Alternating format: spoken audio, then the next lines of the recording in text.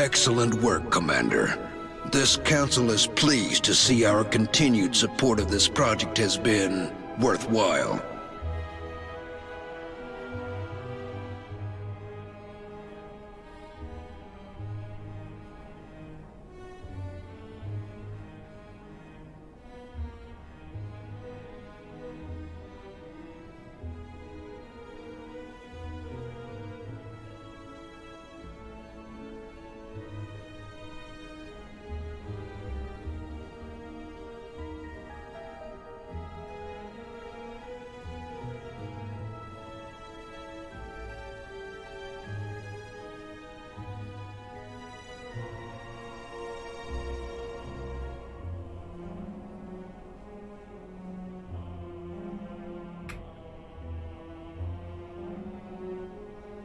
Hello everybody, how's it going?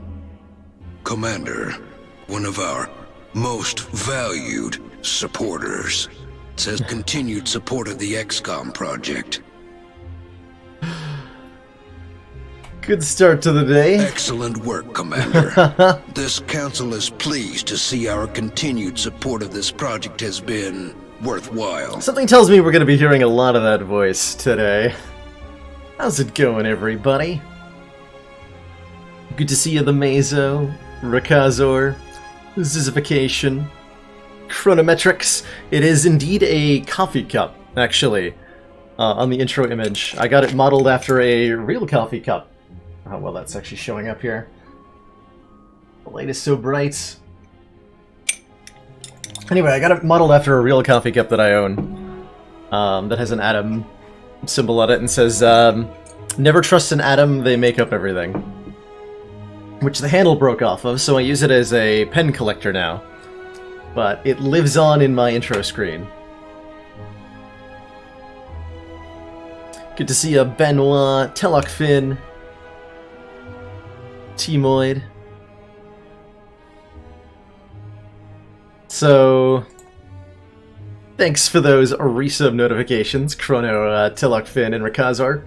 For anybody unfamiliar, Twitch just launched a cumulative substreak compatibility. So now that when you resubscribe to a channel, you'll be told both how many months in a row that you have, as well as how many total months that you've subscribed. So anybody who has like if you have a 1 month break in your subscription, you don't lose your 60-month streak on a channel. Which is really cool, but as a side effect of that, I think they reset everyone's sub notification to everybody on the entire channel. So I have to imagine every channel on Twitch is just being bombarded with resub notifications right now. Which is fine by me, like, that should be exciting today. I'm looking forward to it, and I figure, why not jump into, why not play some Ascension 20 today? It's been a little while since I've taken a serious crack at the difficulty, and I'd love to, stretch my legs, so to speak, and try to run a lap or two.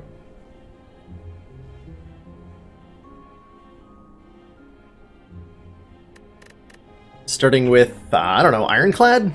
Something like that. Not on Diverse, just regular old alternating Ascension 20 to the hearts. We're doing streaks for these. If that number gets a... I'm hoping to win a run today on A20 to the heart. I can't imagine there'll be any sort of streak occurring. Hey, Calamzy and Digital Shuckle. Upcoming 10 consecutive A20 wins. I appreciate the enthusiasm. Chrono, I assume you'll be subbing 1 month for every consecutive win I get? Or something like that? Shouldn't cost you much. The chat monstrosity. Oh yeah, so, how did the, chat monstrosity stream turn out, Chronometrics? I tuned in for a little bit and suggested a card or two in the spreadsheet, but didn't stick around to see the character actually come together. Reach the boss to receive more blessings. Alright, off to a great start, I see. What does our path through Act 1 look like? We could be real ambitious, try to maybe snipe an elite and then fight 2 more on our actual merits. It's pretty questionable.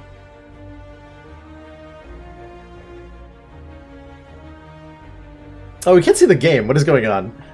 Why slay the spire?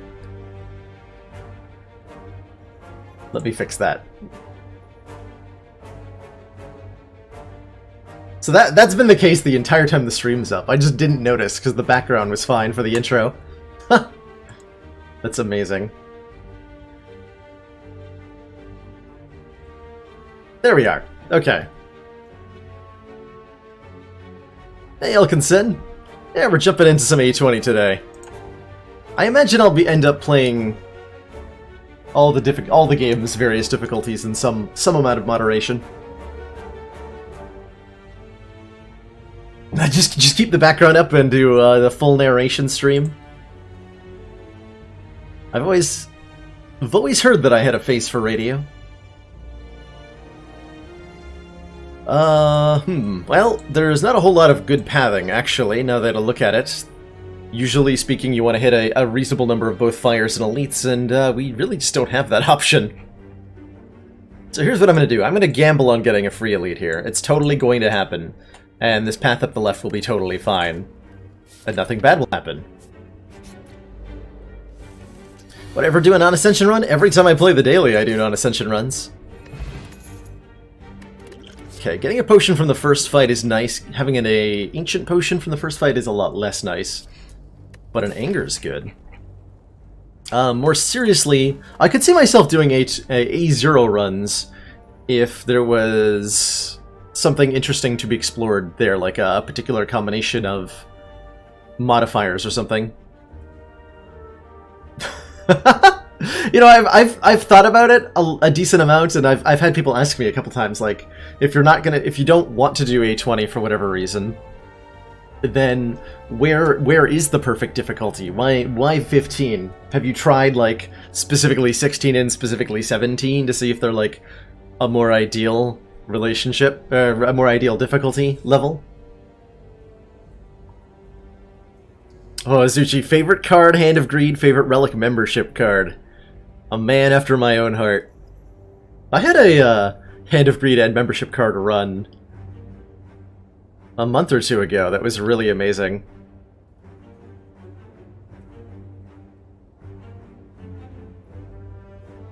Sadistic nature-style debuff interactions. That's pretty cool. That is pretty cool. Armaments first floor is pretty good too, yeah? Armaments first floor is fine.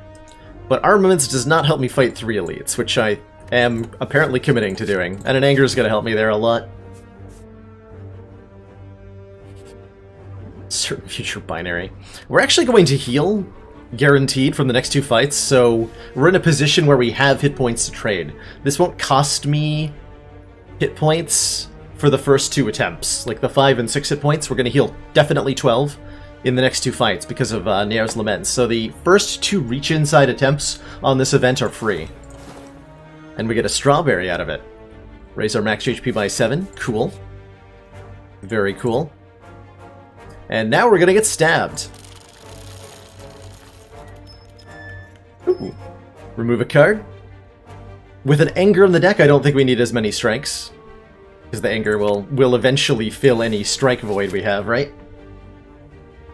Excellent work, Commander. This council is pleased to see our continued support of this project has been worthwhile. Hey, I'm home now. Thanks so much for clicking that resub button. How are you doing today? Twingebane was going down by 1 every 10th second. Oh no.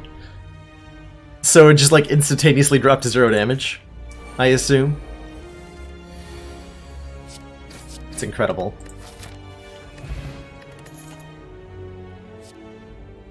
I could try doing Perfected Strike here.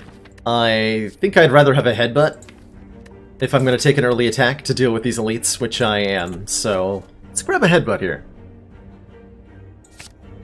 Alright, one last... If we do not get a fight here, we get a free elite. Come on.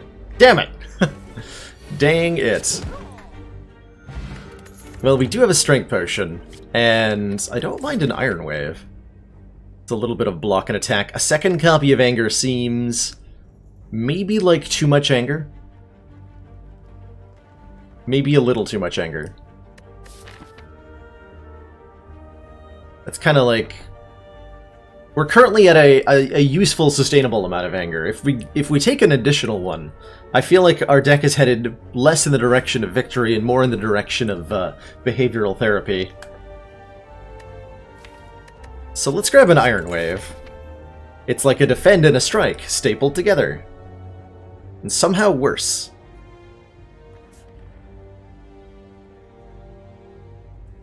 Alright, 3 elites, let's go. Do I just use the strength potion right now? Because this fight is going to be horrible otherwise? Probably? Yeah, I think so. This fight will be terrible. And I think I want to be focusing one down as immediately as possible. So I'm going to choose to take 5 damage this turn.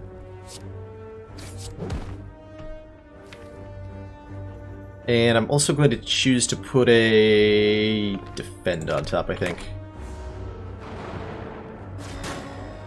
Hopefully I have Iron Wave Strike.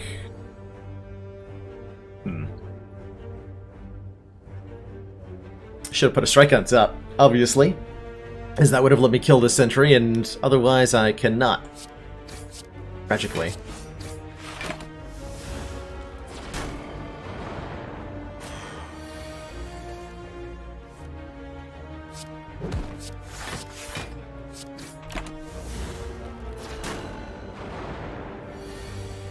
Unceasing top in the fan.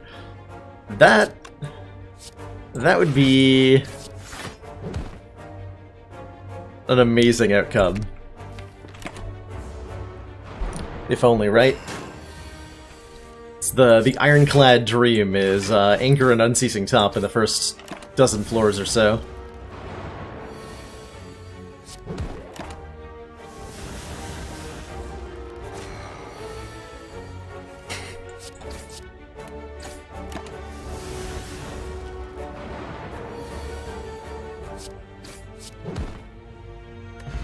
Chat doesn't keep coming up with ridiculous card names. I'm gonna go on strike. Get yourselves together, chat. Hey, that one says strike. So we're in relatively good shape. We have enough health, fortunately, that we can upgrade our bash at the fire, which we're definitely going to do. We might actually need a wild strike to hit hard enough to win the upcoming elite fights. This is A20. We can't be affording to screw around. We need something that hits hard, so yeah, I'm going to take a wild strike and upgrade the bash here. We have either Lob. I almost called him Gremlin Lob. We have either the Knob or the Lagavulin coming up in this next fight here. And we need to be able to hit real hard.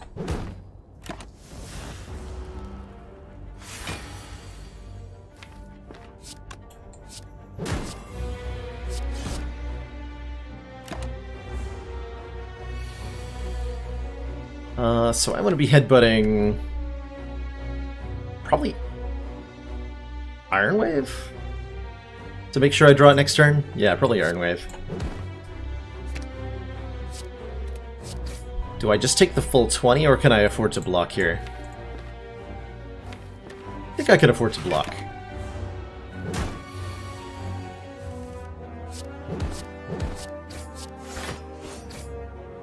Ouch.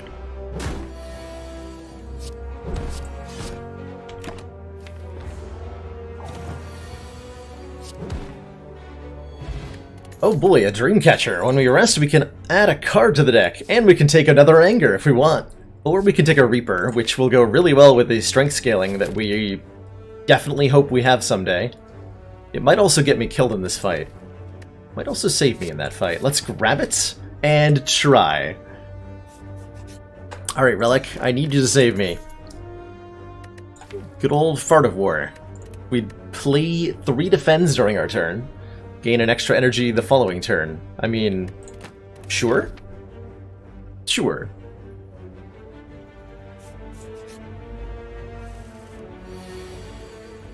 Oh, that's not good. But what is good, however, is that we have an Ancient Potion to block the vulnerable from Nub. I think that's the only reason we're going to survive this encounter. Are we going to survive this encounter? I hope we are. I'm not convinced.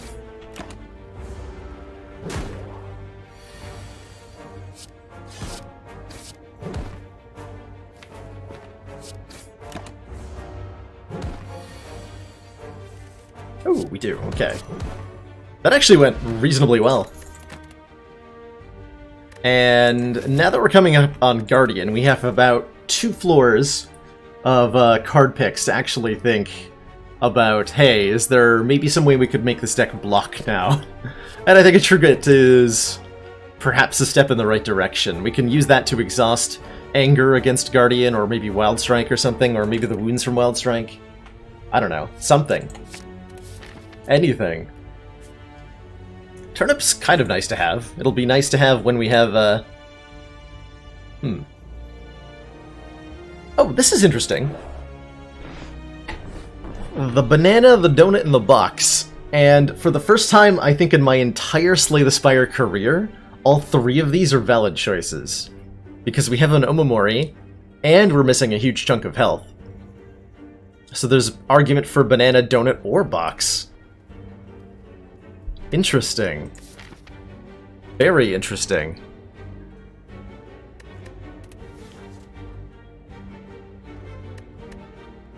Do I beat Guardian on 35 health?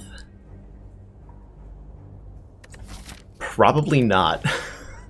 Probably not. Take the box, get a strawberry?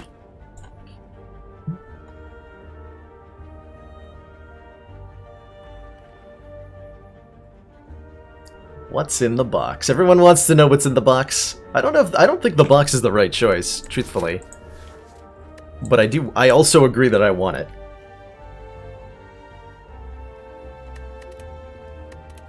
I think I'm taking the banana, though. Just so we have enough health to make sure we get through Guardian here. And then Omamori in X2 will be appreciated. Hey, okay, this I will take. 150 gold for a curse. Sure, Mr. Serpents. Commander, one of our most valued supporters. Right before a merchant. Says continued support of the XCOM project. Catmash TV! Thanks so much for those 6 frickin' months of council support. Half a year indeed. Where has it all gone? Doesn't feel like that long since I first started streaming. But it has indeed.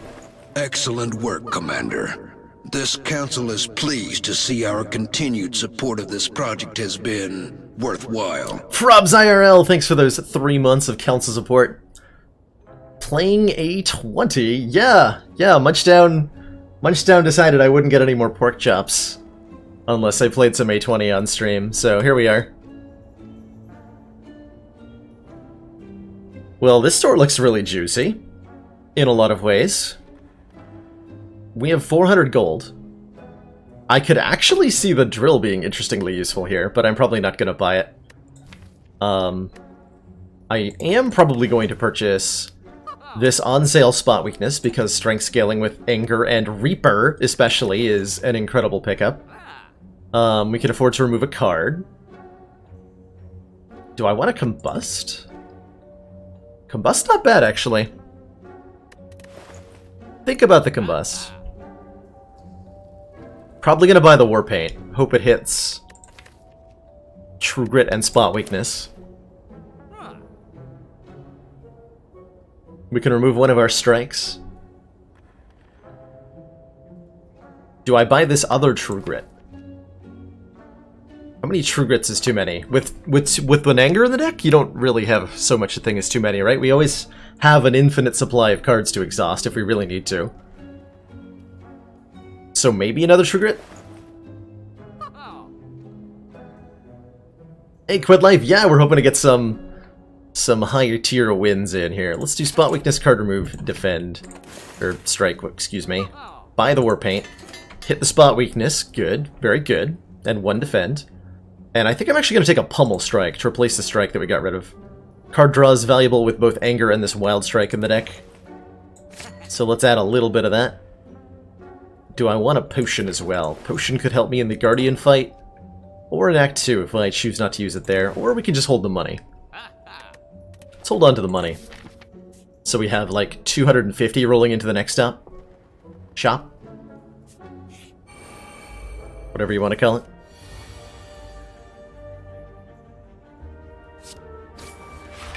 So we have exactly perfect luck. Huzzah.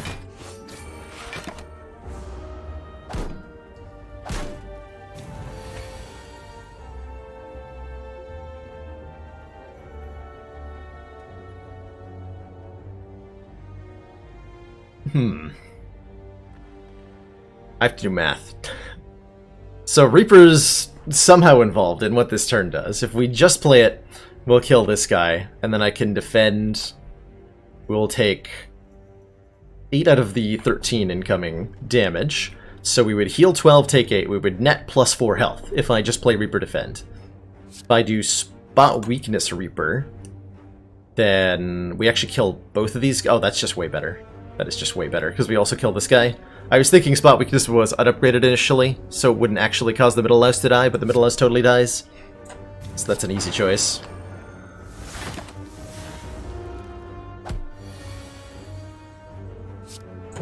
Should have eaten the donut. Oh, Battle Trance. Draw 3 cards. I mean, yes please. And we can definitely, now that we're at nearly full health, afford to upgrade our True Grit. Rolling into the Guardian fight with a potion and 75 hit points, I have a hard time imagining we lose from here. In any way, shape, or form. We can try our hardest to make it happen.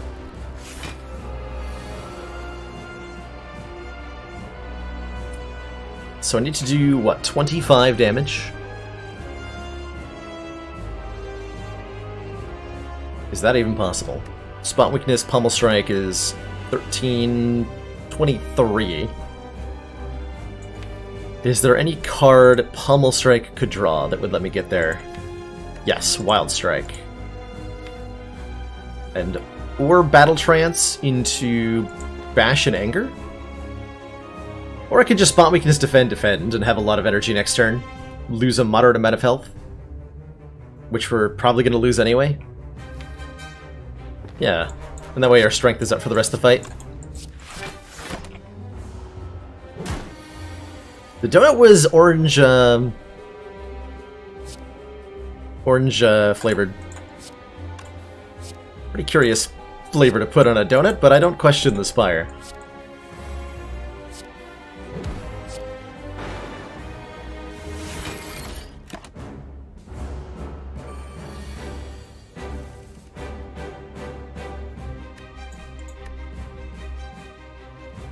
Yeah, this is why I felt like we were going to need a lot of health for the fight.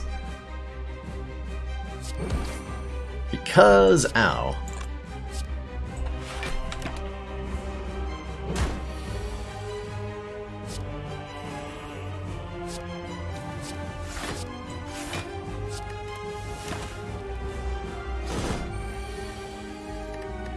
We really have a solid base for the deck going into Act 2. I'm thinking we're going to want to look at hopefully an energy relic after this boss.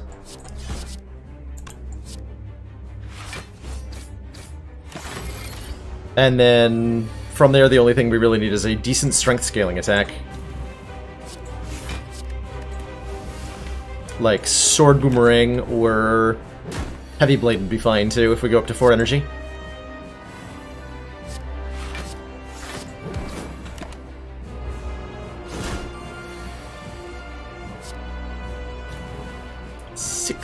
Strength.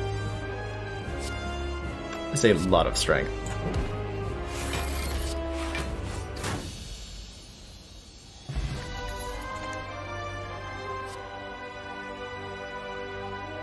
Wow. Those are some cards.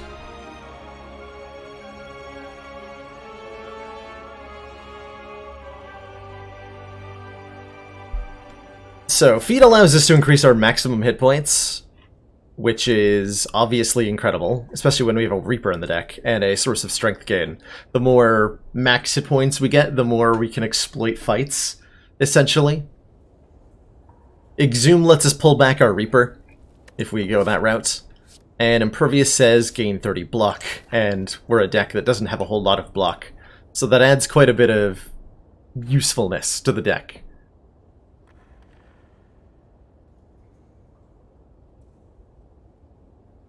I have a hard time believing that anything other than Feed is the right answer here.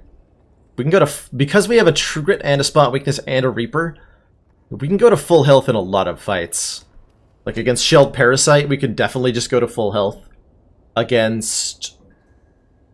not against the Peppermint. Snake Plant would probably not work out too well, because we can't block consistently enough. Mystic and Centurion, we can go to full health. Not actually that many fights, now that I think about it.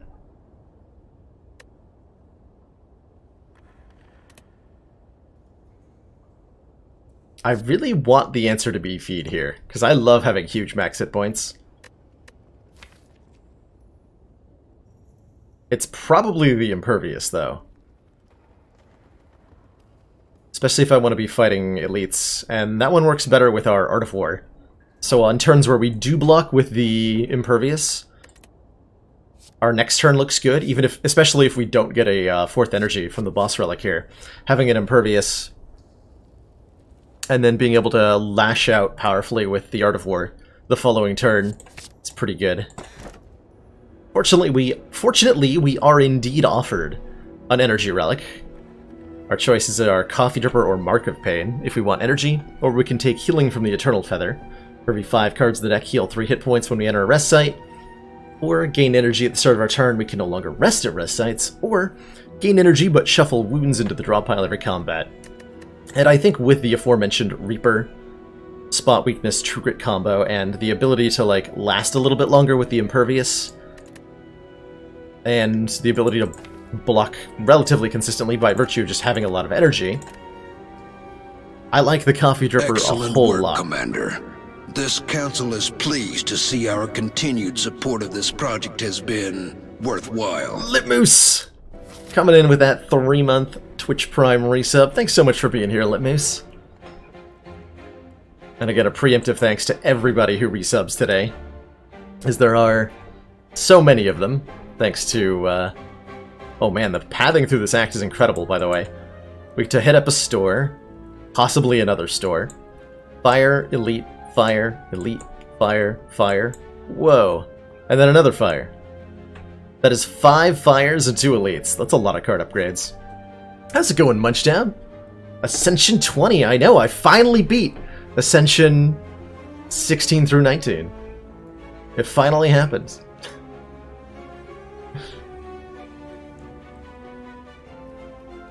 Do I want to take a path that hits more question marks? I do. The aliens are disturbing. Paper Frog! Thanks for those 5 months of resub. Commander. Hey, Probs IRL, how you doing today? So many familiar faces in chat. Yeah, I think because of our Omamori, we want to hit some extra question marks before we go to that first store. Oh boy, am I glad I added an Impervious to this deck.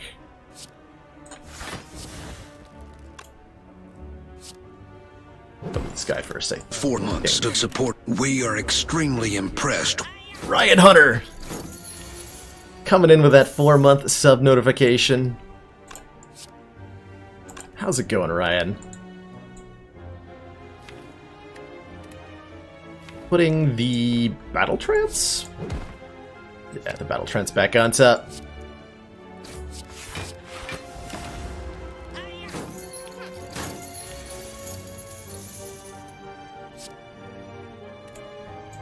Do I want to have a chance of redrawing the Spot Weakness? I want to have a chance of redrawing the Defend Plus, actually. Yeah, play both of those, see what we draw. Probably just play Reaper, we get to kill this guy. Get to heal, yeah. Let's play the Reaper. Easy game, easy life.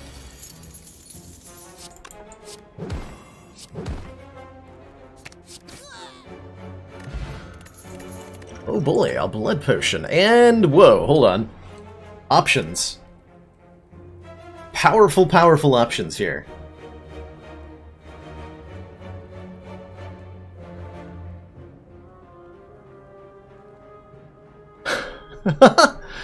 That's amazing, Ryan. Just like shut yourself off from the internet to avoid spoilers. That is dedication to a particular piece of media. That is dedication. So, Corruption Plus is a thing that actually doesn't do all that much for us. Well, we have an Impervious. But we don't have a lot of skills to make free. There's only, what, 1, 2, 3, 4, 5, 6, 7, 8 skills. Totaling 8 mana. So at most we're gaining 6 free energy from Corruption, which is actually a lot, to be clear. I have a hard time saying no to a Whirlwind, though. We're trying to fight some elites this act. We don't yet have a source of AoE, and we already do have a source of strength scaling, which makes this Whirlwind incredible. The Twin Strike is also pretty good, but Whirlwind, though. But Whirlwind, though.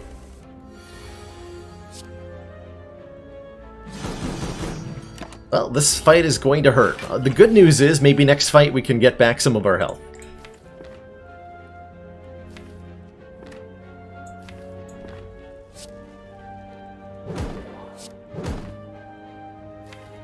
Probably want the Trigger, huh? Yeah, probably. Because a Whirlwind wouldn't have been enough to kill. Not even close. Oh, that's right, we don't become frail either. Ooh.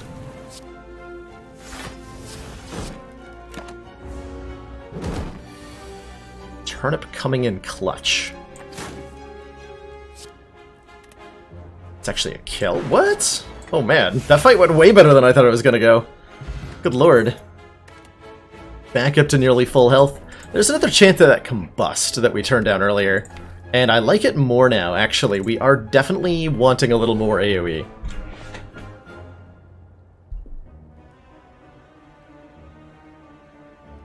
Oh, gotcha. Watching streams but no chat. So you haven't, like, completely cut yourself off from the internet.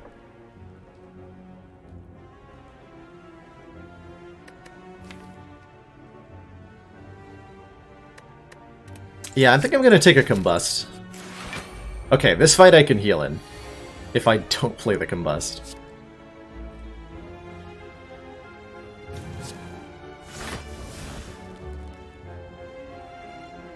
The further I get into this act, the more incredibly glad I am that I took that Impervious.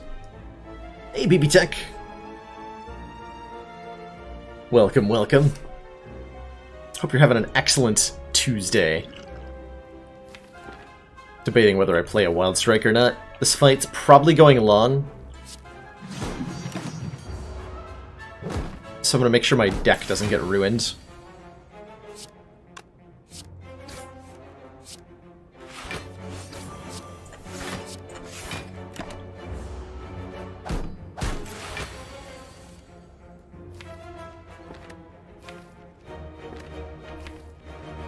I would like a Trubit, please. Thank you. Okay, we can get rid of Anger. That's a good idea. So we're gonna slowly thin the deck out by playing Trubit over and over again. Spot Weakness is guaranteed to hit every single time because the Shelled Parasite is only capable of attacking every turn.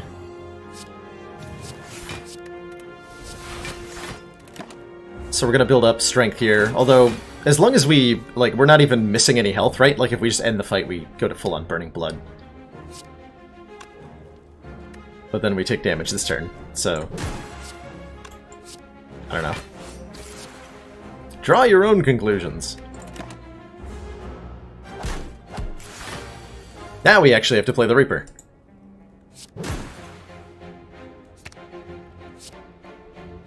Or I could just kill him now.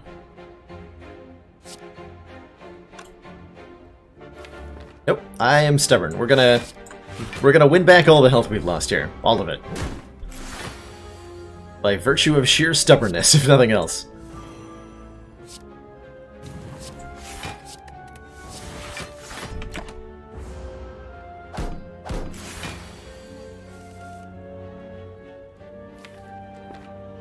But why though?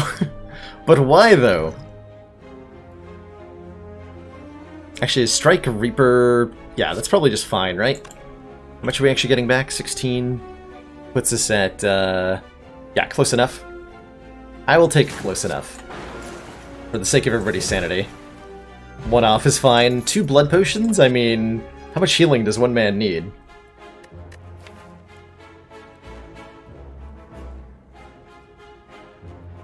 One man does appreciate a source of weaken. How do I feel about this clothesline? Not great about it. I would prefer an upgraded card that inflicts weaken, or a shockwave. But a clothesline is adequate? It's not quite what I'm looking for. Hey Bart, good to see you dropping in.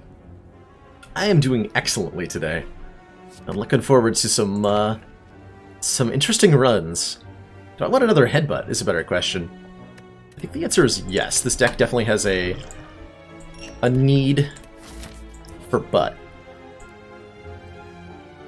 And it also has an immediate need for money. 250 gold puts us over the threshold of purchasing a uncommon relic at the store. Or should, anyway. A20 modifiers might change that. Let's give it a shot here. Okay, no, we can't afford the uncommon. But we can't afford the... Holy... Whoa. Can I afford both of these? Quick, to the calculator. I don't think I can, which makes me sad. 255. Oh, I can! Yes! I can buy both the Limit Break and the Feel No Pain. Hell yeah. So, doubling our strength is... Oh my god, we just took a second headbutt.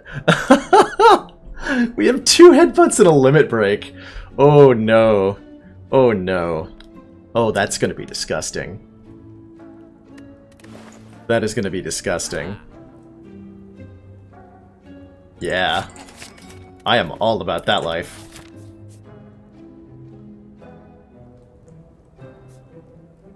Do I fight a 3rd elite instead of an additional campfire?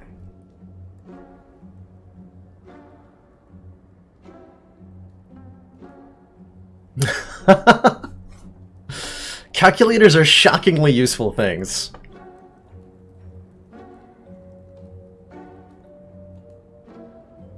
What I should do is find some way to put the calculator on screen.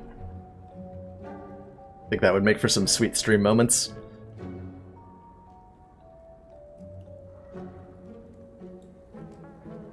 I mean, it's not the most desirable card here. Like, if I could replace this Feel No Pain with a second Limit Break chrono, I would do that in a heartbeat. What upgrades do we want? We want to upgrade Battle Trance and Feel No Pain and Pommel Strike and Limit Break and Combust and a lot of other cards, so let's take the extra fire. We have a lot of upgrades that we want. We don't want the Limit Break upgrade until the boss. I think immediately we want this Battle Trance upgraded for more card draw.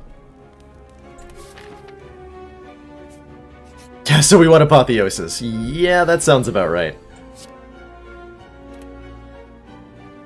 Am I just playing for... No, I gotta play Bash, right? I've gotta play Bash.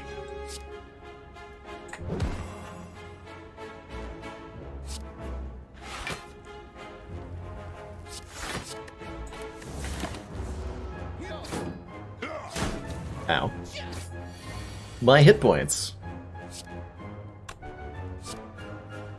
Okay, well, Combust is happening. I think all these cards are happening. I'm just checking 18 plus... 18 plus 5. That is enough. Okay, so we have a kill on the red guy. No vulnerable for me, thank you. I suppose I should... Well, let's see where our strength ends up and whether we... I can spot weakness twice this turn if I want to. I think I do.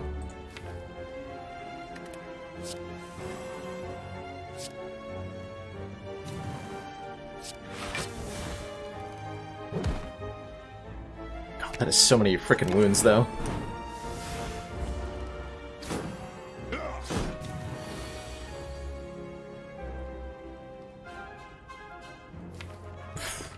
Reaper next turn.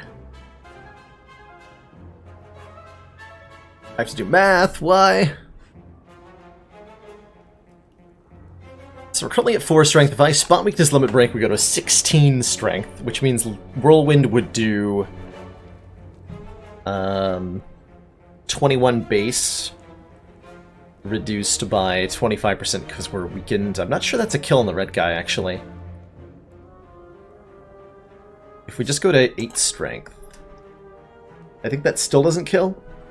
Do I actually just not have a way to kill these guys? 'Cause that sure makes playing Reaper next turn an easy decision.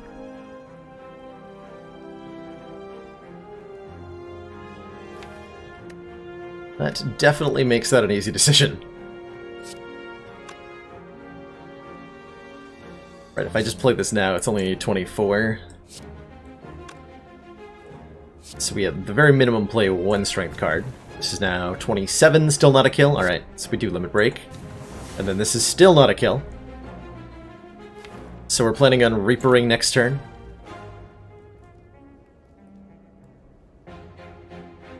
And there won't be much left to Reaper if I just play the Whirlwind. So I think I headbutt a spot weakness. And don't play this. Oh, I can actually kill the red guy. Well, that's actually worth it.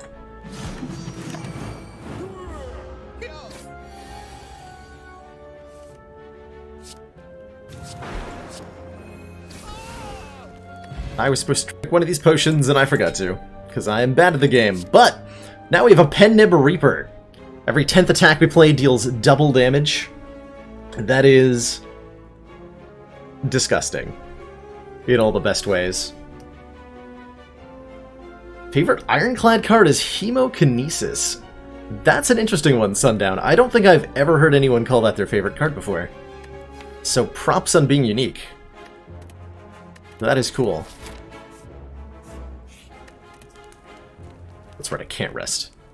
I'm not allowed to. How much exhaust do I actually have? Enough, I think, that a Feel No Pain upgrade's a good idea. Come on. What do I want to be in here? Pantograph's already rip. Can only be a common or an uncommon. But I gotta know what I want in order to get it. So we're gonna say Oddly Smooth Stone, please. Whetstone. Well, it heard the stone part and gave me what I wanted in that regard. Certainly 2 upgrades is great. I would love to hit Iron Wave, Pommel Strike, or Whirlwind. Odds are decent enough. Strike and Anger, alright. Let's go. We're actually gonna drink one this time. Haha!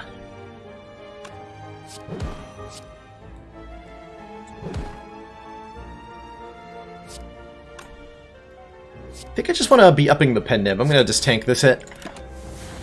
We don't take any less wounds by playing that flimsy defend card. How about now? Now do I block? Now I think about blocking. I think about playing Feel No Pain. I think I will. Okay, blocking should at probably some point happen if I want to win the fight now. Can I have blocking, maybe? Hello?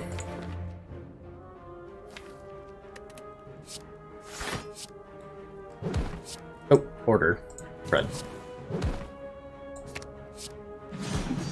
Might have panicked a little bit there. Probably from being stabbed to death so much. Okay, that's 35 incoming damage. We can actually block that with Impervious, which means I can play Spot Weakness Limit Break. And almost assure that I draw Reaper next turn. And get at least a good chunk of the health. Actually, all of the health back, right? Yes, all of the health back. So we're gonna go down to 1 hit... No, sorry. We Feel No Pain. We're gonna go down to 5 hit points. With a lot of strength. And we're gonna hope very dearly that everything works out here.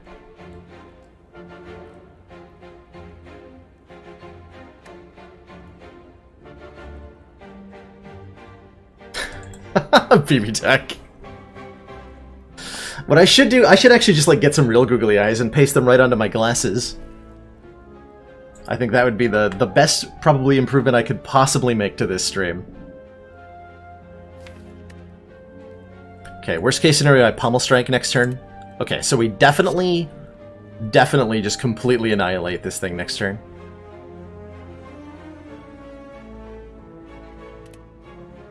Cool. Alright, we're going much higher in health than it looks like currently. Okay, so pummel strike, Reaper.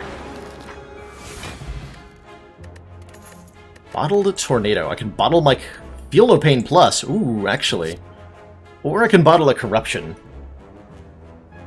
Interesting options. I think with a bottled Feel No Pain Plus, a Fiendfire in the deck is incredible. It's gotta be, right? Also, the Corruption's incredible with a bottled Feel No Pain. Corruption is incredible with a bottled Feel No Pain. Hold on.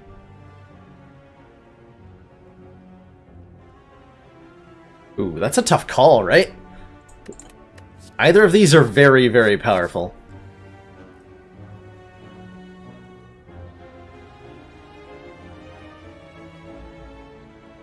What would you take here, chat?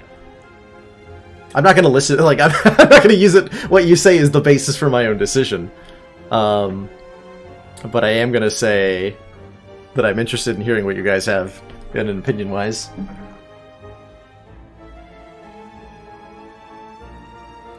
Bottled Berserk. Right, why is no one talking about that option? We have a turnip. That makes the Berserk fine.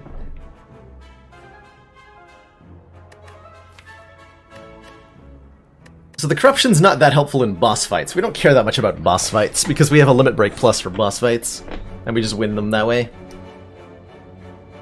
Corruption is all about getting to the boss with a lot of health. And I think that's where we're going to take it. Oh, I almost skipped the frickin' Bottle Tornado. That would have been dumb. That would have been way dumb.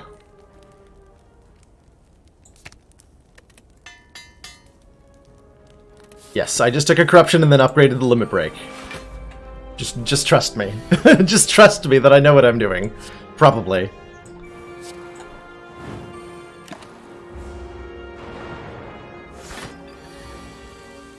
I definitely know what I'm doing.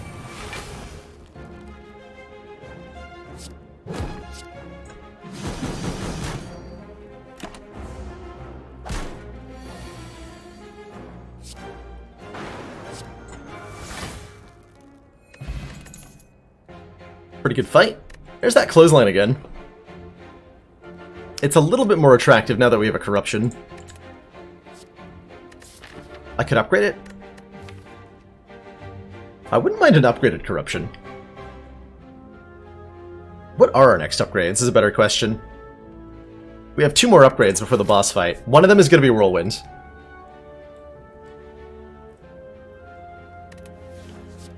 One of them is going to be... I have no idea.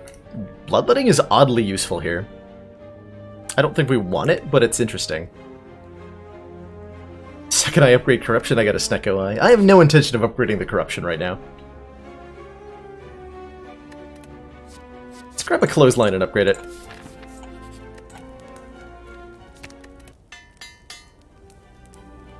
I think we're going to really appreciate having some Weaken.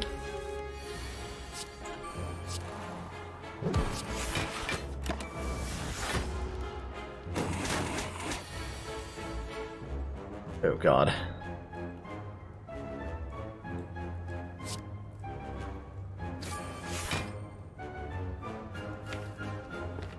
Am I playing Corruption here? I think I am. Well, let's Battle Trance first and then decide. Well, if I'm taking 4 additional damage if I don't play it first. Alright, let's Corruption first.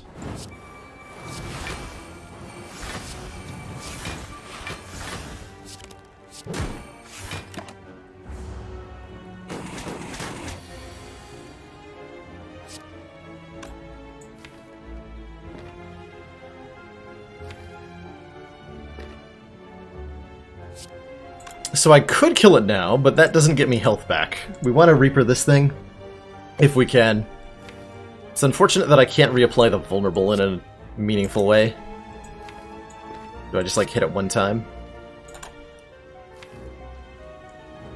Yeah, I just hit it one time.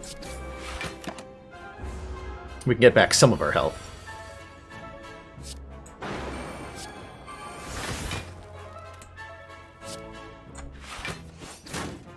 Get Pen-Nibbed Iron Wave.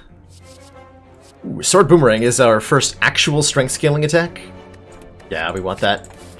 We definitely want that to kill things with. And now we definitely want to upgrade our Whirlwind.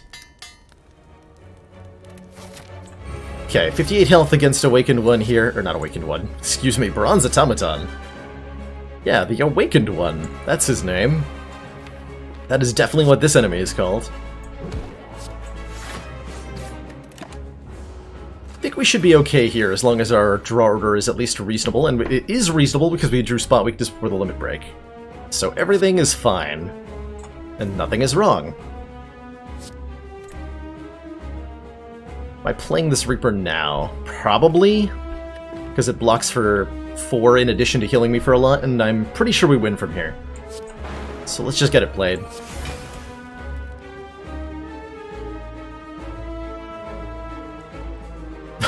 Core. It is a shockingly coherent deck for the most part. It does have that Wild Strike that's not doing a lot, but other than that, it's pretty cool. Yeah, who's stealing Limit Break? Front one, alright. Play Combust. Yes. And then still play this because we want to up the Pen-Nib.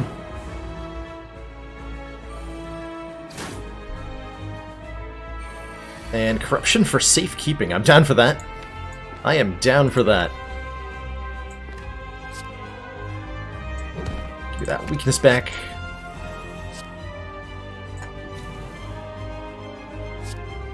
Give me it again? Actually, no, we're playing a Limit Break.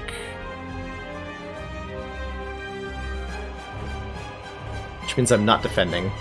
That's fine.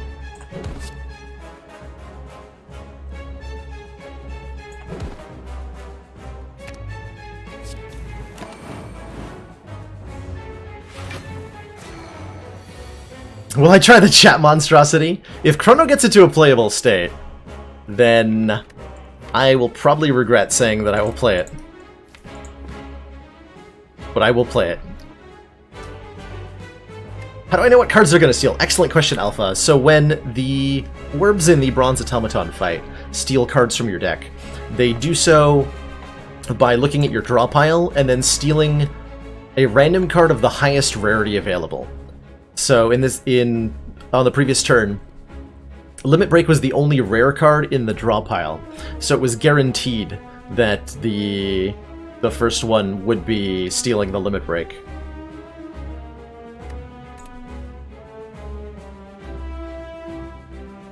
And if you have multiple cards of the same rarity, it's random.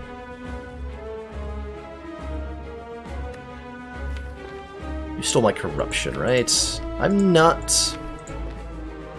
Am I ready to play Corruption? I kind of am, actually.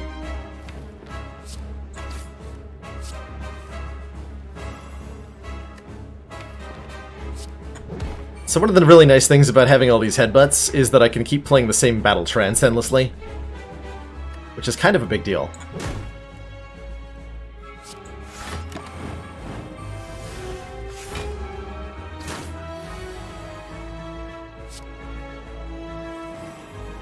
There's the Limit Break. Alright, GG.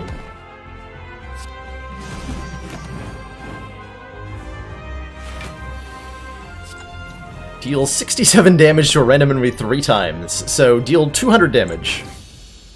Good fight. Gambler's Brew is incredible. There's the Fiend Fire again. Alternately, we could have Feel No Pain, Corruption, Barricade as a combination.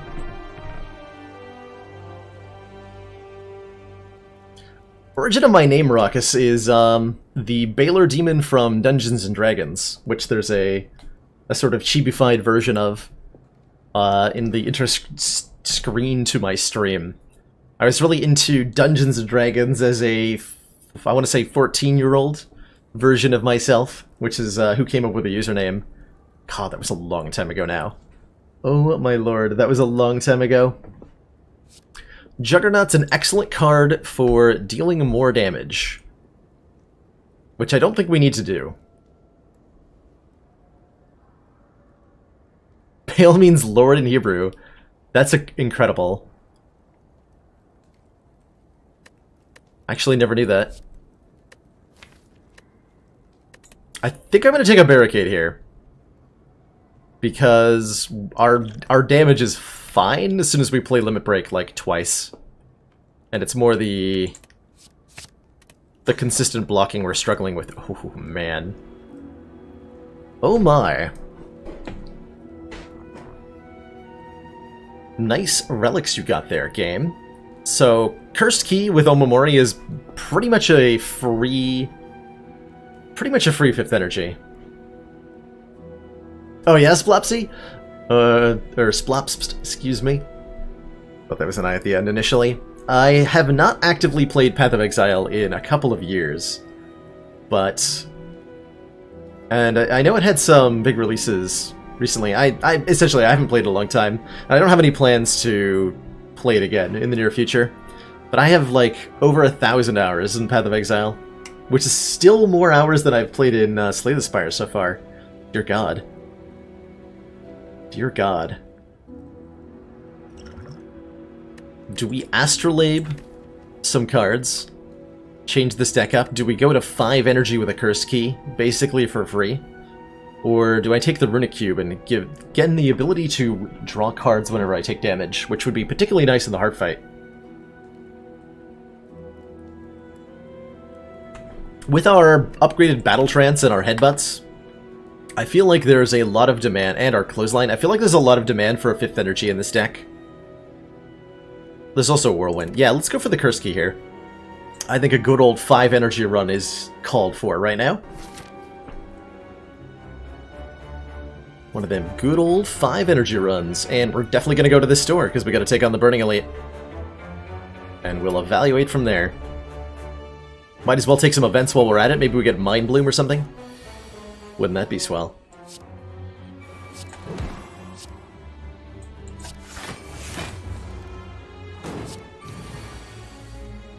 Good old Limit Break before Strength Gain cards. Never change.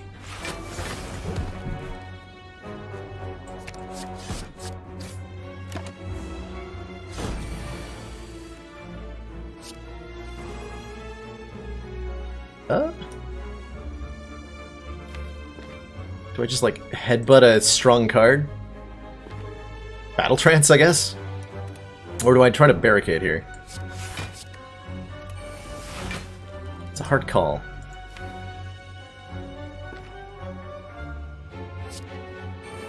Go on a barricade.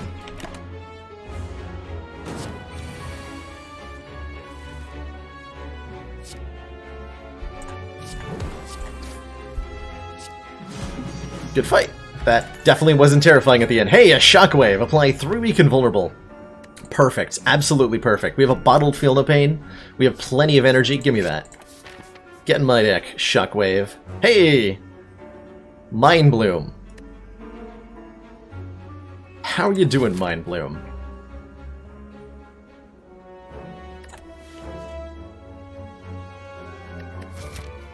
Are you familiar with our Lord and Savior, 999 gold?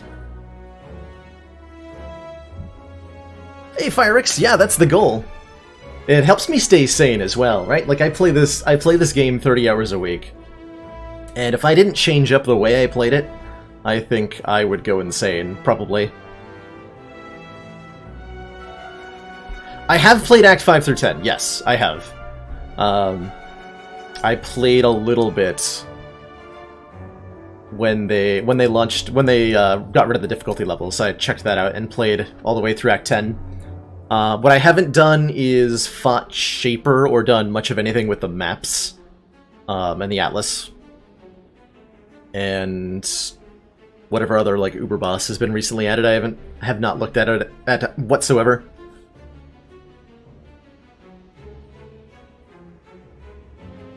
Do I have any other incentive to go with the 99 gold here? I would be able to remove maybe 2 strikes. I probably can't. Let's just take the 999 gold, right? I only get 1 normality. and I could totally afford to remove that. These guys are scary. If I don't draw in the correct order, these guys could definitely kill me. I'm actually going to leave them alone. I don't like these guys. Especially not with a normality in the deck. Not with a normality in the deck. What do you think, chat? Is the Lord Red Mask Mask worth 1,205 gold?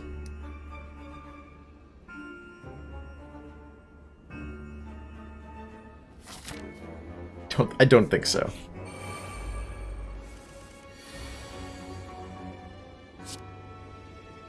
Well, that's not a terrifying turn 1 or anything. Oh, hey. Yeah.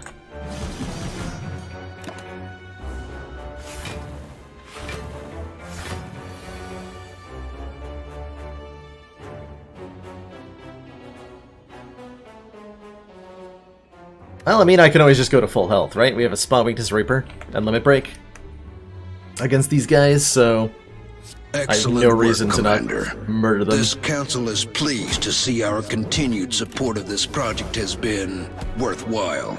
Tom Gather Icon! Showing off with a 3-month streak. Your favorite card is Pride. And your favorite relic is Spirit Poop. Now that's what I call being a man of culture.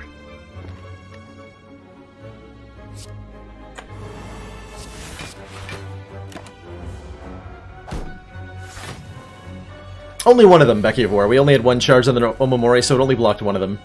So there is, as you can see, one normality in the deck, which we're going to remove, assuming we survive the Burning Elite. We're going to remove when we get there. Which is a large assumption, truthfully.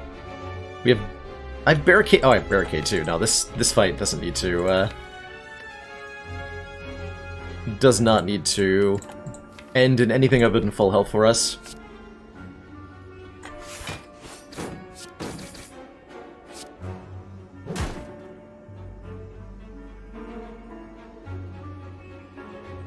Give me that Feel No Pain back.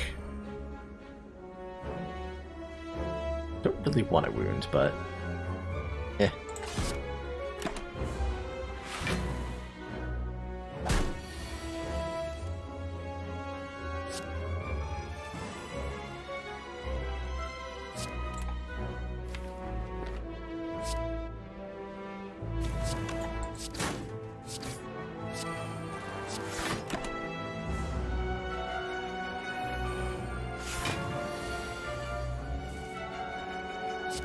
Okay, here we go.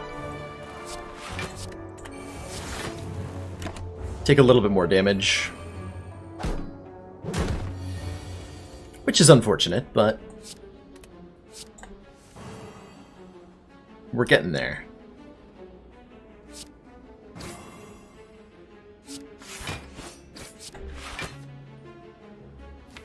We're not playing Corruption. As long as I can avoid further damage, we can still leave this fight at full health. Which is easier said than done.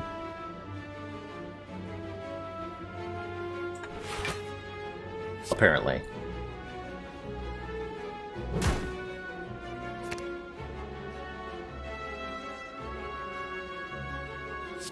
I think we Wild Strike Clothesline for the best odds. We don't want to end the fight, because then obviously we end the fight at 26 health, not full health, and everybody is very sad about that. Oh, I meant to headbutt that. Whoops!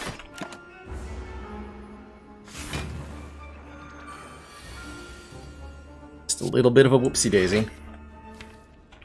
Also, yikes.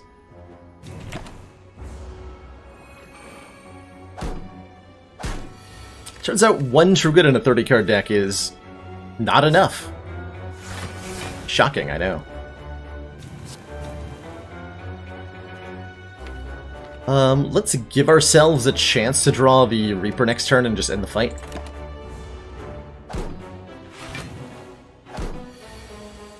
Cool. Good fight.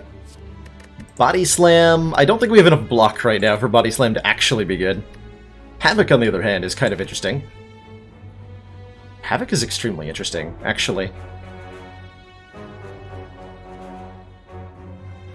And we have a Pendium charge too. That was sweet. We set up perfectly for the Super Elite here. What are we upgrading at the fire? Shockwave or Barricade are both really good candidates. Probably the Barricade first. Let's take a Havoc. Because we have a bottled Feel No Pain. Havoc is pretty solid, I suppose, huh? Yeah, and 2 headbutts.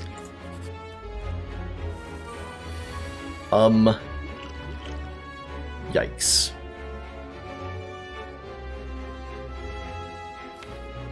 $250 hit point Nemesis, you say?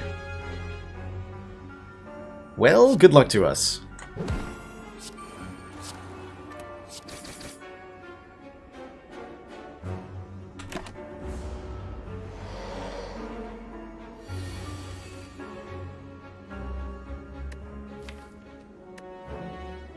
Okay, we can headbutt Havoc that defend if we want to.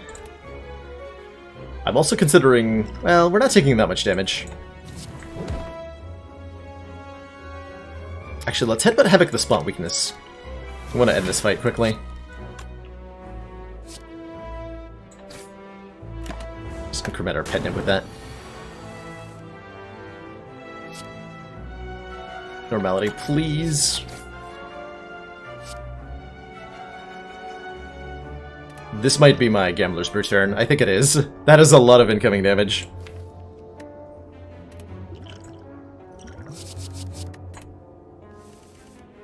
Better. Get a headbutt triggered if we want to. I don't think we do.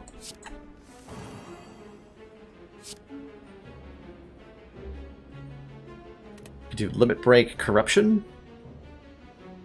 And we're going to take very little damage from that. Or I could Corruption, say that 16 Strength is totally fine. I think it is, actually, for this fight.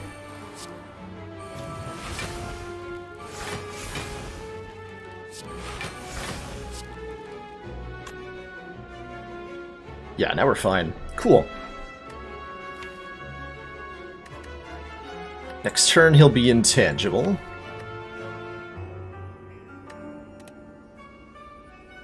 Drawing Barricade next turn sounds great, so let's headbutt that.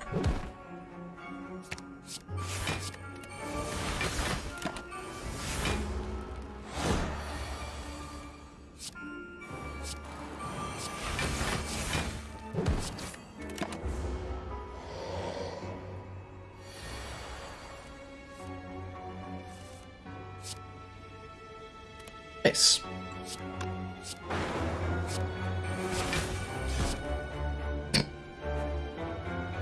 So close, and yet so far.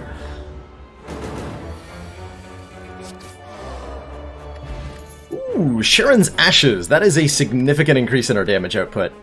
Every time we exhaust a card, deal 3 to all enemies. We're also offered a couple of interesting cards. Warcry is a free proc of our Feel No Pain and our Sharon's Ashes. Plus we have Havoc. There's a couple of the reasons we might want it. Lets me fiddle Normality out. Armaments can upgrade a whole hand. Alternately, we can just skip, which is a totally reasonable option as well. Sharon's Ashes? Is it... what do you think, chat? Is it pronounced Sharon or, like, Charon? Or Karen? Is it a soft or hard C? Where you come from?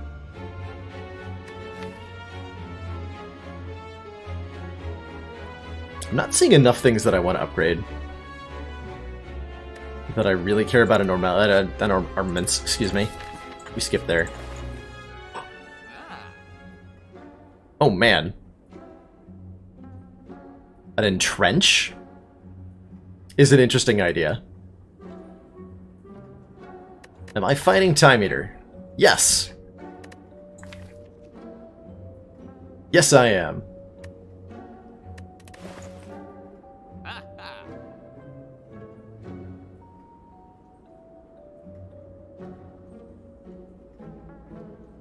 Charon like charisma.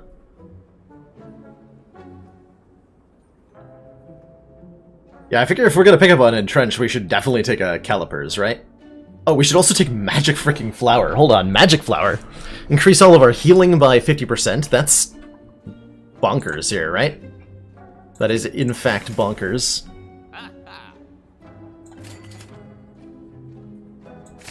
Calipers is nice for when Barricade isn't up. We can hold a little bit of block, sometimes.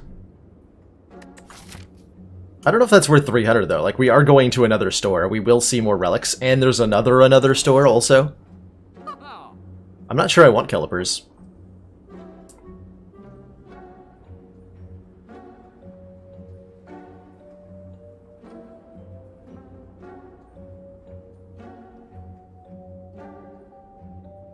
Once the strength's up and running, the flower doesn't theoretically matter, but there are lots of situations where we could be forced to play that Reaper really early, and the extra health will matter tremendously. I think we're gonna take all this money to the next store, unless maybe we want orange pellets. Which are actually pretty potent. Orange pellets could remove a variety of debuffs from us at key moments.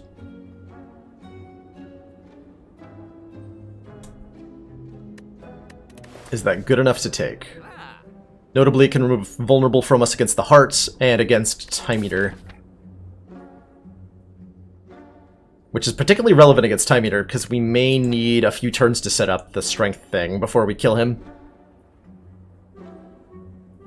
Too low amount of powers. 1, 2, 3, 4. I wouldn't call that necessarily too low. But I also think that we have enough other store options that we can do better with the money. We have to open this because we need our blue key. Oh god, there was another store. Wow. Stores for days. Wow. So I like Disarm and Flame Barrier a lot. How do I feel about an Apotheosis? Apotheosis is pretty good.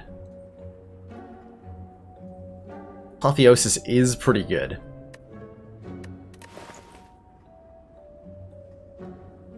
Do I take that curse out? I like the Clockwork Souvenir a lot. Start combat with one artifact.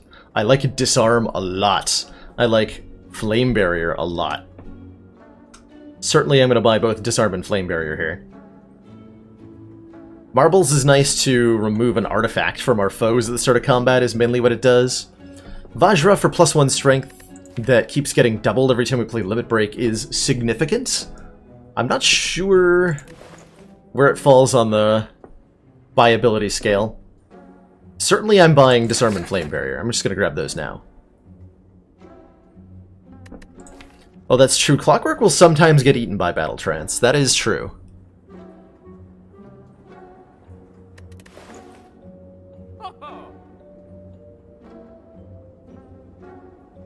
I can do, like, Apotheosis Vajra.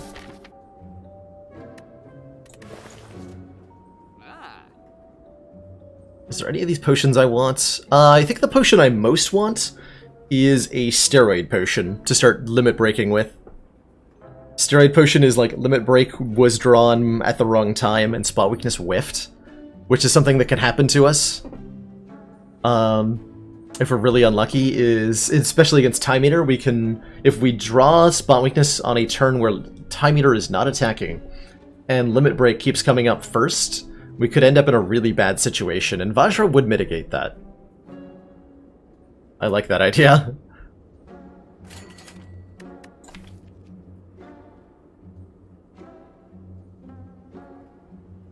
I also like the idea of having an Apotheosis, so we're going to grab that. I'm not going to grab the Clockwork Souvenir. What I'm going to do is go to the next store.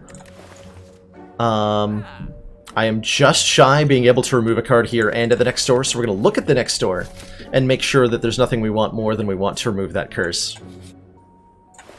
Store number 3. Another copy of Corruption. No Dead Branch here, thankfully. A Dark Shackles is great, though. Enemy lose 9 strength this turn, exhaust. I'm probably going to buy that. I'm probably going to buy a Shrug It Off.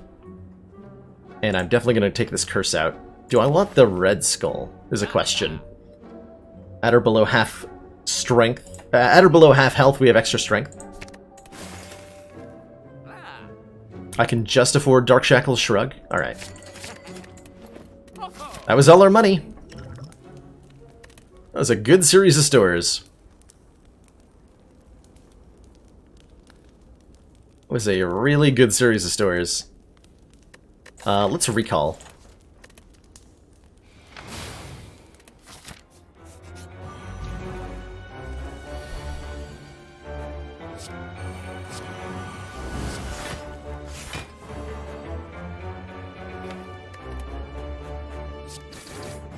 Didn't want to draw a card that I couldn't then play. Yep. That's bad. That is bad. That spot weakness is here now.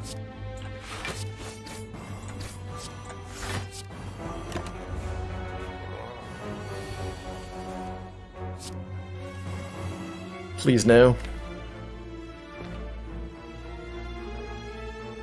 Well, we drew our cards in the wrong order, chat. What do we do now? What do we do?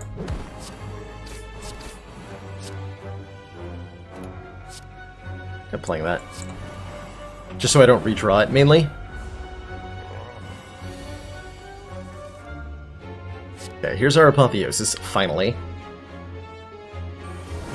I'm gonna need to... It's not a want, but a need to headbutt spot weakness so that we can actually strength here. And we're gonna be using our face to tank for a little bit here. I think I want a spot weakness corruption impervious. Yeah, we want corruption in play. I think... No, I don't. Actually.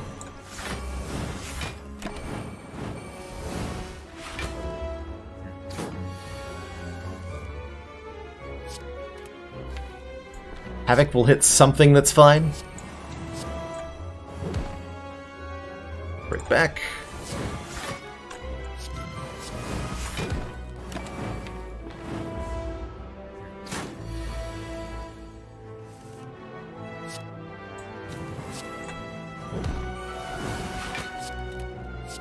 A little bit terrified right now. I might actually die next turn, depending on what we draw.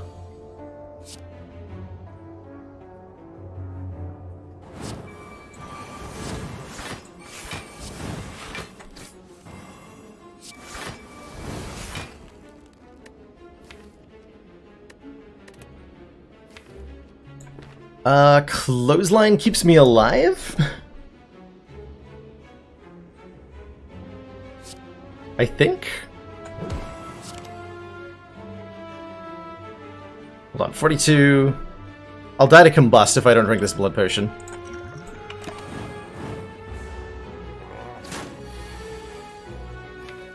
Alright, Reaper, I need you. No, Reaper, why? Crap.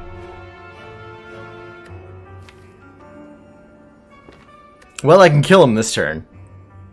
The problem is that we have no health. That's a big problem. That's a really big problem.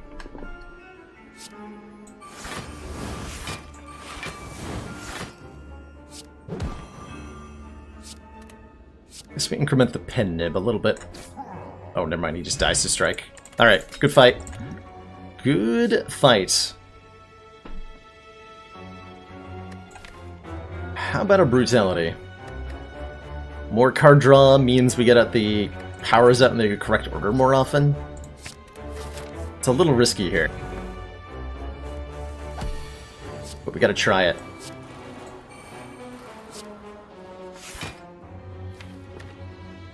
I wanna play either of these.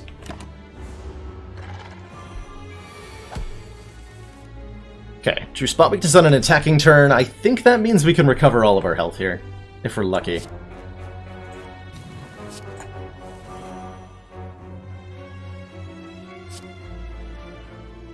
I'm not playing Combust.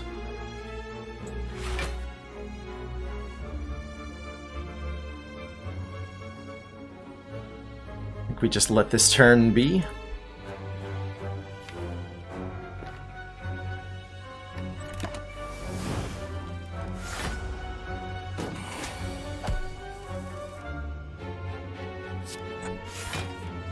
there's Barricade.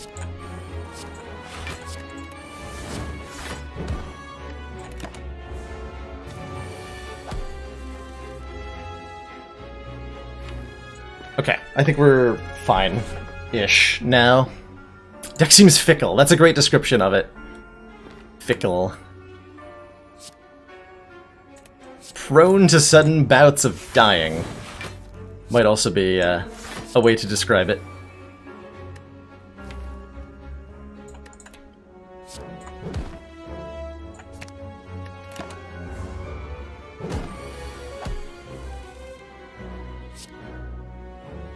Okay, Apotheosis Shockwave Limit Break. Sounds like a great way to spend our turn.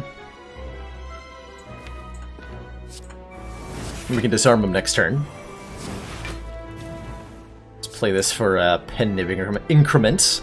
Although I think we're going to reach the point where Pen Nib's not likely to get played.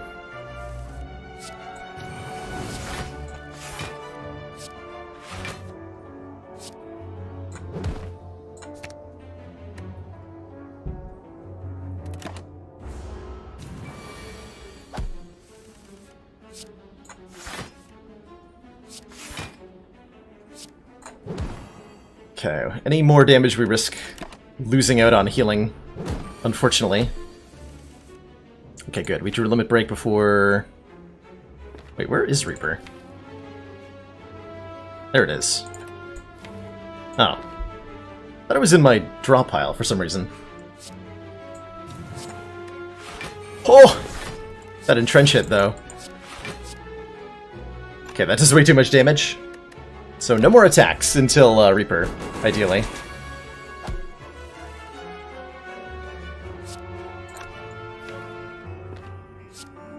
So let's just make block.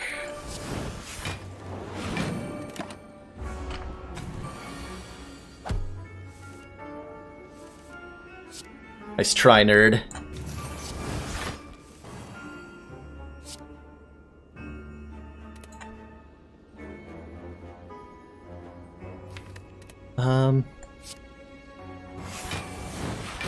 Yeah, that's close enough to full. Thanks to Magic Flower. Cool.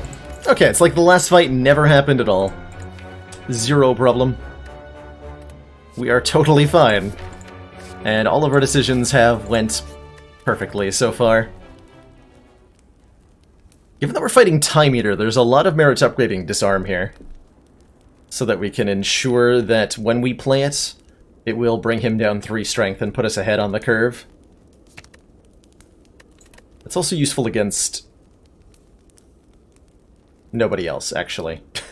The Awakened one, too. But that's about it. How do we know it's Time Eater? We know it's Time Eater because the map, the boss icon on the map is dependent on the enemy. Like this artwork here at the end is different for each of the 3 bosses, and this clock and chain motif means Time Eater. It would be a bird face with feathers for Awakened one, and the shapes would appear here if it was Donu and Deka. There a more universally useful upgrade I've got? Nope. At least I'm going to refuse to acknowledge that there might be.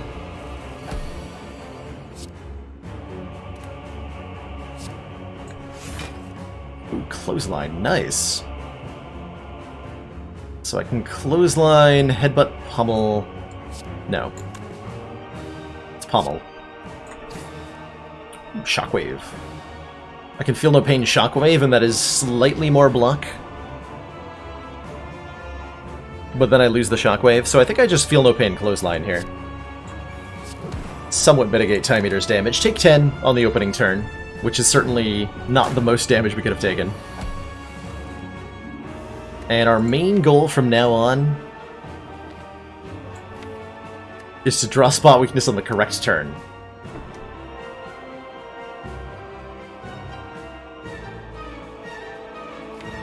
That's our goal.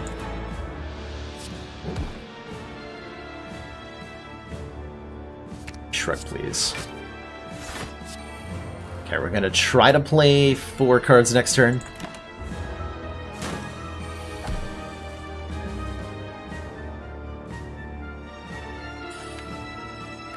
Uh-oh. Next turn is not going to be fun. I think we play no cards this turn.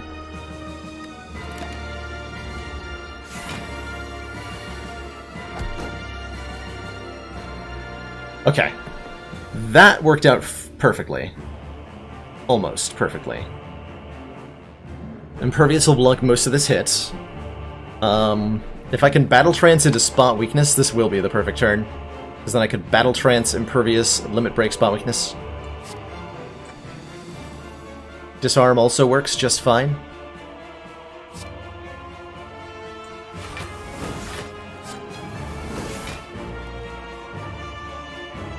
And I think as sad as it is, we want to play this Limit Break to go up to 2 strength. Just in case we whiff on Spot Weakness.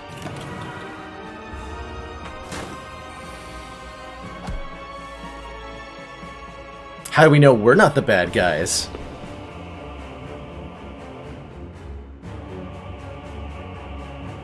Theos' Barricade, Iron Wave, and Trench is not great, but it's fine.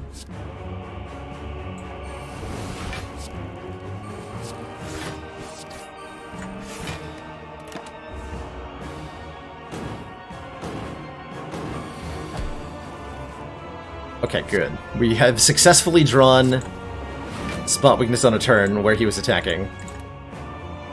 I don't... we probably do want to bash him, right? Yeah, we probably... Actually, we have Pendib. Hold on. My turn next turn could be really... Let's just hold off here with this Whirlwind. This Whirlwind could be lethal or something weird. 42 times 4. No, that's not a kill. By any means.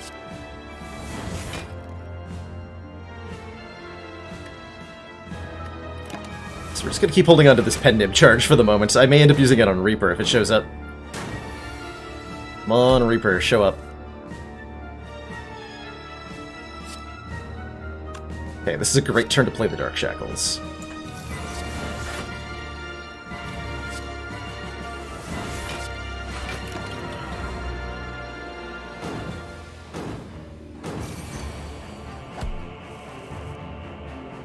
Alright, Reaper has failed to show up. That is okay. We're gonna use our Pendib now to deal 78.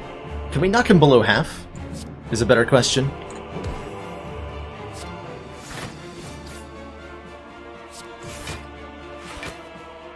Half health for Time Eater is 240. We can, so we want to do that.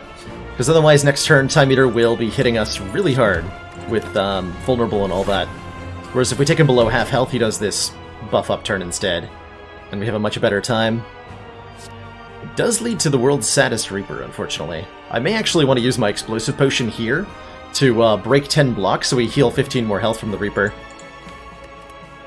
I am strongly considering that, actually.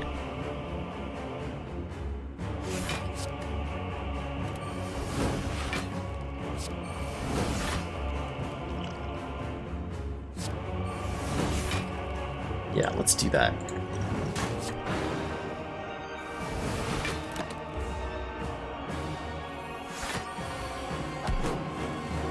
This is one rude dude that we are up against. So I'm gonna headbutt my Limit Break, draw and play it. Oh wait, no! I completely lost track of the timer. Whoa, that was a mistake. That was not a good choice on my part. A little bit of a whoopsie-daisy.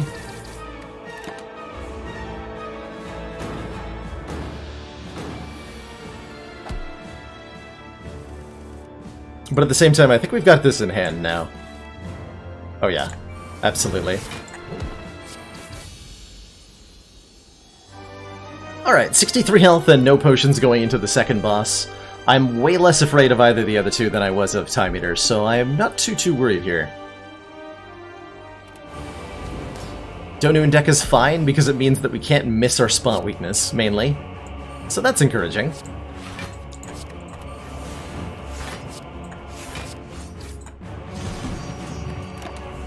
Now all we gotta do is not die. Looks like we're off to a reasonable start.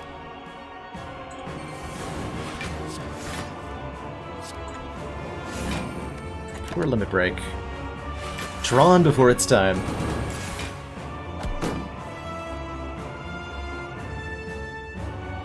Ouch.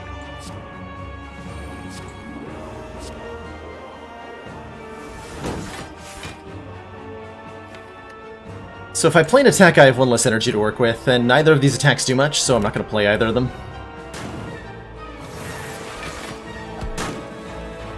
What made me return to A20? I am just looking for a little bit of variety, Abu.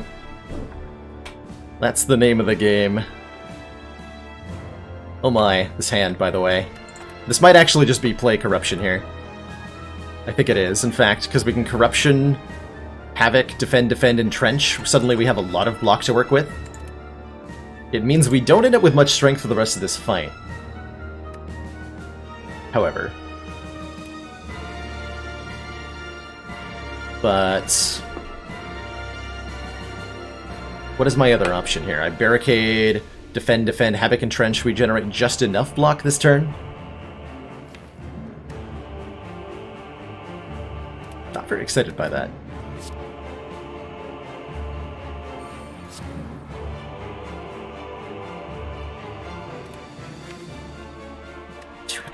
We can do like Headbutt and Trench though.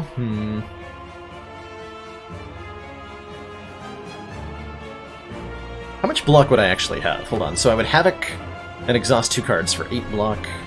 Then this would be another 12, and this would be 12. So I'd have 8 plus 12 plus 12 is 32, 64 block at the end of the turn.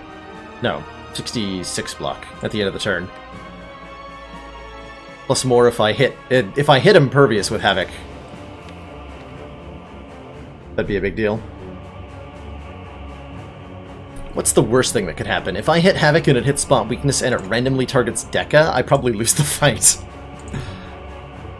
But that's only a 1 in 15, right? Well, technically that's a 1 in 30, actually.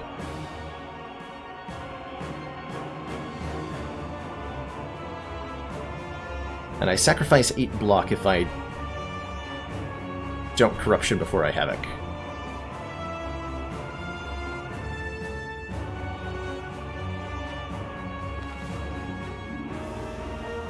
That's what I'm thinking, the Thorgot, is that I maybe want to Havoc before I decide whether I'm playing Corruption. But there's a downside to that in that I'm not exhausting the Havoc, which means I'm not gaining 4 block from Feel No Pain, which means I'm not entrenching it for 8 block. That's the major downside there.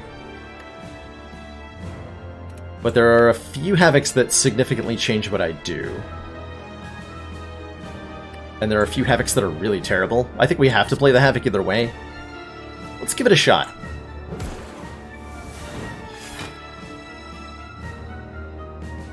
Okay, that's fine. It's actually nice to have the artifact gone off of Dekka here.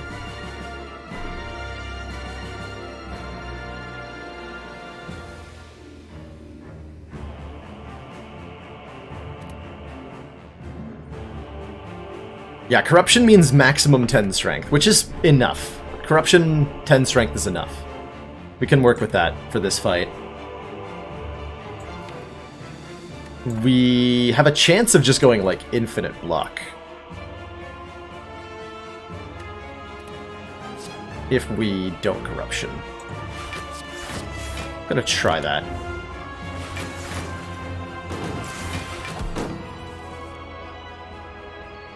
Good. Perfect, in fact. Yeah, that's good. So we can Dark Shackles Dekka here. Thanks to that clothesline that hit last turn, the artifact's gone off Dekka and we can mitigate his damage massively, which means we can start to set up some block here.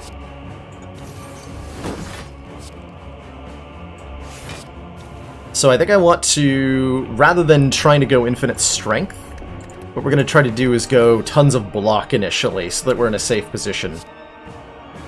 And that's going to mean headbutting our Entrench, and headbutting our True Grit?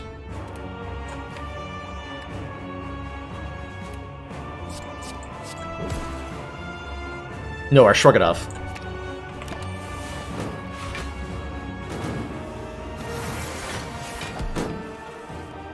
Perfect. So I can... Actually, I want a Battle Trance for exactly 4 cards. We're going to play Impervious. We can then play Shrug. We want to make sure we do not shuffle the draw pile without Entrench in it here. Because if I play Pommel Strike or Shrug first and then Battle Trance, I'll shuffle the draw pile, and Entrench goes to the discard pile. We want to be able to redraw the Entrench if we want this fight to go well. So, it's going to look like I'm giving up card draw here, and I am, because I only want to draw exactly 4 cards and no more by playing this Battle Trance first. Feels kind of weird to do. We disarm Deca here. Hey, Redtail! I generally enjoy Ascension 15 more than I enjoy A20, but I figured I'd break out the A20 every now and then. There's one thing I also don't enjoy, is playing the same exact content over and over again. So I'm enjoying switching it up today, and it looks like we've got a run going really well for us at the moment. Which is really exciting. First run of the day, we got honestly further than I thought we would. Still think we're not playing the Corruption now. Let's get that last artifact off Donu. Yeah.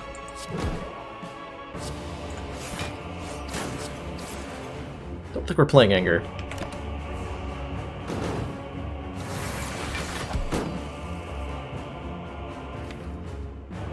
Willing to Havoc? Yes, I am. Good. Get rid of Wild Strike. Excellent. In fact, gonna hold on to Pen Nib in case I draw the Reaper, so that we can go up to full here. Come on, where's Entrench? There it is! It feels weird to be headbutting the Entrench, but that's what we're gonna headbutt here. Not the Limit Break. Gonna headbutt Entrench. Our block has to go up to 1 million. I hope not anonymous, but we'll see what happens, you know? You never know.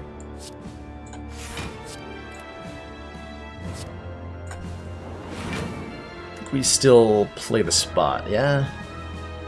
Yeah. Alright. Feeling pretty set up now. At this point, it's actually better to kill Deca, because now we're at a point where the dazes being added are worse than the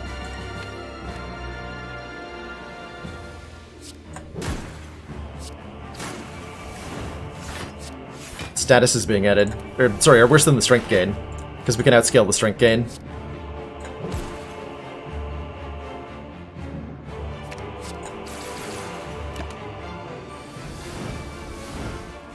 We're also getting a little close to killing them, and we would like full health before we do that, so I gotta be a little careful here.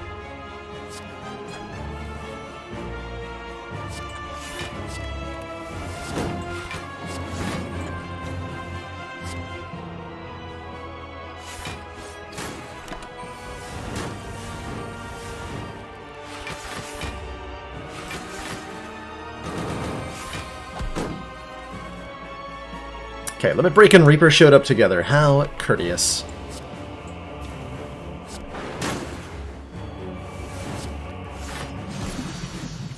Alrighty. GG. Full health.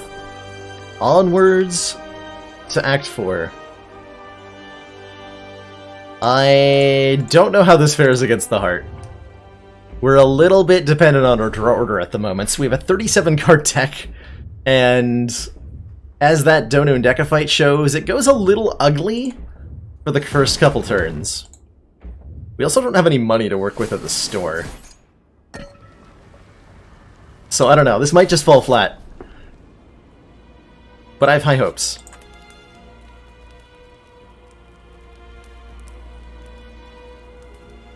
I have no idea what to upgrade. Apotheosis? Card draw? Pommel Strike? Let's try upgrading Apo. And we just kind of have to draw the Apo early on in both these upcoming fights. Yes! Steroid Potion! Okay. Okay. That is a lifesaver. Gain 5 strength at the end of your turn, lose 5 strength. That's all we need. Truthfully, it is all we need.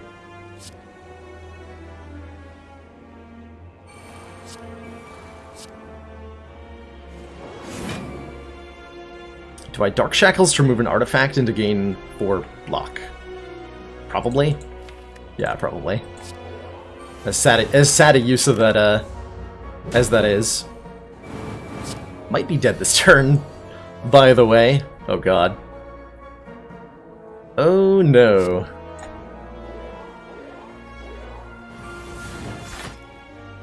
Okay, Havocing the Shockwave is nice. I can't imagine I'm going to win the run if I play the Reaper now, so we just have to assume that everything's gonna go fine. And if it doesn't, then we wouldn't have won anyway. Why do I prefer A15 over A20? I find Ascension 15 more enjoyable in a lot of regards, because the variety of functional builds is a lot higher a lot of the time. And I personally enjoy being able to string together victories. There's certainly times on Ascension 20 where it feels like there was no route you had that would possibly have led to victory. And I do struggle with that feeling on occasion. Alright, a Pen Nibbed. Hold on, if I Pen Nib Steroid Potion Whirlwind, can I kill the Spear at least? Maybe? Let's do some math. So I would have... this would be base 13, which would become base 26. 26 times 4 is not even... well, plus vulnerable. 26, 39. 39 times 4 is actually pretty close. Hold on. 156. We're close to a kill with Steroid Potion, Strike Whirlwind, but not quite there, unfortunately.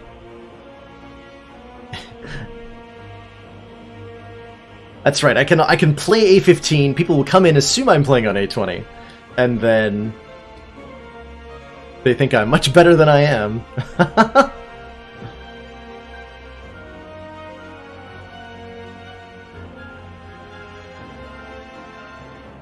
Unfortunately, wait, hold on. Do I actually just die? Is a better question. Is there a way to survive the turn? So if we turn around, you'll be doing 38. We have 8 block already, and we have 30 health. So that's completely covered. All we have to do is block for more than this guy does. Easy game. Okay, we're not dead. And this Whirlwind does very little damage.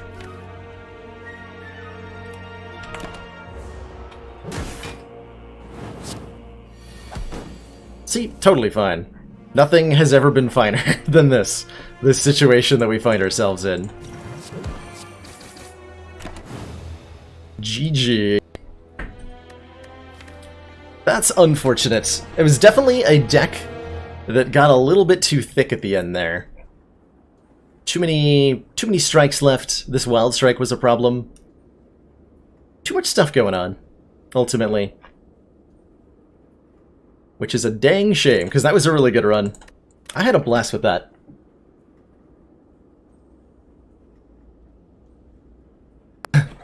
Oh, thanks, Bloodbait. I appreciate your offer of assistance. And I definitely won't put your name on a list for later for that comment. Well, GG chat. Even so, getting to the elites on the first run of the night, it's a pretty good feeling. I'll take it. I will take it. Let's hop right back on into things with the silent run. What start would I like most? Is there any way this act isn't horrible? Is a better question. Fire Elite Fire. Fire Elite Fire, not too bad. Two Elites, 4 Fires is pretty solid for Silent. We're fighting the Slime Boss at the end of Act 1, which means we probably die there with Silent, but...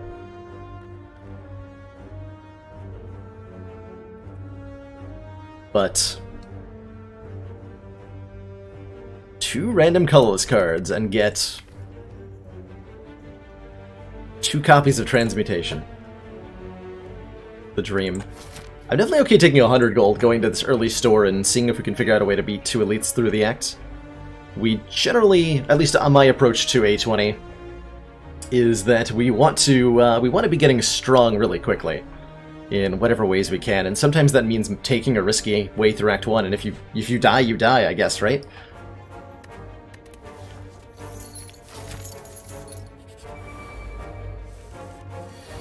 Given that we're fighting Slime Boss, I'm gonna want to find some AoE cards. Noxious Fumes, Crippling Cloud, Dagger Spray. A20 does feel different, Rufus. It's a lot more brutal feeling.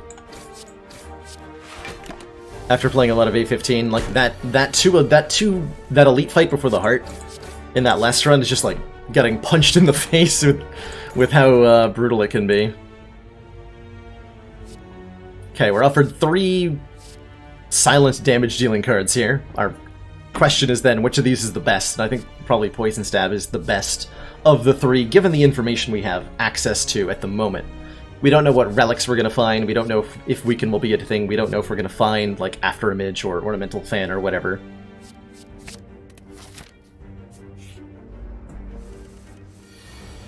Oh, it's absolutely possible, Polite Paul. That's 100% possible. Other streamers have shown that... Or are you asking if it's the highest difficulty? In which case, yes. Ascension 20 is the most difficult that the game... The most difficult you can get in terms of a preset difficulty. You can make the game harder by using Custom Run. Or mods. Both are perfectly capable of making the game even harder, but this is the highest stock difficulty, so to speak, and it's totally doable. As others have shown.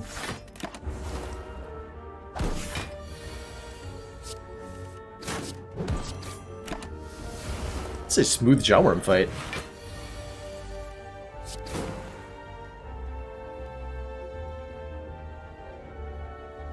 Math? Going down to 11, not a kill, okay.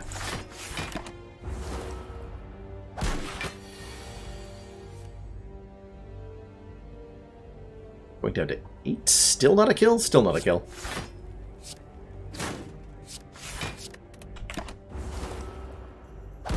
Shark Boy here, this guy does absolutely scale, yep. He buffs his strength every few turns, and Jawworm can get out of control if played too defensively against. Hey, it's one of the cards I said I wanted.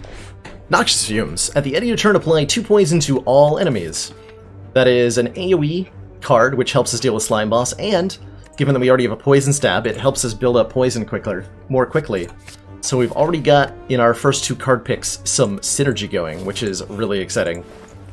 And that's a frickin' footwork, and that's a Twisted Funnel. Apply 4 poison to all enemies at the start of combat. That's another Poison Stab. Oh my god, this store. This store is nuts, chat. This store is absolutely nuts. What do I do?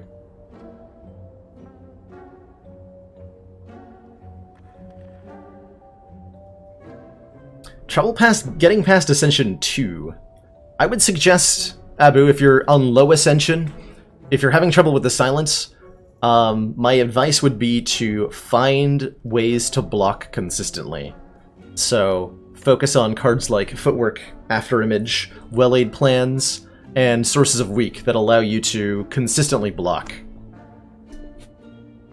And then splash whatever kind of damage that you want.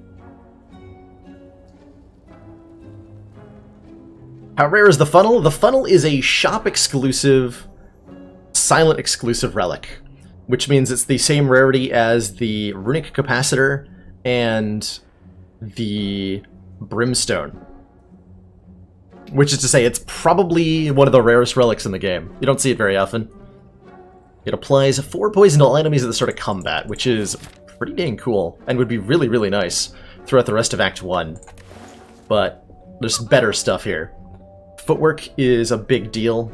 Removing a strike is something we already really want to do. I like a piercing wail. If we're going to be fighting elites, though, we're going to need at least enough damage to kill. So I'm thinking maybe footwork, poison stab, card removal.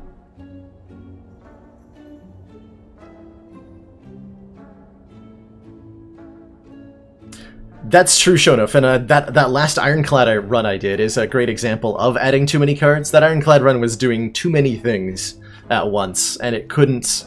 It got in its own way, right? Having 37 cards in the deck, it couldn't assemble any of its combos quickly enough to not die to the elites. Though notably, it was good enough to just win A20.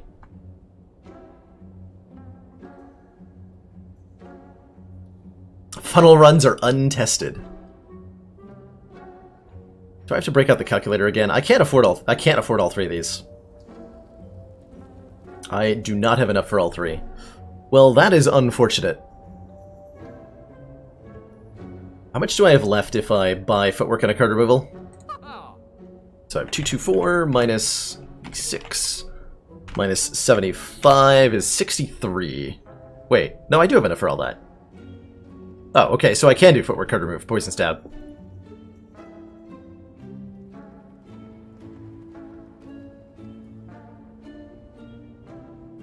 Yeah, I totally have enough.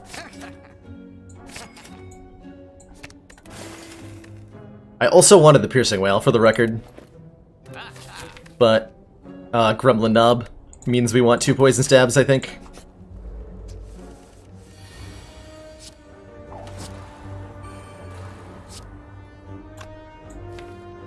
Do I care about being weak next turn? There's no way I'm gonna get a kill. It's less damage to block. Get rid of him. Beautiful. Not even a point of damage taken. I am generally not a fan of Bane, especially not when I have enough... I feel like I have enough damage already. If I maybe I would... Ooh, Fire Potion, hey! And a dodge and roll, hey! Okay, now we're talking. Look at this frickin' deck, chat. Look at this 4th floor silent deck, and tell me this is not the most amazing thing you've ever seen. That would probably be an exaggeration. I wouldn't call it that good. But I would call it good enough to lose 6 max hit points to the Golden Idol here.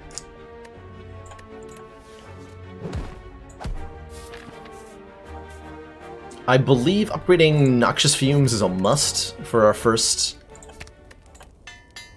upgrade. Ooh, Anger the Mushrooms. Don't mind if I do. That'll give us a relic that'll be extremely useful against the heart, the odd mushroom.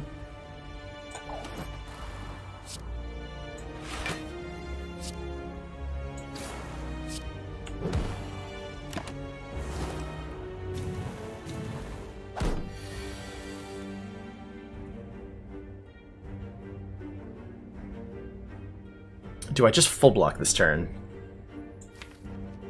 Ooh. Next turn is really ugly. That's not good. Next turn is extremely ugly.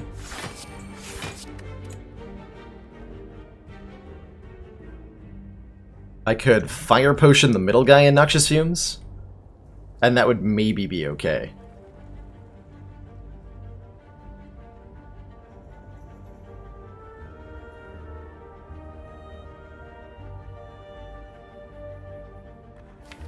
I think I agree that I do need to put Fumes down. Man, next turn sucks.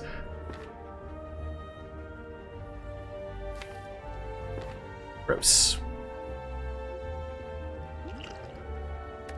I was really hoping to have this Fire Potion for the Elite, though. I'm gonna try this route. This is probably gonna get me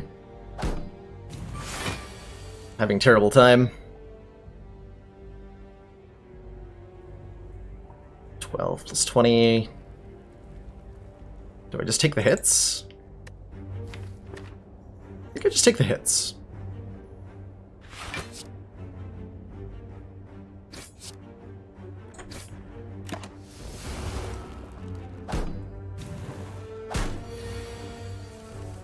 Okay.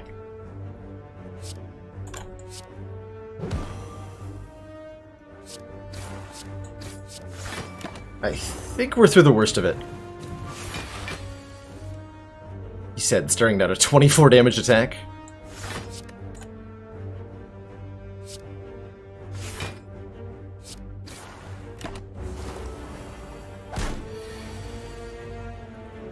Please stop killing me. Thank you. Okay, we kept our potion intact. We took a moderate amount of damage, but I think that was worth it for how much health that is going to potentially save us in the elite fight. So, all that struggle was to get the odd mushroom here. When we're vulnerable, we take reduced additional attack damage, so 25% more instead of 50% more. Oh, that's another footwork. I definitely just take another footwork, right? Yeah. Alright, 2 footworks, 1 noxious fume. 2 poison stabs and a dodge and roll. Heck yeah. Let's go. First turn fumes on the knob. Easiest game I have ever played.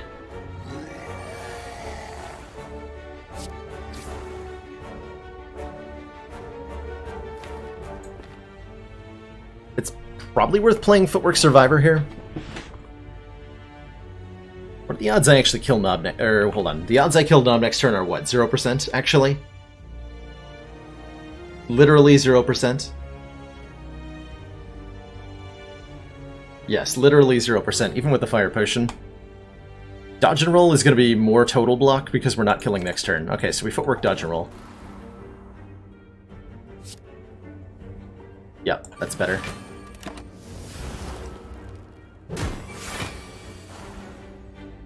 And these are technically okay.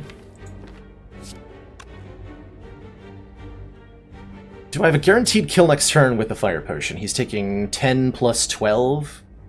It's 22, bringing him down to 31. So I have to play 2 strikes to get a guaranteed kill next turn. With the Fire Potion. Let's guarantee it. I could do math on what my odds of getting a kill are, but...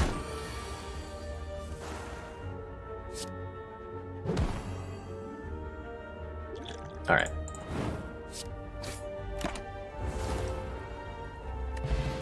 Bag of Marbles. Start a combat, apply 1 vulnerable to all enemies.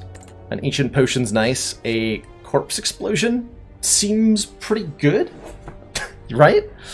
Backflip's good too, with 2 copies of Footwork, but man, Corpse Explosion is a powerful poison card that can end a lot of fights just immediately. Just absolutely immediately. I think we go like this. Hit 2 fires, faiths this elite. Corpse Explosion. We're fighting either the Tri-Sentries or the Lagavulin in the next fight, and man, we are really well equipped to deal with either of those. I'd love to upgrade one of my Footworks, maybe my Neutralize.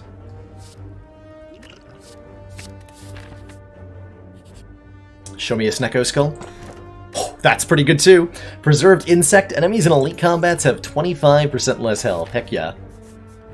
Oh boy.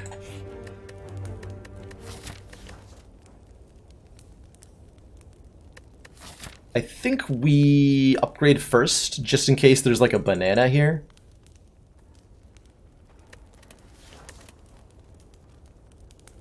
Banana.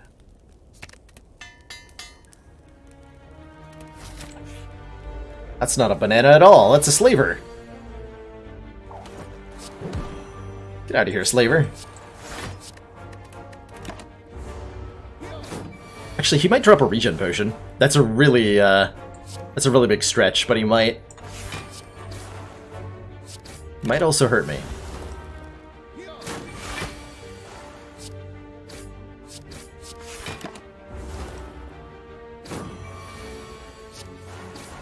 Blue moldy banana. It's better than a blue waffle. Crippling Cloud. Hey, apply 4 poison and 2 weak to all enemies. More AoE poison and more weaken. Absolutely. This deck is going insane, chat. Can't wait to lose against this frickin' slime boss.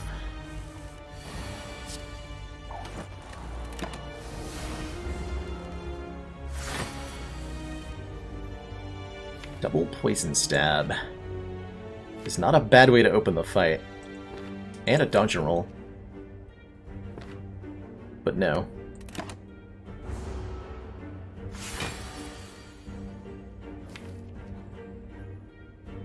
Let's go Crippling Cloud over the corpse explosion here, just to have him weakened for the first turn. Not the best start I've ever had. It's unfortunate that the two cards I wanted to play most were in the bottom of the deck here. Oof, don't block this turn either. Probably gonna have to rest again before the slime boss. A tragedy. Here we go. 5 dexterity goes a long way, as it turns out.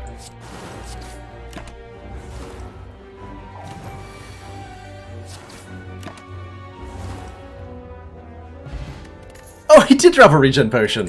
One floor later than expected, but we got it! Now I don't actually have to rest before slime boss. Did we take a preemptive expertise for some card draw? It's not the card draw I necessarily want. How do I feel about an expertise compared to, say, an acrobatics? I don't know. Really, BB Tech? That's incredible. Were they just, like, completely ignorant to that?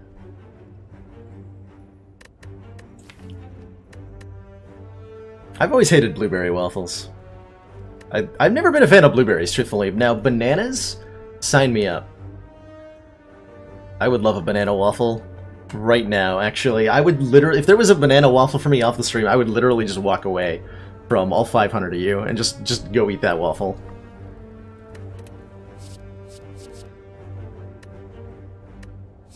One energy for at least one card. Oh man.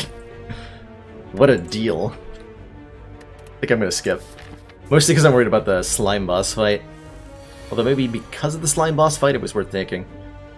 Oh man, I didn't even notice we got a lantern with our Ring of Sneck. Think footwork? Definitely regen potion here. Yeah, we want this fight to last at least 5 turns, so...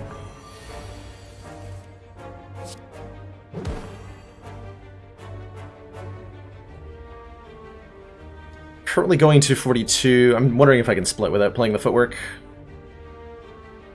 Currently going to 42. Split is at 67 divided by 2 is 33.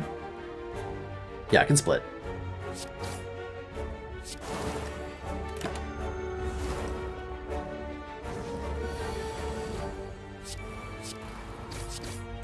They're both attacking me next turn. Guaranteed because of the A20 slime AI. Just the rudest.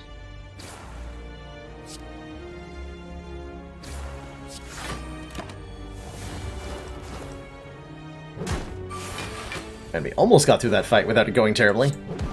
Almost.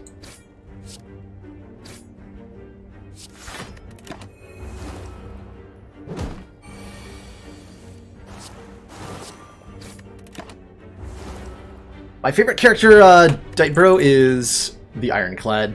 Or Dilbro, excuse me. Second dodge and roll. With 2 footworks, another dodge and roll is incredible. And this is mostly a game of, like, how long can we survive? We have an explosive potion. 30 hit points is risky here. 30 hit points is definitely risky against Slime Boss. Exactly, Paper Frog. That is exactly what I mean. I have never streamed an Endless Run Orp. I have never figured out what I would get out of doing that. Like what from an enjoyment level I would get. It's hard to want to do. Most other streamers that have streamed an Endless One kind of did one and they were like, I'm never doing that again.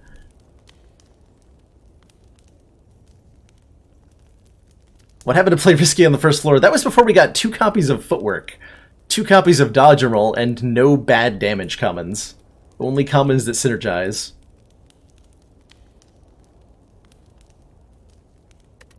I'm gonna play it safe. I don't want to lose this run.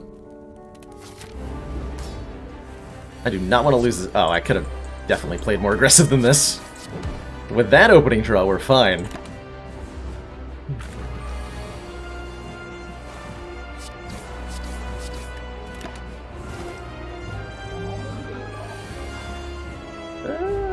Actually, hold on.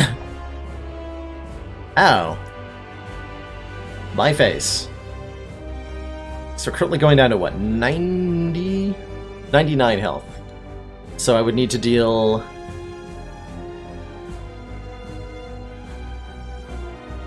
$24 additional damage. And the most I can do is 22 additional damage. So I have to take this hit.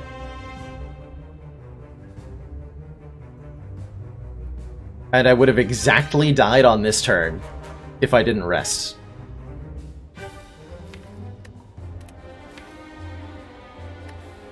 Because of these cards being on the bottom. Well, it's a good thing we rested. Yeah, that was accounting with the potion, Tejrine. We just barely cannot split.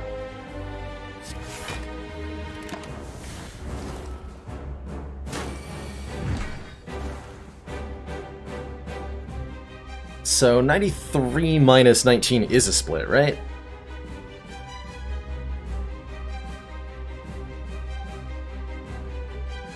Yeah, that's 74.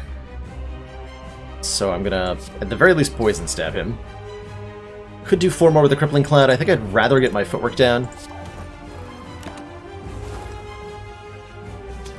This is definitely not a particularly good split. We could certainly still die.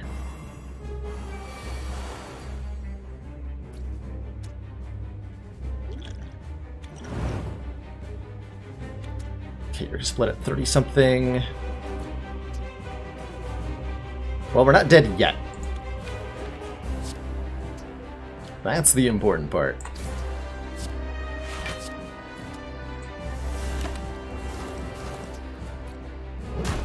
Might be here, though. Ooh, not dead. Super not dead.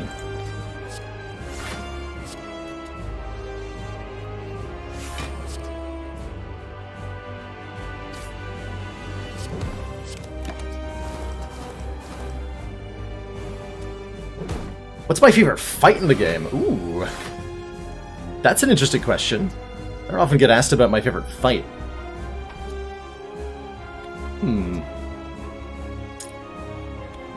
Favorite fight.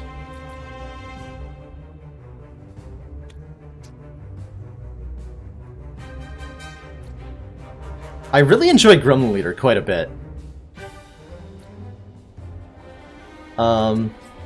Reptomancer's kind of like Gremlin Leader, but I hate Reptomancer. I would say Gremlin Leader is definitely up there, and in terms of a fight I enjoy.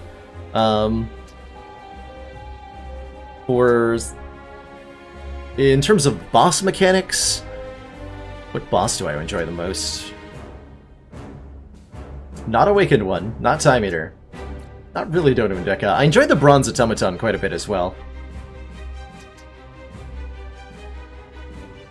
So I'd probably nominate those two as among my favorites, Gremlin Leader and Bronze Automaton. Gremlin Leader in terms of all the ways you have to play around what he does, and Bronze Automaton as being a fairly predictable but relatively complex fight. Okay, so you're going to go down to 31, which is going to split, so I might as well pump more damage into him. So we can do Poison Stab, Strike, or I can start focusing on this guy, and we can go down to less total. If I can line up a Corpse Explosion on him, that'd be great, actually.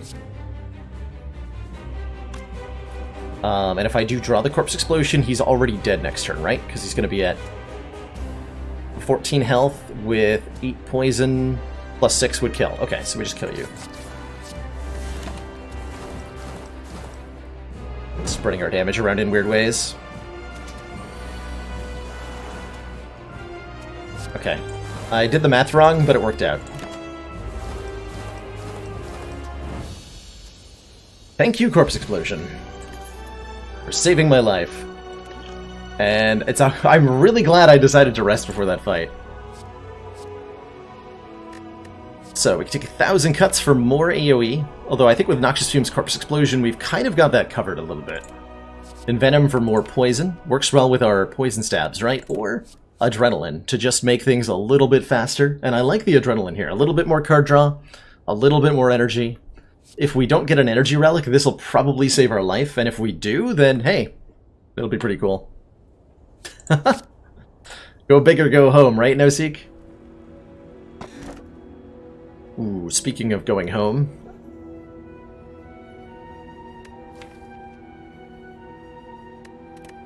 Busted Crown is pretty tough. Although if any deck can take a Busted Crown, it's this one, right? We already have all the fundamental pieces of the deck in place. We have massive dexterity gain, we have Corpse Explosion, we have all the good cards, right? We just need more energy.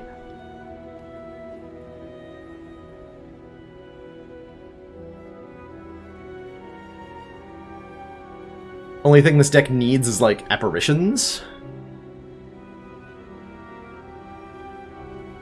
On the other hand, Astrolabe removes 3 strikes, which are the only bad cards in the deck. The only bad cards in the deck.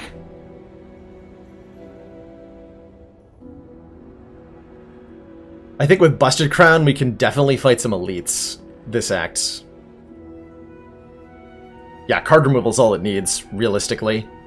And if I take Busted Crown, I may be spending money on cards instead of card removal. We're pretty interested in more energy, aren't we? It's a tough call.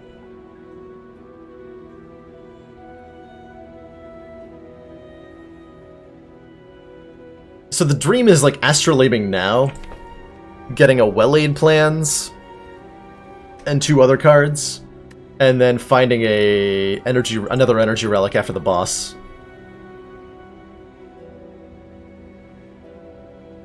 I'm gonna try the Busted Crown here. Yeah, I'm gonna try it. I don't know if that's correct or not. Fighting the chump. And possibly all of these elites in the middle of the act. Certainly I'm fighting this one. Could go to the fire. Because we have the Golden Idol, I believe we want to be hitting a high number of question marks this act to try to look for the Bloody Idol, or just for the good, like, upgrade all strikes defends, or the Apparitions event. Anything like that would be great.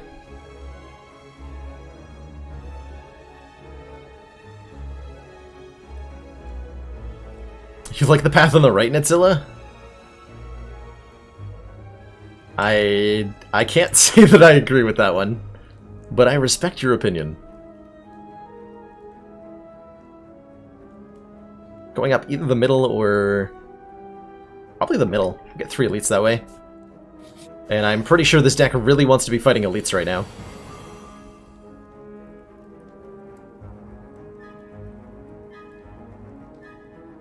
I can block for 6, 6, 7. I could take a 1. There's no way for me to just kill this guy on turn 1, right? No. So I think we want to take... or no, wait, that's a footwork plus, excuse me. We're taking nothing. Cool, everything's fine.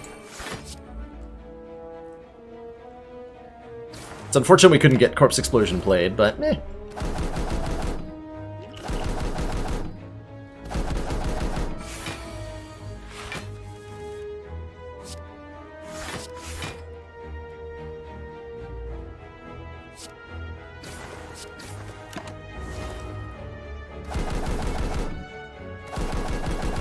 Easy fight.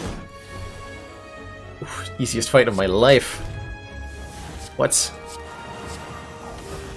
It's trying to make it free on me.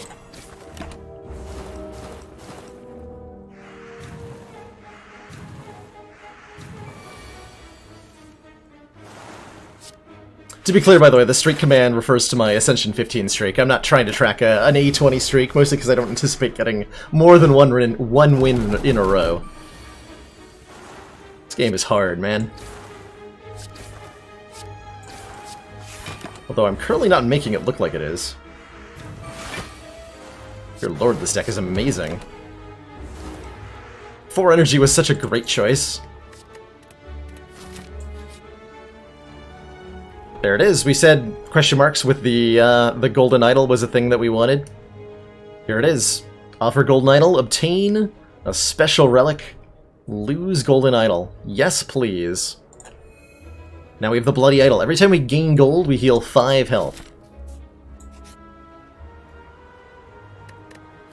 I could take a relic. I want to be removing strikes aggressively, though, so I really don't want to put curses in the deck.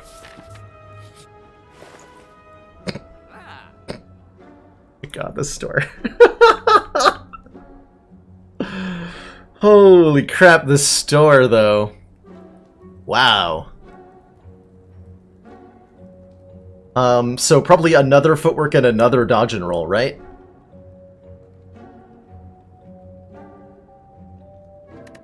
Mayhem's actually kind of good. But probably too expensive to buy. Probably too expensive to buy.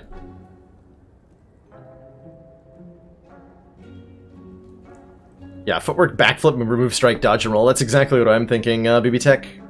Just block on up for days.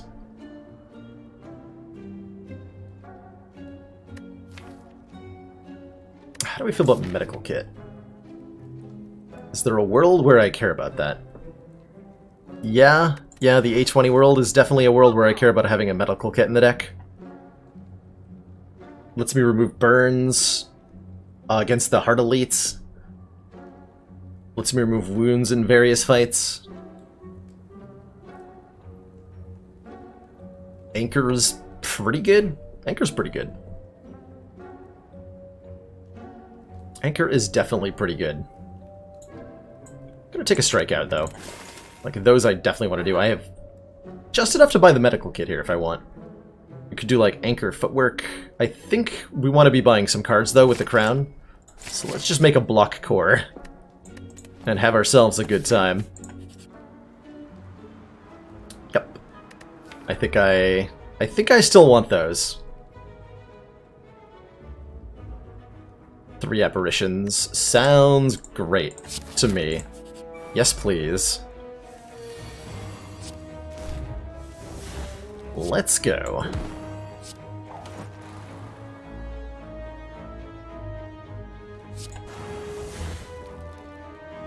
I'm willing to take 1 here, just to get the Poison Stab played. Book of Stabbing's a fight you need to rush a little bit against.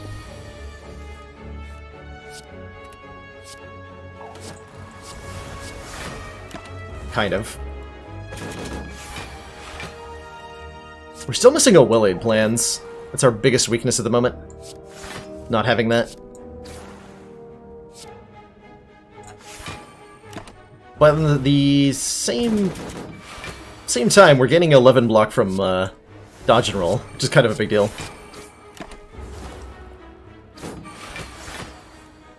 Seven times... Ooh, that's terrifying. This is why we gotta remove all the strikes. Ow.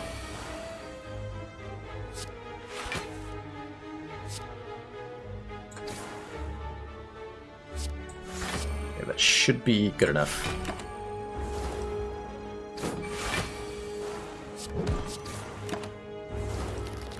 Okay, we heal up after that. Thanks to Bloody Idol, we're going to gain 5 health at the end of every fight. I will definitely take another backflip. And we're almost approaching too much block now. Weirdly enough. We had not enough a moment ago, but now we have too much. We can certainly block for days. It's just a question of, like, damage. What happened to my max hit points? We took apparitions. Which may or may not have been the best decision. But it's the decision I stand by. I also stand by upgrading Crippling Cloud, going into an elite that is guaranteed to be a multi-enemy fight. And we draw it on turn 1, and it helps me kill the Sneaky Gremlin. Well, that paid off immediately. Good times.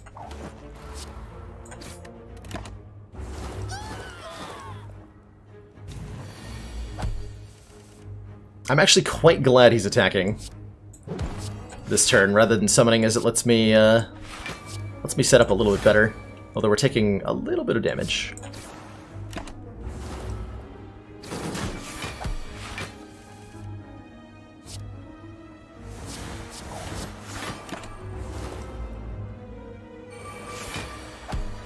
Good. I think we can start just killing the leader now. You know what would really make this deck amazing is a bird-faced urn. Or a mummy hand. Either of those would be incredible. I am planning to upgrade the apparitions, yes, I'm down. So that we can keep them around, probably specifically for Champ's Execute, especially. Because we have to figure out a way to beat Champ, and an upgraded apparition is one of the ways we might be able to do that. Ooh, Pair is nice, 10 more max HP. Puts us in a much better, much better position for winning the next fight. I think we're also going to trade away our Ancient Pot here for this Block Pot, specifically to help me. Ooh. Gambling Chip. Start of each combat, discard any number of cards, then draw that many. That is amazing. For a wide variety of reasons.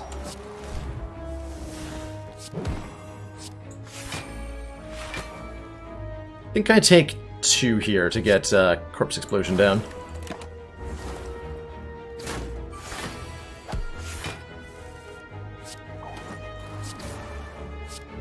Absolutely imperative I kill this guy as quickly as possible. And avoid turns like this one. Hey, perfect.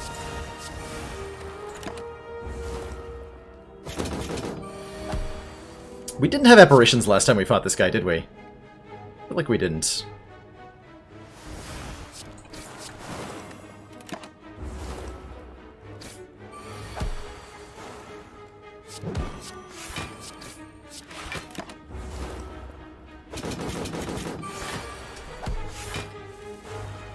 The tongues and the Tingsha Fire Hurts Me, those are great ones.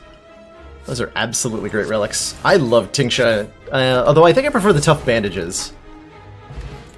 Meat on the bone? Okay, so we're now entirely just, like, healing to full after every fight.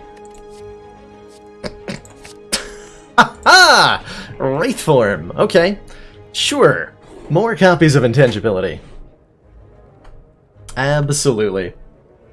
If you're wondering why I've got 3 specifically, Jorketta, it's because on Ascension 15 or higher, the event only gives you 3. Poison Pot might actually be better than a Strength Potion. Swap that out. Okay, we made it through the Elites. I got a couple of upgrades, which will definitely be the Wraith form, and probably an Apparition for the Champ fight. We're still fighting regular thieves? It's amazing.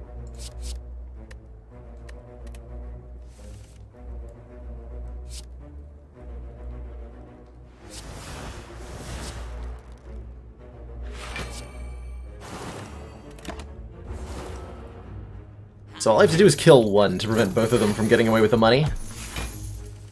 Which is imperative. I may actually, yeah, probably have to use that to help make sure that happens.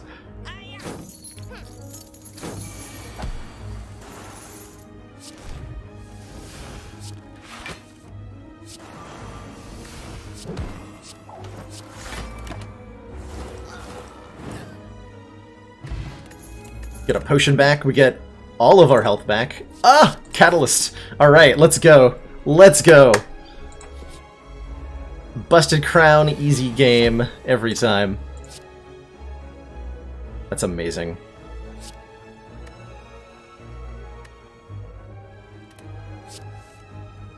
The 3 dodge and rolls in this deck. Oh, why is this game so good?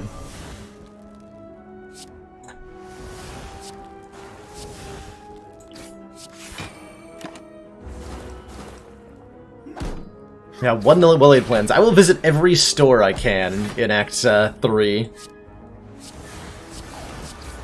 In the hunt for more well-laid plans. Or maybe we get a Runic Pyramid. Oh god, can you imagine, chat? If we get a Runic Pyramid from the Act 2 boss? How disgusting this run becomes. I want you to picture in your mind every enemy in the Spire just exploding instantaneously on turn 1.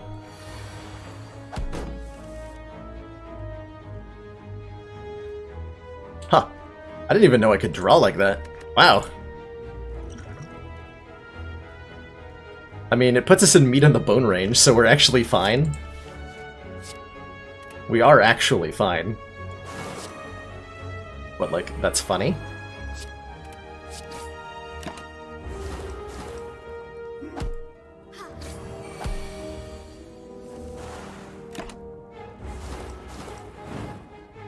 So 17 goes back up to 34.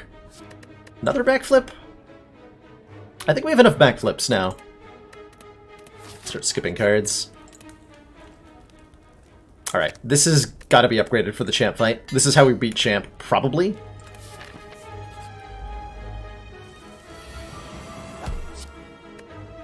Cycle... Yeah, cycle these. We cycle all that. And you know what, that too. Okay.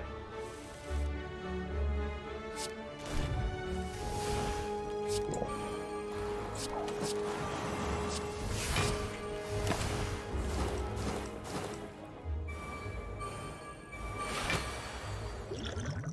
Hourglass does a lot of work in this fight. I really appreciate it.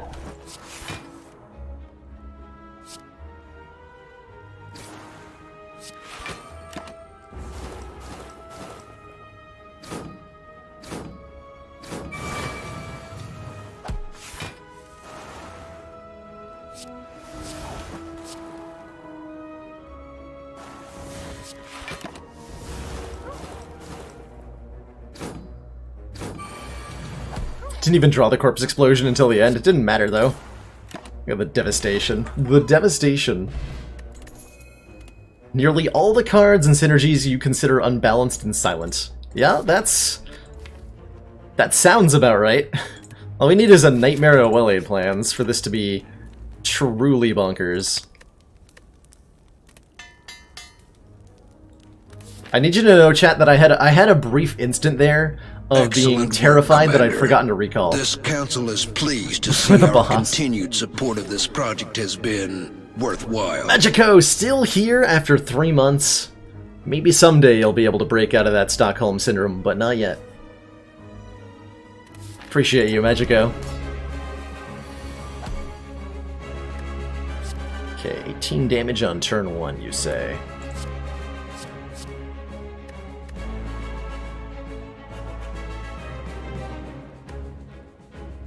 Maybe I actually just want to get a lot of... Well, we want to get our powers out.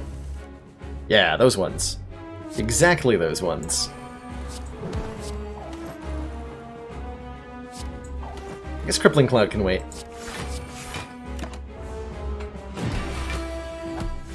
It's imperative that I begin to build the poison up. We're actually not going to play any attack cards on champ because of that. We want to deal damage entirely with poison for the first part of this fight.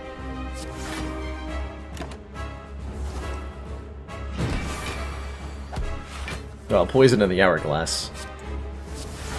We don't want to play the adrenaline yet. Can hold on to that at least. God, this is, well, we have a lot of healing. This is definitely a deck I would consider a candidate for upgrading all cards if we find Mind Bloom in the next act.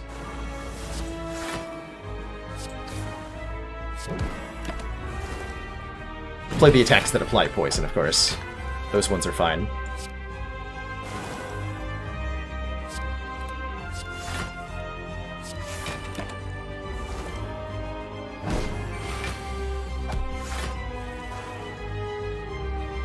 Hey, how's it going, Killer Clump? Has it really been that long since I first streamed XCOM? All those... Man, 4 years. Holy crap. The Hourglass does 3 damage to all enemies at the start of each turn. It endlessly drips, which isn't at all disgusting.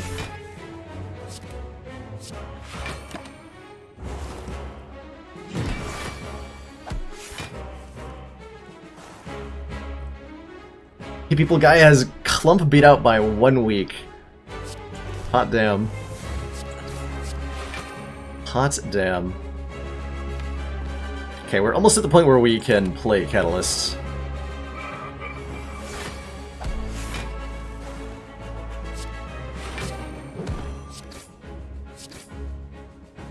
Which we want to do as soon as we draw it here.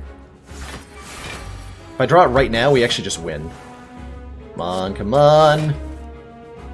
Okay, that works too. Poison Stab Catalyst. Fight. 1. Alright, GG, champ boy.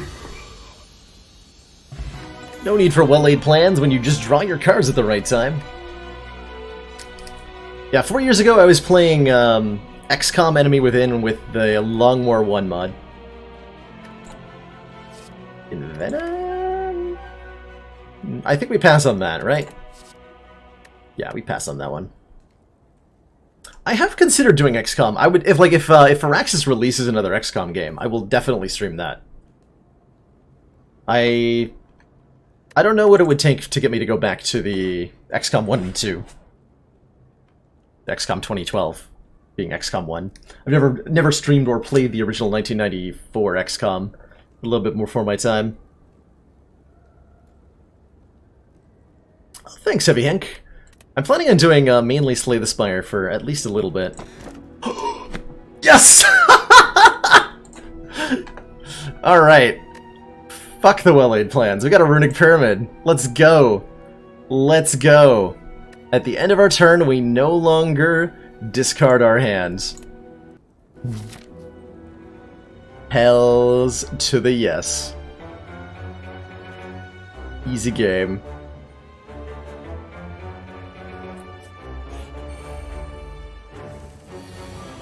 Now we just need upgraded apparitions. Now I just need to find Mind Bloom and take upgrade all cards. So that is all I need to do.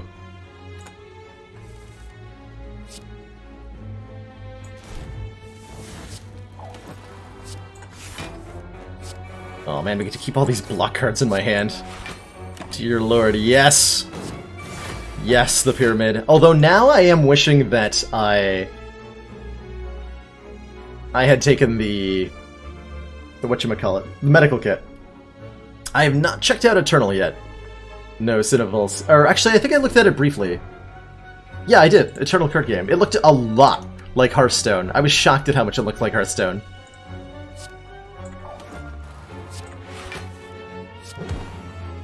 We are doing the heart. Yeah, Mark Meg. We're gonna grab all 3 keys in really short order here. Probably within 3 floors. Key, key, key. Let's go. Let's make it happen. Let's make it happen. Closer to Magic? I'd believe that. Like, it's just the UI and the board layout was shockingly Hearthstone. Which is not a complaint either, to be clear.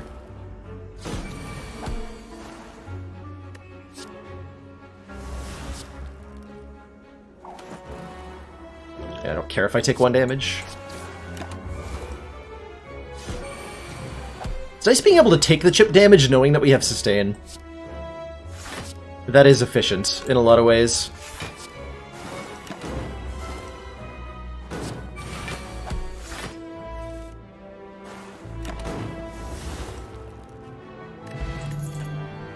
No thank you, Slice.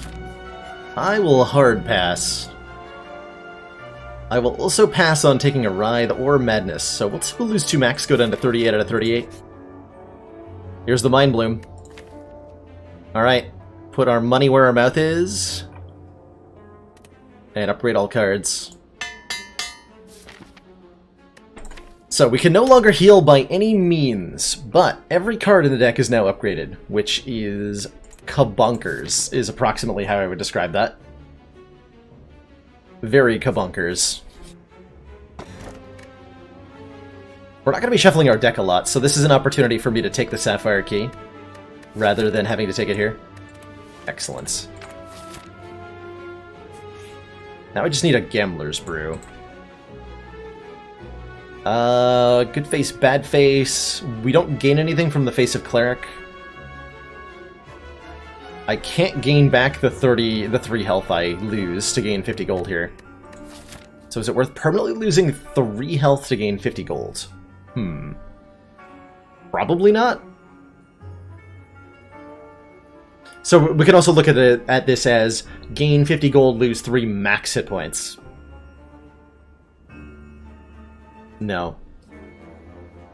I am not shuffling the deck more often with Pyramid, no. I would argue less often, because we often cannot draw all the cards. Well, we're at full health, so let's recall. Plus and minus max hit points Reptomancer. Sure. Corpse Explosion's an excellent thing to have in hand. We're gonna keep the Wraith form too. So let's just shuffle these. Cool.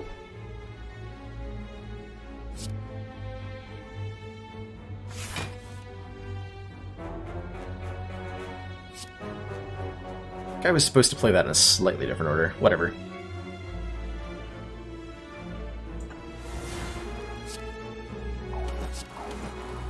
So that would actually kill. I don't want to kill any of the daggers this turn, because I'm going to use Corpse Explosion to clear out all the daggers next turn. So we're just going to sit here passively for a moment. Alternately, I'm playing the Wraith form, and I don't even care about the daggers. That is also a strong possibility here. How well can I block if I Corpse Explode? This would be 9 AoE. Oh yeah, I can totally just block. Okay, so we're gonna Corpse Explosion this dagger, which will wipe all of them out.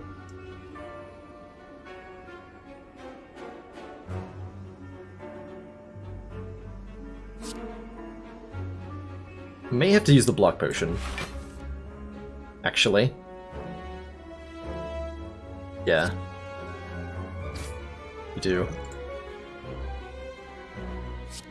Because that's only... yeah. Alright. Keep our health that way. Might have been better to just play the Wraith form. I wouldn't have had to use the block potion then. Should have perhaps considered that option.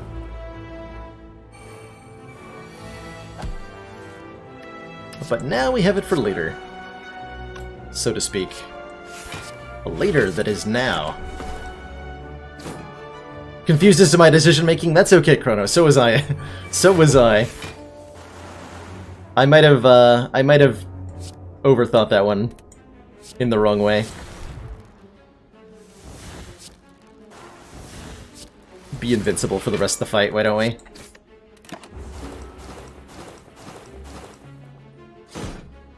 It ultimately only cost me a block potion, which is not too bad.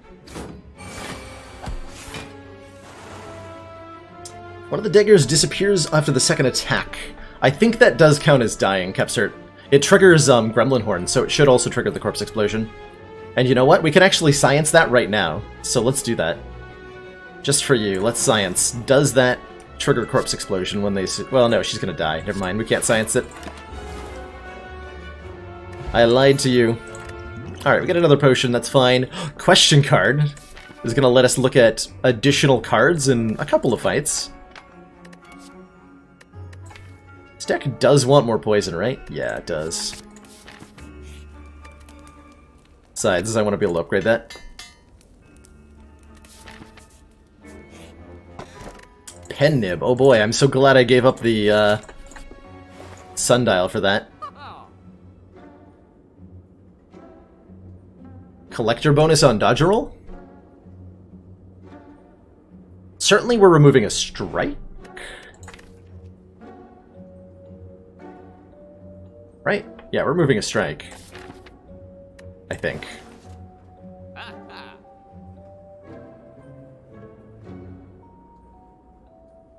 Scales are good against the heart.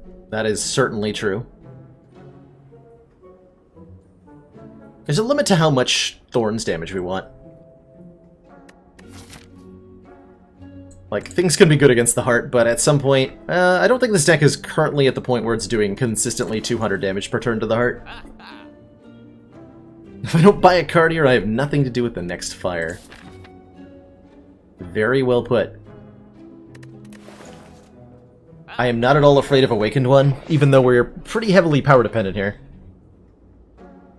This is the Pocket Watch. Normally a very powerful relic. With Runic Pyramid, it's much more underwhelming because we can't make room in our hand to draw more cards if we don't play the cards. This one, whenever we play 3 or less cards during our turn, we draw 3 additional extra. This is so damn strong, by the way. I consider Pocket Watch roughly on tier with Snecko Eye. And it goes really well with the Snecko Eye. And of course, Meal Ticket whenever we enter a shop. Heal for 0 hit points. Alright, see you later, copy of Strike.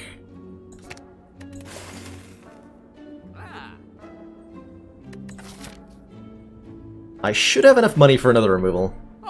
We would like a potion for the heart fight. It's Mark of the Bloom. So to clarify, Mark of the Bloom prevents us from increasing our current hit points in any way. There's no way to, like, beating a boss, increasing your max hit points with, like, fruit juice or feed or whatever. There's nothing that can increase your current health with Mark of the Bloom. So 38 hit points is all we have for the entire rest of the run. I might just take those bronze scales. They're gonna be nice. They're gonna be nice.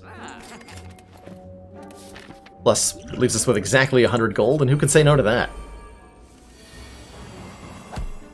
Not me, that's who. I actually can just kill you. I'm fine with this opening hand.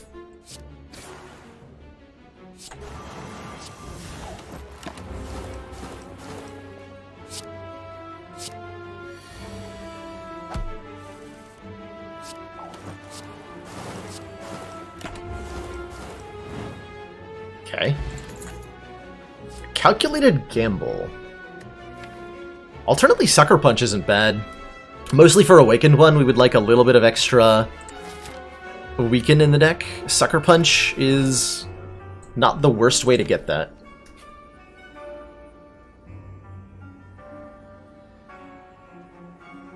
That feels questionable. It does negate Snecko Tail. It negates Snecko Tail and Fairy in the Bottle too. If you have either of those and you die with Mark of the Bloom, you just stay dead. Every exception you can think of, I promise it blocks. It's remarkably well coded, actually. Oh yeah, Gamble lets us discard status cards. That is arguably good enough reason to take it. Went for the event, got another fight instead. This is a really great fight for this deck, though, so I'm not at all worried. So, Writhing Mass. This is a bit of an interesting fight. Writhing Mass changes their intent every time we hit them with a physical attack.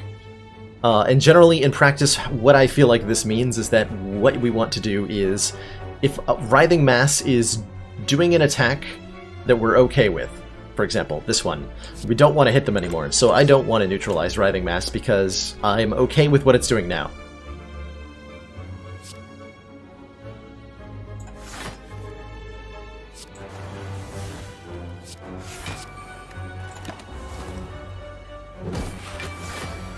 I am not okay with that. Oh. Butts. Well, that's a funny one too. Fair enough. Fair enough, Writhing Mass. Fair enough. So, our Bluck... Wait, Backflip can still save me. Hold on. No! Oh well. That's funny. That's really funny. Alright, Parasite, welcome to my deck.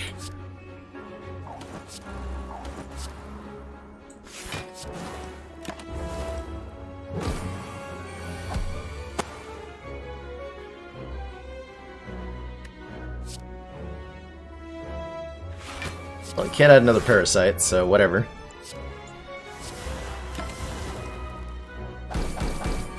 I think we'll be okay, even with the Parasite in the deck.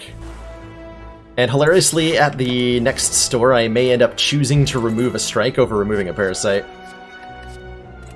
We have enough block cards at this point. I would need a novel kind of block card for me to want it.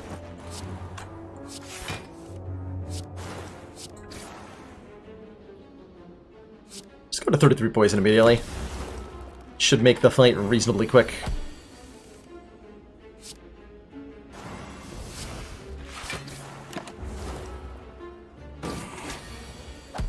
Parasite does sit in our hand. That is true, but not something I'm too worried about. I think? I hope?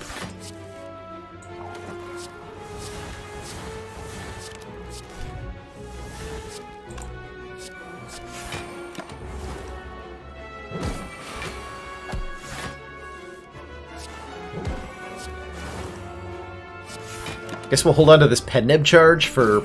I have no idea what. If I'm lucky, I can actually hold on to it for the Awakened one, and then it helps me kill a bird? Sure. Sure. Piercing Whale Plus. Absolutely. All enemies loot 8 strength for this turn. That is an incredible pickup, and will help a lot against Awakened one, actually. This fight is not great for us. Actually, it kind of is great for us, because we have 3 apparitions. So I can just block everything he does by being intangible.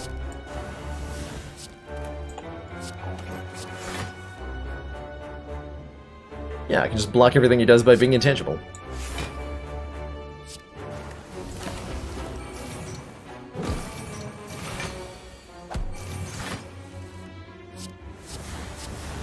Okay, easy fight.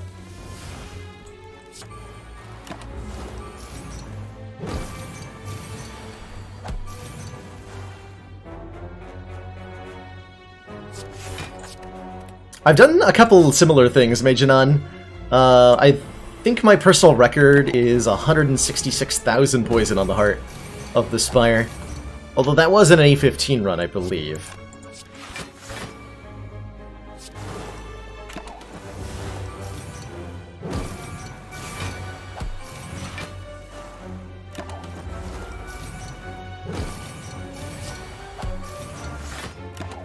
La la la la la. Good fight. Don't need any of that. Outmaneuver is probably not something we care about. How do I feel about an attack potion? Terrible? Terrible. Still have our Pendant charged. And I guess I can upgrade this. Sure. Might as well.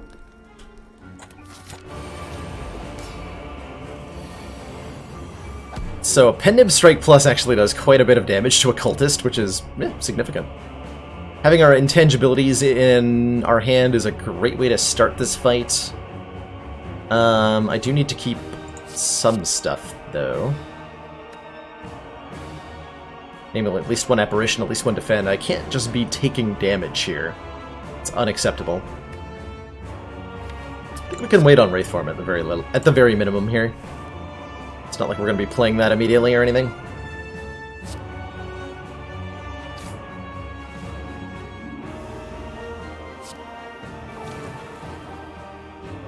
Okay, 11 plus 9 plus 4 is perfect block, so we're going to use that.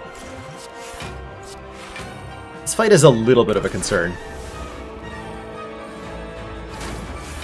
I need to be able to beat both of the bosses without taking any damage, so that our chances at Act 4 are actually good.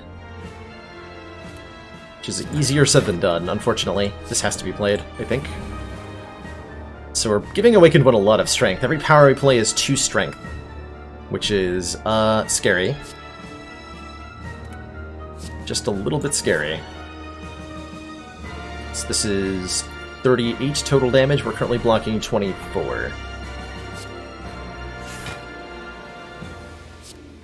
I'm probably using an apparition next turn.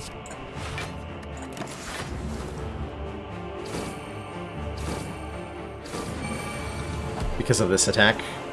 Yeah, I'm definitely using an apparition this turn. No questions asked. Corpse Explosion takes out the other bird, which is freaking amazing here.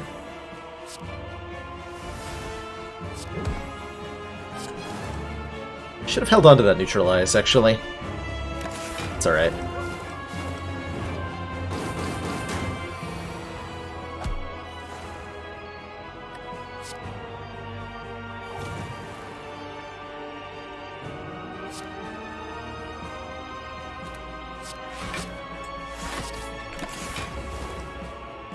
So this fight might drag on a little bit here, unfortunately. I I think I'm going to try to hold on to the Piercing Whale so that we don't need to use any intangibility in the second phase. Which means I'm okay using my intangibility in the first phase to get damage done quicker.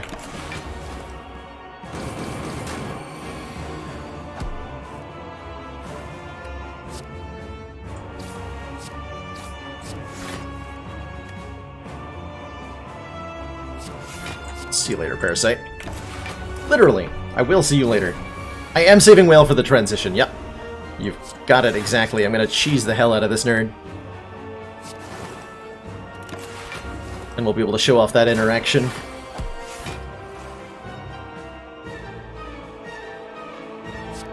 I still have a footwork in the deck. Wow, we're actually gonna wait on that one. What is this, 56? Which is exactly what I'm looking for. Cool.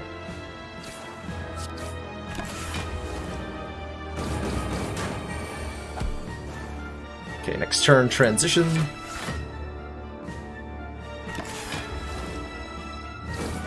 Alright, so Awakened 1 currently has 8 strength if we play Piercing Whale. On the turn that he's dying, it goes down to 0, and he has 8 shackled, which means at the start of next turn, he'll gain those 8 strength back. But the game doesn't hold on to that shackled debuff variable, or what have you, when Awakened 1 transitions from the first phase to the second phase.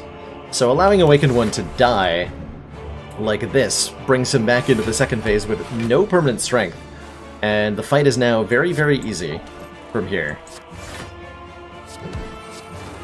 Feels like cheating. It is developer confirmed to be intended behavior, but it does feel like cheating, I agree. How's it going, Xander?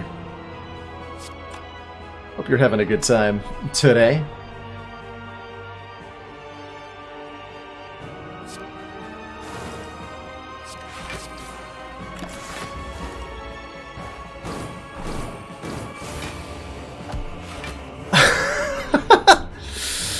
It might make you the worst player in the world, Xander. What killed you, out of curiosity?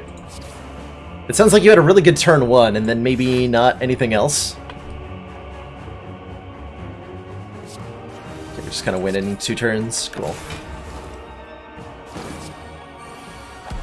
Good fight, Awakened 1.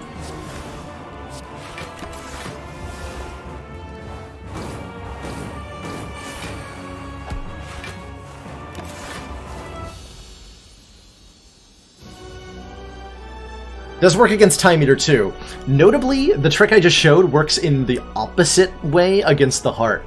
If you use a Piercing Whale or Dark Shackles to lower the heart's strength temporarily on one of the heart's buff turns, you're going to have a very bad time. Maybe I could actually show that off. Ooh, Corpse Explosion early on is good. Definitely get rid of that. Is that enough block? 886 is not enough block. But I have an Apparition.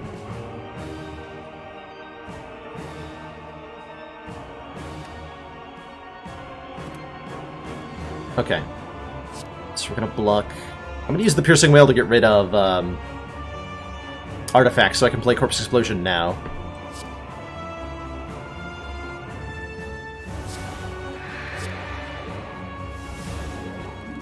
So the Corpse Explosion effect is the second effect applied by the card. So if you've got one artifact, you can still apply the explosion, just not the poison.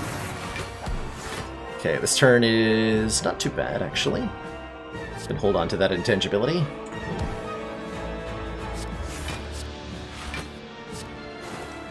I think it's too early to Catalyst. So this is very much a kill Donu as quickly as possible situation.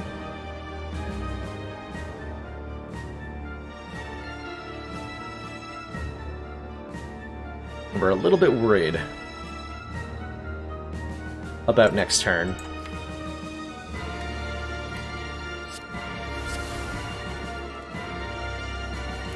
This might be a situation where I want to take 2 damage, so that I can play both Crippling Cloud and Noxious Fumes, and then have an extra defend next turn.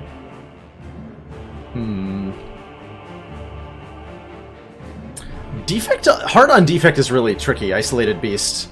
And I think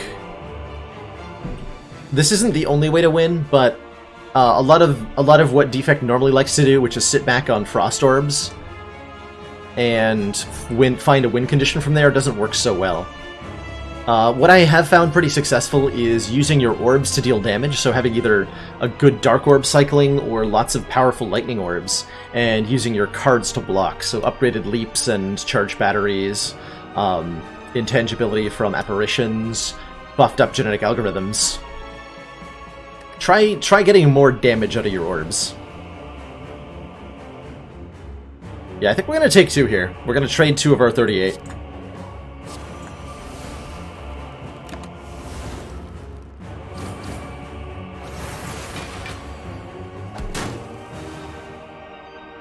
Okay. That might have been unnecessary.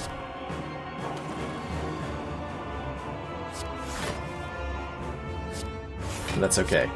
Now we have Wraithform and we're safe. Wraithform and Catalyst mean a win.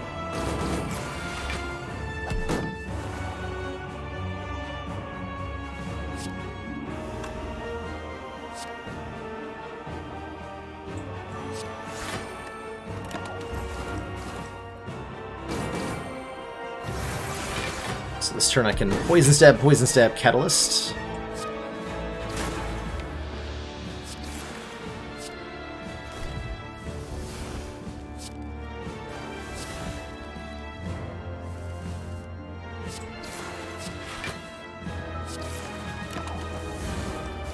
And we're in good shape now.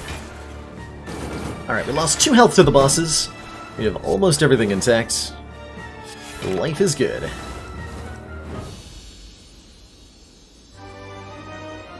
What an explosive finish to Act 3. Also, yes, I can now afford to remove the Parasite and not feel bad about it. Although I am more likely to buy potions than I am to remove a card. Depending on what potions are on offer. Like, I'll take a Ghost Jar over anything else.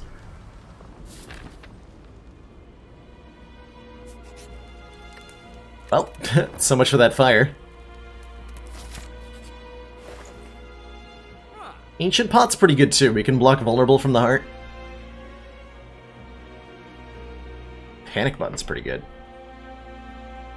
Gain 30 block. Not a very good store, ultimately.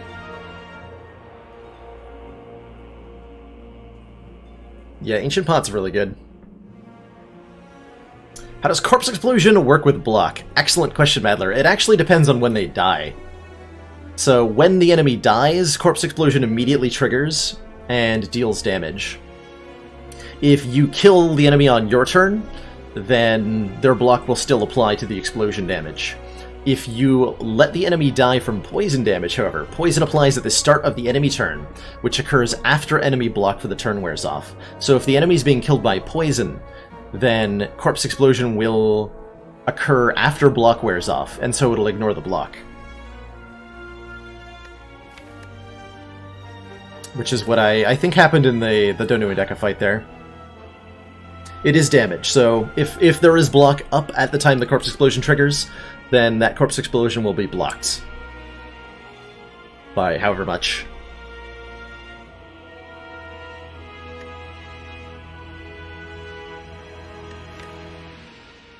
I can remove Parasite or get the Ancient Potion.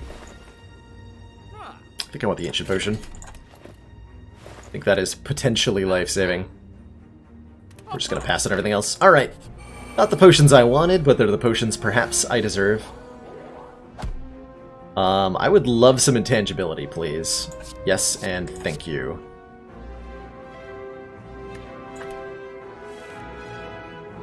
That's a good start. That's a really good start, actually. That's a really good start.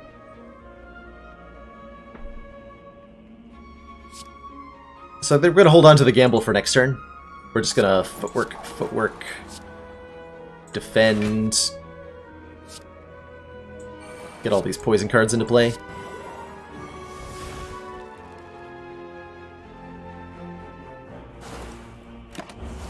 That's the way I want to be facing. So these burns go on top of the deck. We can gamble them away, looking for better block, or we can just play our Wraith Form and be completely fine. There's our Corpse Explosion.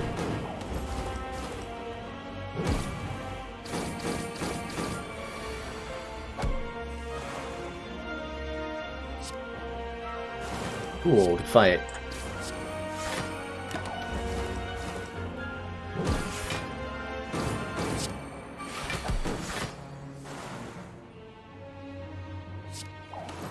Still have 7 decks, even though I played Wraith Form. I guess we're gonna hold our Pendant Charge for the heart? Question mark? Could matter a little bit.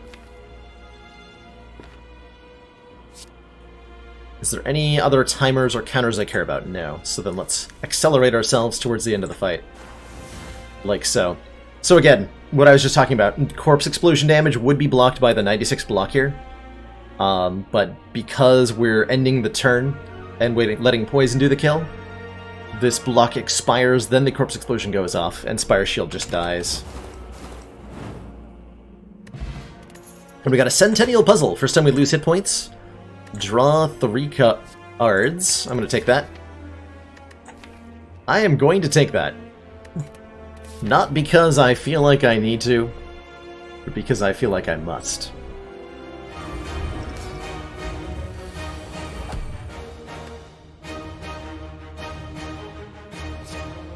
That's a really good turn 1, actually. I am mostly okay with these cards. I should probably discard the Grand Finale, but I don't think I'm going to.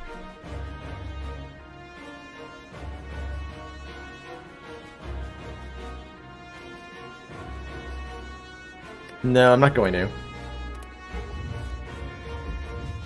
Okay, so we're gonna block this vulnerable. I could draw 3 cards by playing a card right now, and I suppose I should. And letting the Centennial Puzzle trigger here off of Beat of Death. Every time we play a card, we're going to take 2 damage, so we have to be fairly considerate about what we play here. Okay, Piercing Wail's excellent to have. Show me some more cards.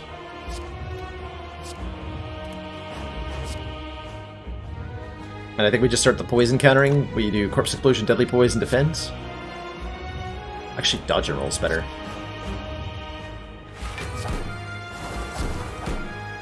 Yeah, that's good.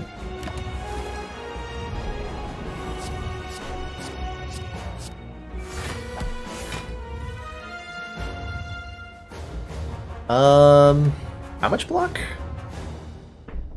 can I reasonably achieve here? I can use my weak potion, actually. We may not need to use an apparition here. Although perhaps we should. We have plenty of it, right?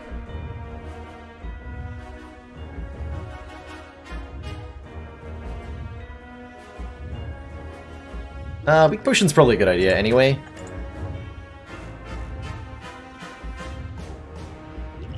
Let's use the weak potion.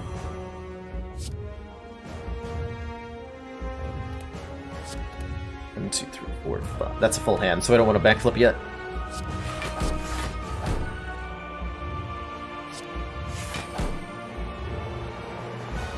Let's see, 8 comes 6. I'm actually going to take 2 from the burn. I guess that's fine.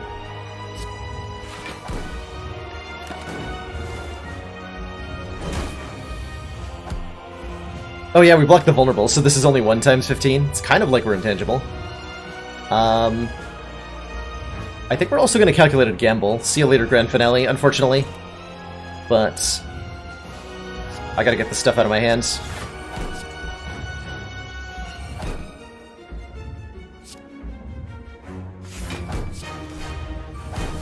Okay, good.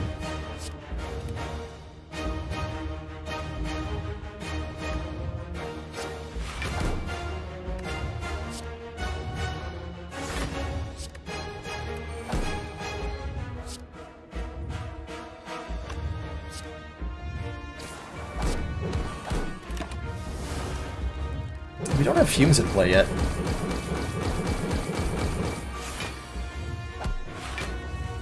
There it is.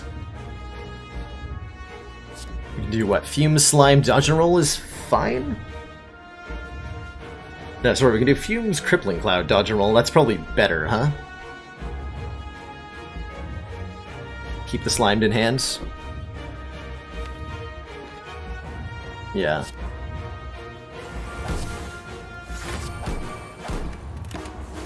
That is fine. Yeah, we did have to put Void back in the deck. That was an unfortunate reality. It might be time to Wraith form. Or it could be also Apparition, Footwork, Backflip. Next turn we probably Catalyst. Yeah.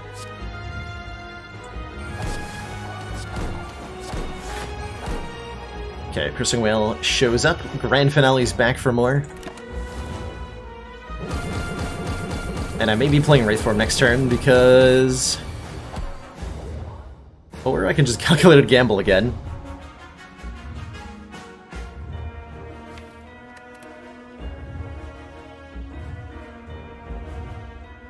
I'm sure glad we have that Calculated Gamble, by the way. It lets me get rid of really bad hands like this one. Although if I don't play this Catalyst, this fight is going to go on for a long time. Why is there a Grand Finale? Why wouldn't there be a Grand Finale? This is vacation. Scales or Caltrops is absolutely not required, Magnon. It helps a lot, but it's not required. It certainly helps.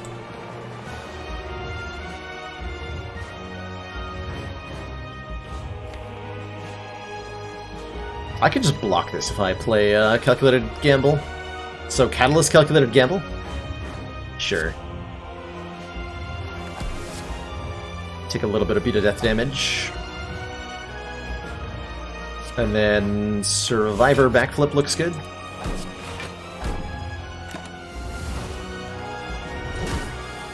Teeny tiny amounts of damage constantly.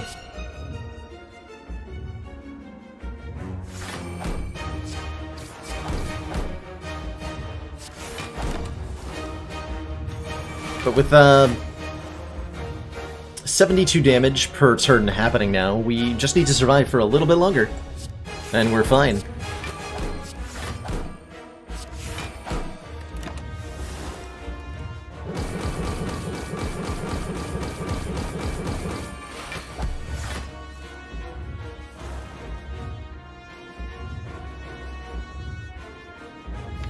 Beacons furiously doing math. Is there any way for me to play the Grand Finale? That's the important question. It's gonna take me 3 turns. I can try.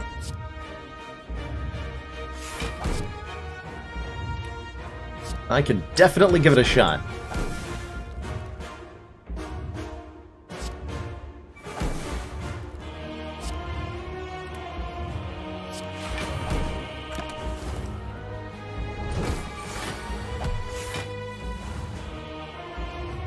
So to be clear, I am at this point not playing to win, because the win is secured here. What I'm trying to do is play the Grand Finale. Which I'm not sure I can manage.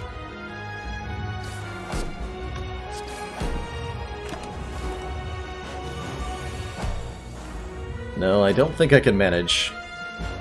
Because he's dead to Thorns here. Nice try, Heart. We put up a good one. GG. There you have it. Mark of the Bloom. With Runic Pyramid. Upgrading all cards was just what we needed. And we only ended up taking 12 damage in the entirety of Act 3 and 4 combined. What a run. GG.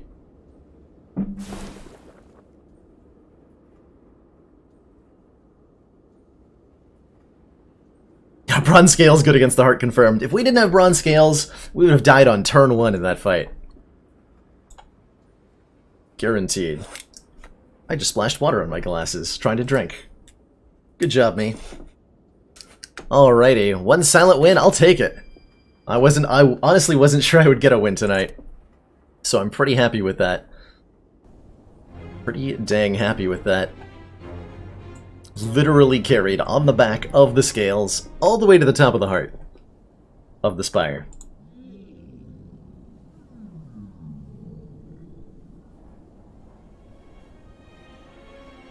Glad you enjoyed it to gangsters. Well, there's still plenty of time left in the night. I'm live for at least 3 more hours. By the way, if you're new here, my name's Baelorlord and I play Slay the Spire 5 days a week, 6 hours a day here, trying to make my way on Twitch. Hope you're all having an excellent night. If you're new here, I'd love if you threw me a follow. And if you've already done so, I super appreciate it. Hey Munchdown, welcome to my channel. Have a seat, relax. And how'd you get that shiny badge next to your name?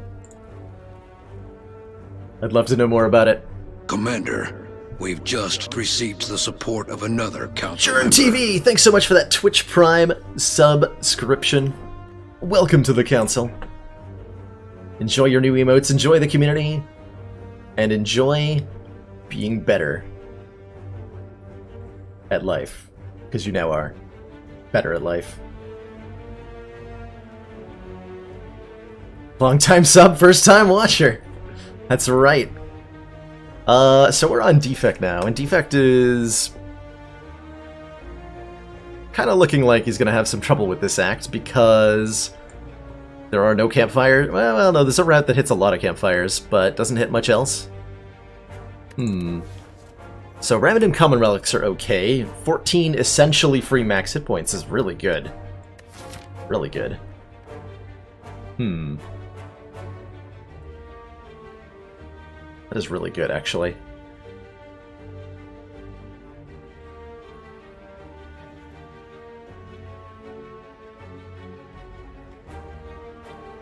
Man, my only paths are horrible. I either hit no elites or I die to elites. That might be a merit for a boss relic start, because we have a path we could maybe take if we get a really, really powerful start, and we have a path that we can take if our start is completely abysmal. And trading our starter relic for a boss relic is that. But what I want is a defect unique rare relic. Excellent question, Rice Barrel Gun. And sorry if I didn't see that initially. So a unique rare relic for defect would probably want to interact with his orb mechanics somehow.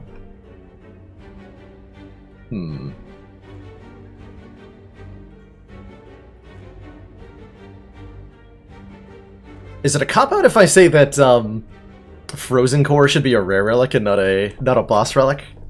Because I feel like that's true. Speaking of boss relics, we have a White Beast statue now. We always get a potion after combat rewards. That does help us beat elites this act. Kind of. So maybe if I get some good potions, I can go this way? Let's see what the store has. Claw orbs. There's a mod for that.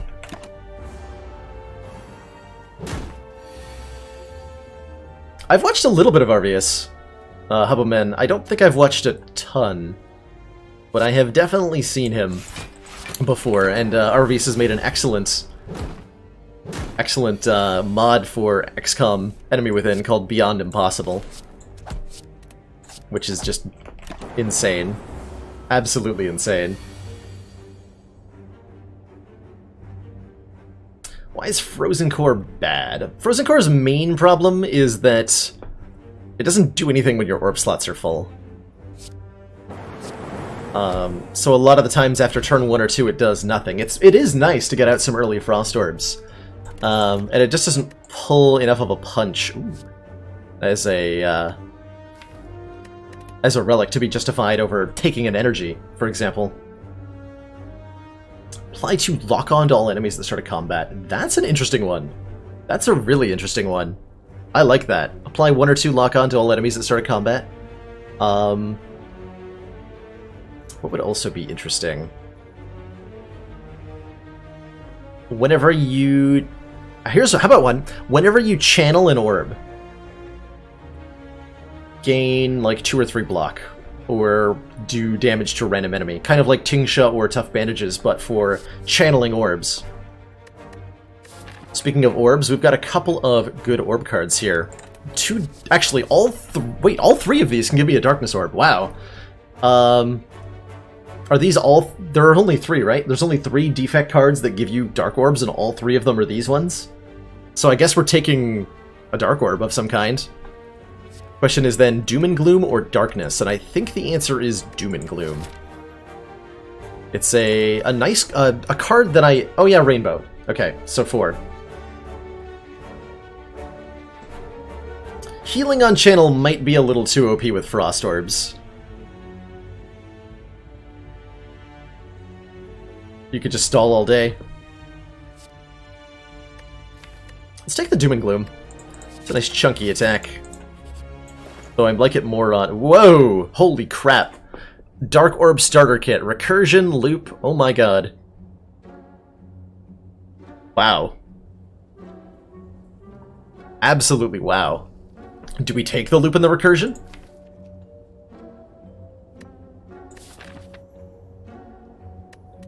Or do I take the Ball Lightning so that I can fight these elites? Because just the upfront damage of Ball Lightning is really solid as well.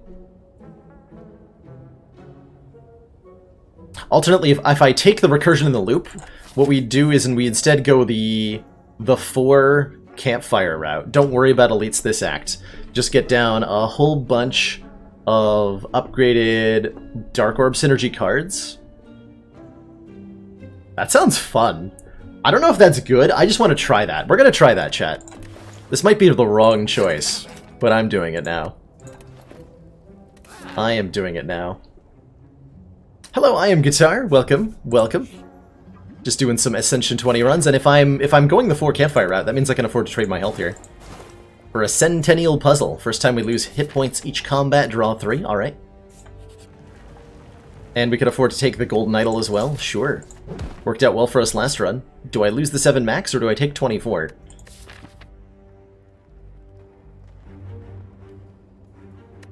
I'm gonna take 24, actually. Max hit points are valuable. And I'm in an envious position where I can afford to actually maybe take that damage. Although now I have to take this damage, which I didn't want to take. So we're probably resting at one of these fires. We also have a higher than normal chance of finding a regen potion because of the White Bee statue.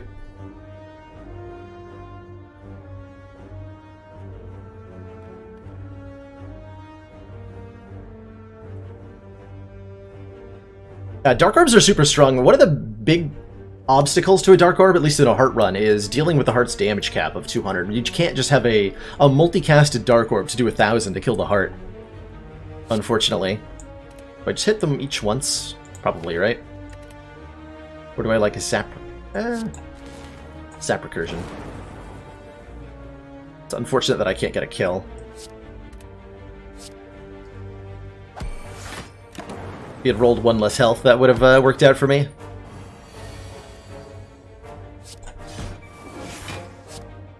Ooh, right. For some reason I thought I had a kill there. Well, that's unnecessary damage that I didn't need to take. Strimmer misplayed. That one was instinctual off of Ascension 15 play, by the way. I assumed that Dual Cast would kill this guy, forgetting the higher curl-up block on Ascension 20 compared to Ascension 15. I did indeed win the last run, Zesta, yes. Oh my gosh, a Glacier. I mean... yes? To Glacier? Right? Just absolutely yes. These first 4 cards. This is like the silent run we had, right? Where it's like the first 4 cards we had are immediately ridiculously synergistic. Immediately ridiculously synergistic.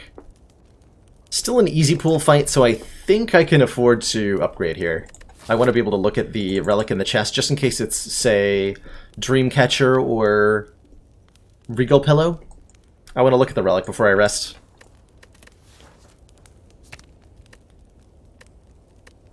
So I'm going to upgrade my loop.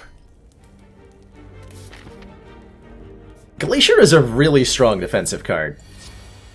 It is definitely valued as one of the better cards in Defect by most of the players that I'm familiar with.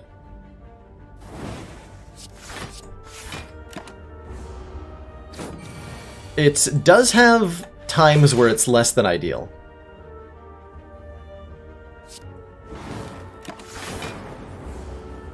It's not always a good thing to fill up all your orb slots with Frost Orbs, but it can be. Oh, I should be using potions in my fights. Oh my gosh, another copy of Loop. Heck yeah. Get in the deck, Loop number 2. Absolutely.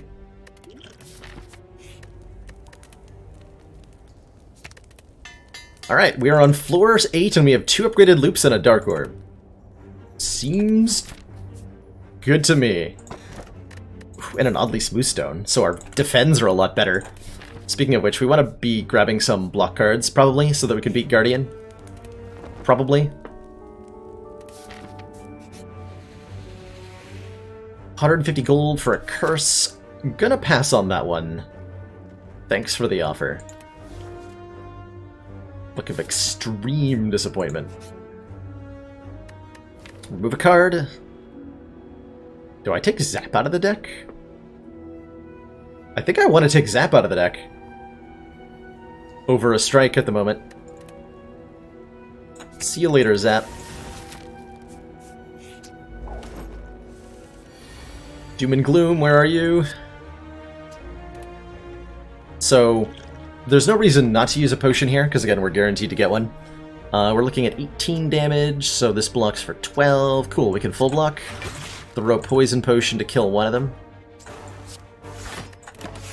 Very nice.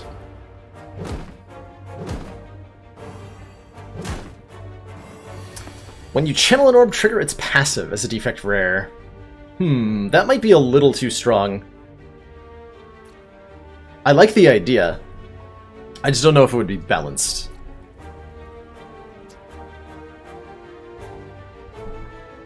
This is what, 7? 4?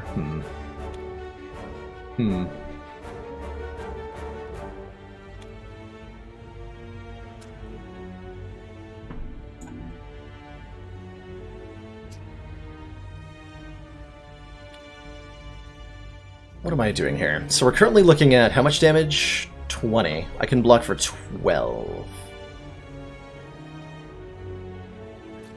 Or I can block for 4. And prevent 6. That's about the same.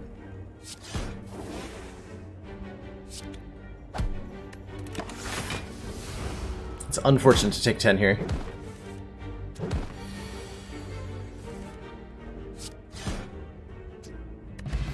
Okay, Explosive Potion's nice. Self-Repair and Go for the Eyes are both excellent cards at the moment. To apply Weaken on spot turns or to heal after combats. Although our major obstacle right now is the Guardian fight.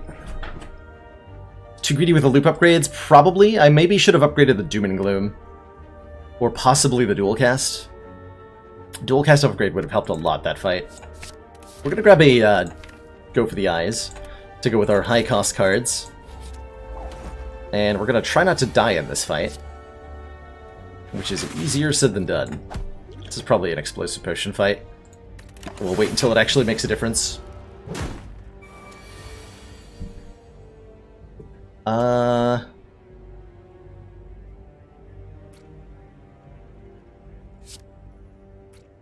can do Loop Recursion Defend. Take nothing here.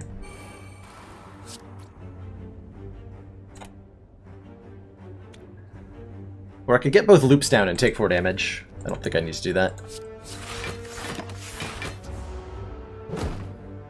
This guy's gonna get out of control. Whoa, Jesus. Why are you guys so aggro right now? But why the aggro? So I'm generating 14 block. I'm taking 1 million damage. We want to hold on to the weak potion for the Guardian fight? We do. It's unfortunate that I can't quite kill the slime here.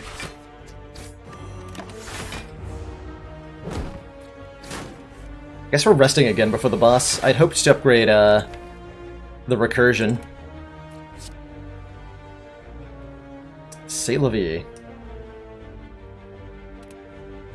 So Glacier gets my Dark Orb in front, and then I can dual cast it to kill the slime. And that'll work. Your favorite card's Barricade. That is an awesome favorite card. I like that. Barricade. Oh, double weak potion. Do I feel like I need a Ball Lightning? We already removed Zap. Ball Lightning is better than Zap. Kind of. It's kind of better than Zap.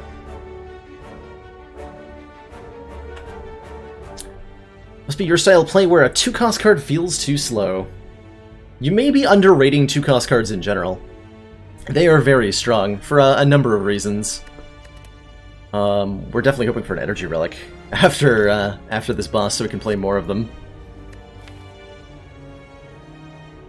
I have a hard time seeing us survive Act 2 without a Sweeping Beam, so I'm going to grab one here. We need a little bit more upfront damage to multiple targets. Yeah, this is about what I was worried about. For turn 1 of Guardian, we're just going to have to survive the big hit here, which is where this weak potion's going to come in.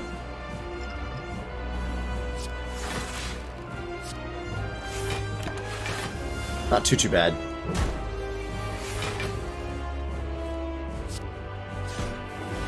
So this Dark Orb is our key to victory in this fight. Especially if we can get it into the front slot, it will grow very, very quickly. Oh, perfect, actually. It's going to grow really, really quickly. Triggering its passive ability 4 times, additionally, means it will increase by 30 damage every single turn. And before Guardian knows what's happening to him, he's going to be dead.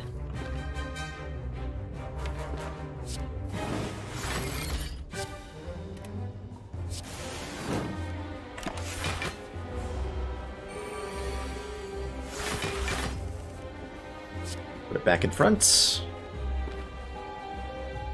No, not yet, actually. I want to be able to block the next couple turns of attacks with the looped Frost Orbs here.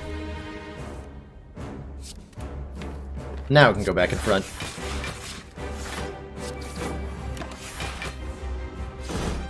Hey, Last Alistair, how you doing? So, 84 damage times 2. Anybody?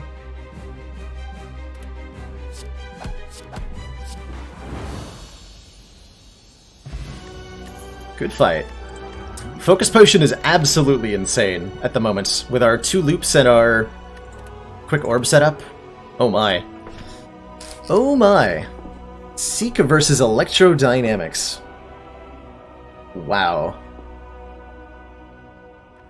Only took 3 Wraith forms. We just had a win with Silent Last Alistair that involved a lot of intangibility. It seems to be the way Silent gets to do it best.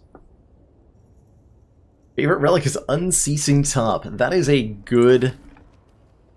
That used to be my favorite relic. I haven't been able to go wild with Unceasing Top in a long time, but on low ascensions, dear god, I love it. Making weird infinite decks.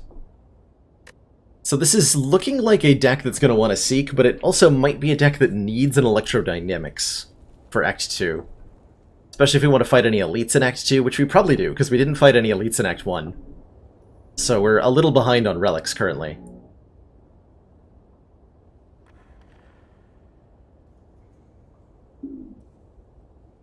It's true that we don't have any other way to generate lightning orbs, but just one in the front with a loop is going to be enough.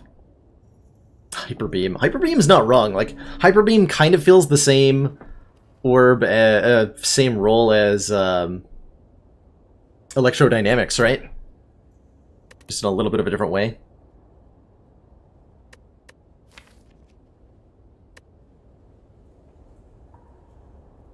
I have a really hard time seeing us survive multi-enemy fights without a little bit more AoE. Alright.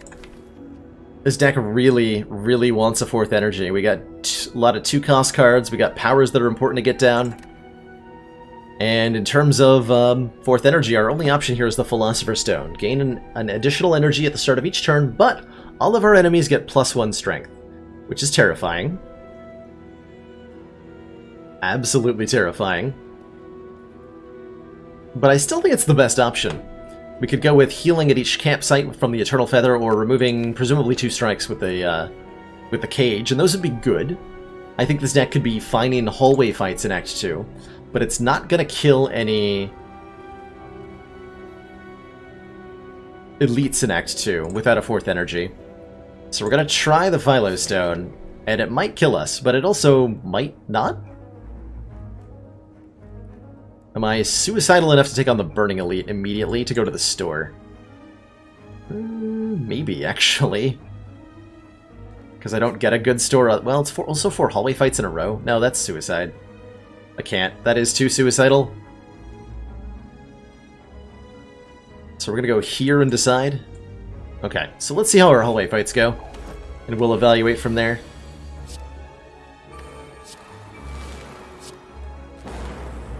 Bring it on, Chosen Man.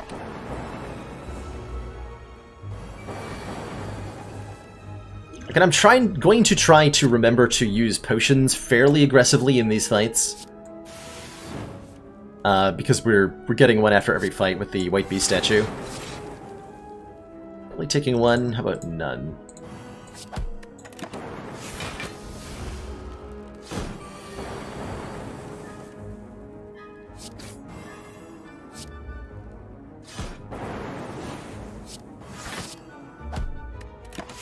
A little bit of an ouchie.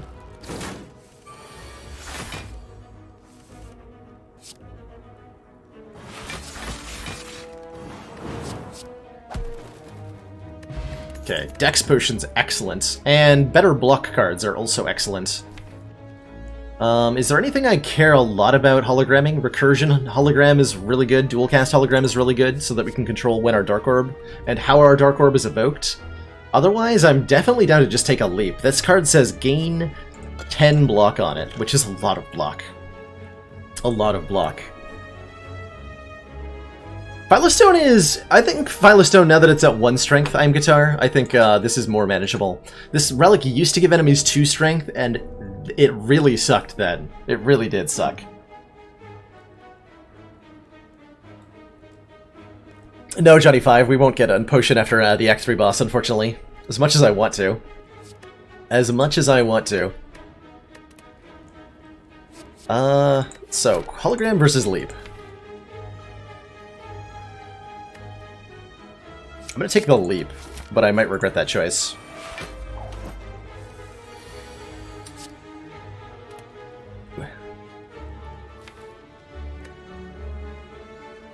How long do we think we can take this fight? If I don't play this Glacier, I'm probably taking a lot of damage. That might have been a mistake, though. We might have been meant to go for a quick kill. Because we're about to be frail.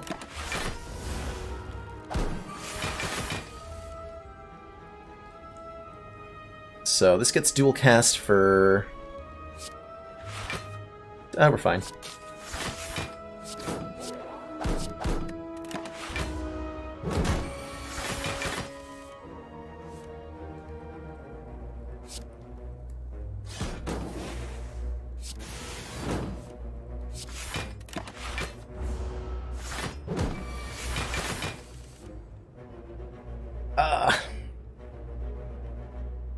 Damn. Knew that was gonna happen. Should use my Focus Potion earlier in this fight to prevent damage here, but I also think the Focus Potion's better spent, and the Dex Potion doesn't do anything this turn, so... Just gonna swap our orb, take our tons of damage, and be unhappy with the situation. I think we're gonna keep the Dex Pod over the Liquid Bronze. We are gonna take a Charge Battery? Yeah, we are gonna take a Charge Battery. A little bit more block to buy us time. Well, horrible things occur to us.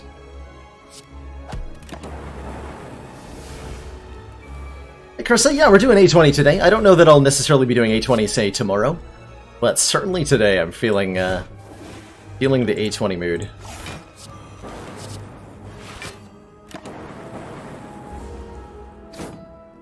And we just got a win with silence, so it's even been, like, going kind of well. Go figure.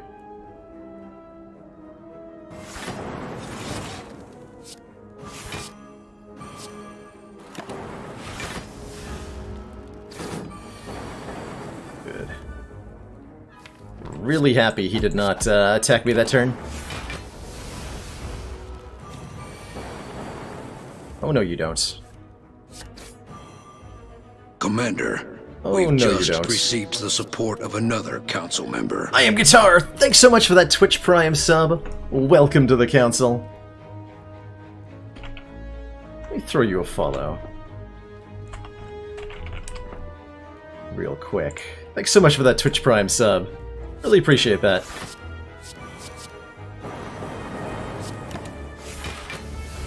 Hope you're enjoying me slowly die in Act 2 on this defect run.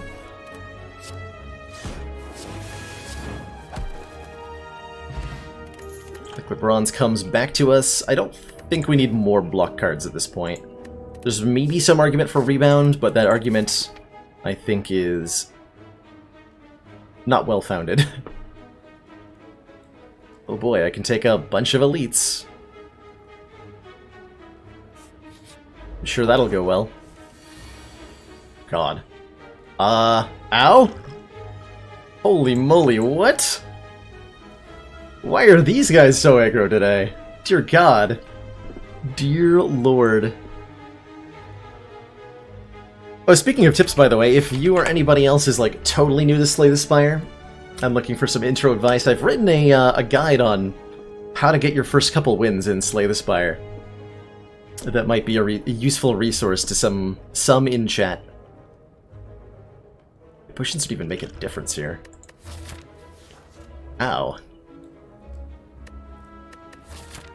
Well, I guess our routing is about to change dramatically.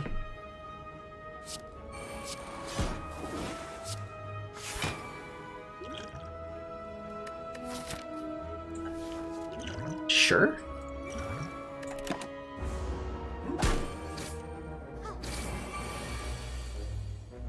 And now I have all the defense cards and none of the, oh well. Such is life. So something some people might not know about this fight, by the way. There's a couple of interesting considerations here. One is that the Mystic's AI, when the Mystic heals, is not at all random whatsoever. The Mystic will always heal if on Ascension 20 if there's at least 20 hit points missing between the two of these enemies.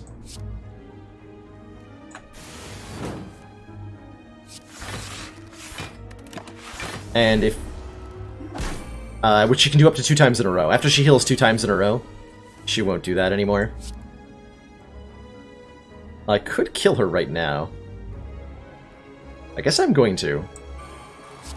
Because she hasn't buffed his strength yet, so I'm actually not afraid of the Centurion. If you kill the Mystic before the Centurion, he becomes a little scarier, because he starts doing a nasty ×3 attack that replaces his normal block.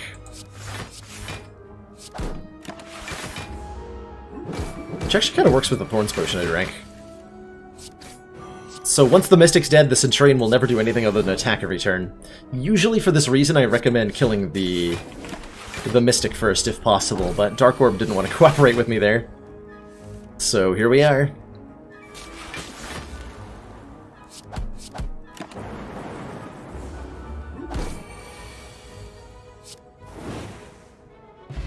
And our Liquid Bronze came back to us, and that's a Bias Cognition. Gain 4 focus. At the start of your turn, lose 1 focus. That is exactly the card we've been waiting for. To save our life, probably. Oh god. I've taken, what, 2 events and both have been combats? Dear lord. Have mercy. Please have mercy, game.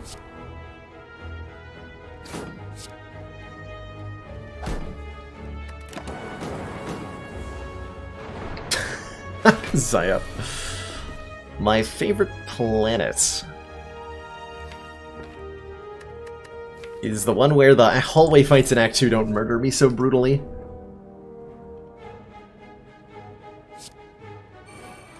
Ouch.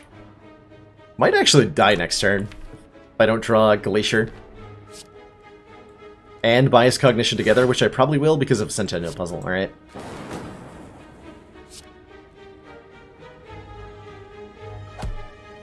Might have had a way to kill this guy that I overlooked.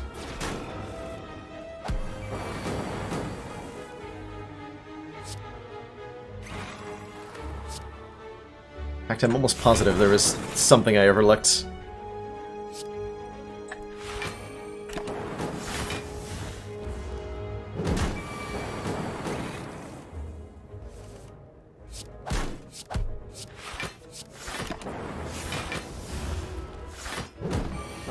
All my questions about whether I would fight an elite have been decisively answered for me.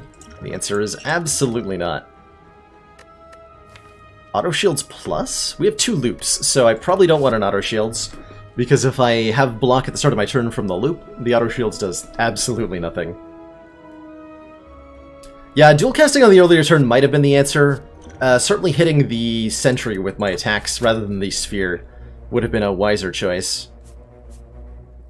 Well, can't take back your decisions sometimes. But I can avoid picking up the Darkstone Periapt and take the Sapphire Key. That's a decision I can make. Yeah, I don't anticipate taking curses.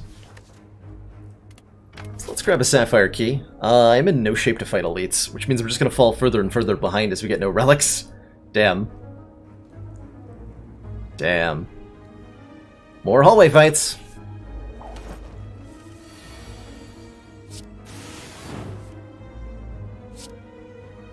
Can't really play that on turn 1 without any...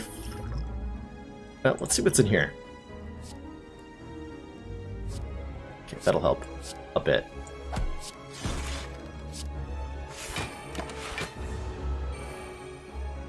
Still not playing the Bias Cog immediately, though.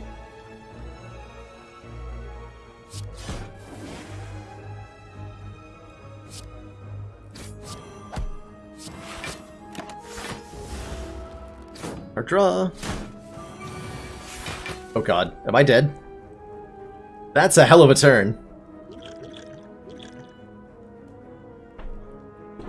This run might be about to be mercy killed, which I think is fair. We've been limping ever since the start of Act 2.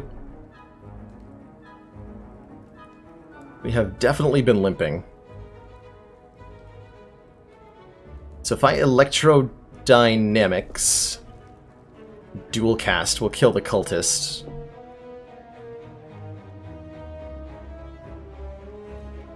Alternately, I can...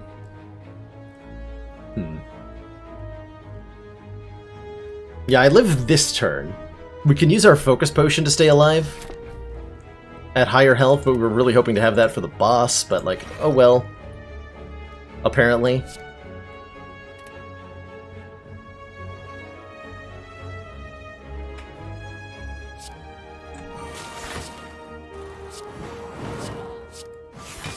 I think that's the way that we play it. Staying marginally alive. And continuing to be marginally, even more marginally alive than before, actually.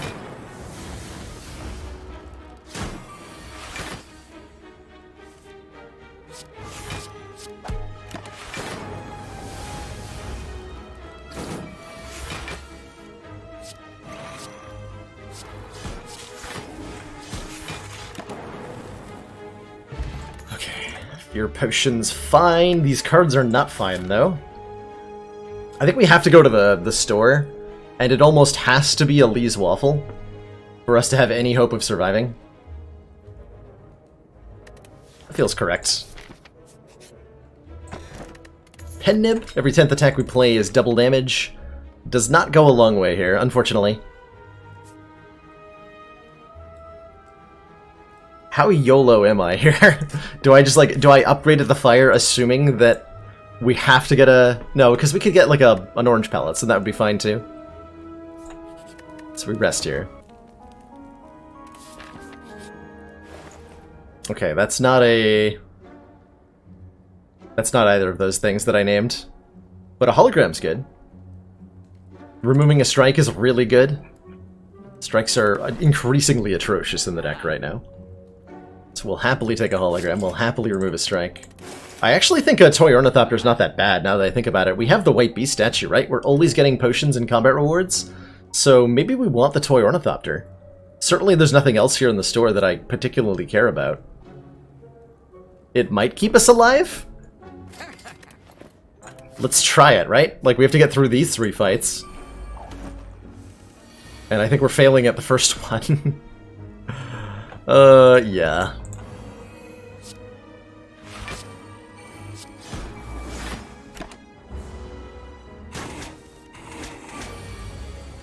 Ouch.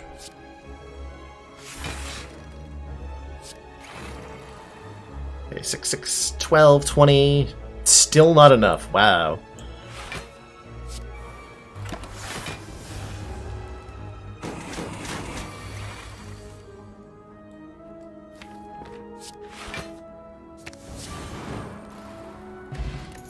Ancient Pot's nice. A Steam Barrier or a second hologram is great.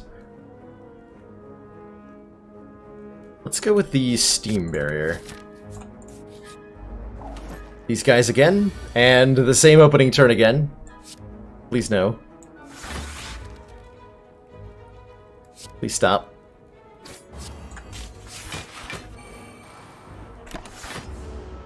Have mercy.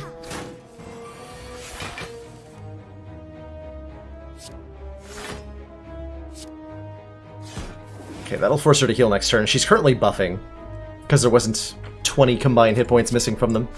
So we know that that was guaranteed to be a buff. It's a little early for the bias cognition.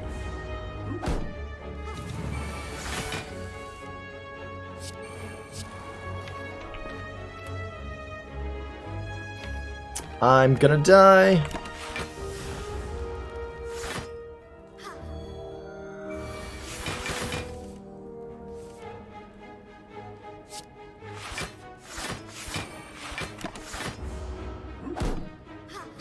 I might have actually been able to play the Electro there, I just got scared.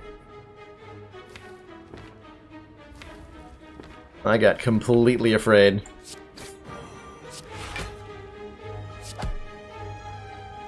She's buffing strength again, so I think I have to play the bias cognition and end this.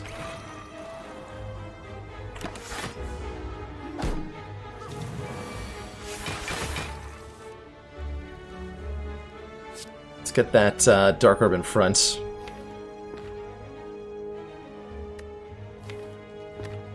Or I can hologram the Electro? That's actually better.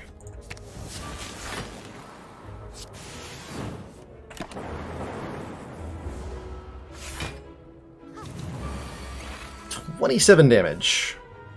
How about you just die? Hooray! Fruit Juice. Gain 5 max. That's a 10 hit point card. And there's the other hologram that I do in fact want. We might actually be able to piece something together here, chat. Look at that 10 hit point potion. Frickin' yeah! Sign me up.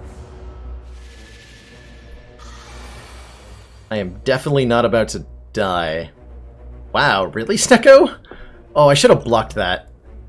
Oops. But I was holding on to that for the boss, for the bias cog. Yeah, I kind of need that, don't I? I do in fact need that. Alright. Well, that's rude.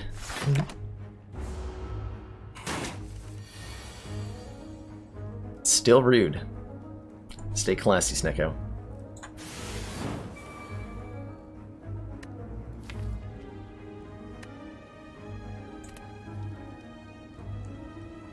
Hologram charged battery. Hopefully not completely screwed next turn by Snecko. Hey, there we go. Look at that pendant nib value on the go for the eyes.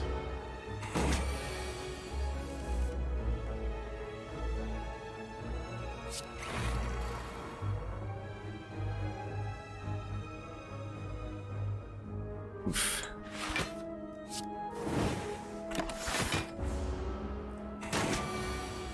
still alive?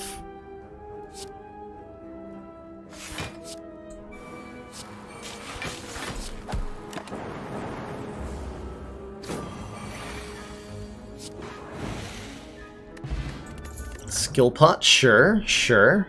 I mean, an FTL plus is better than not taking one, right? Might as well. Alright, so we managed to limp our way through the acts, we rested at every fire, and we fought no elites. It doesn't seem like a very good act, does it? But I guess that doesn't matter, because we're here now.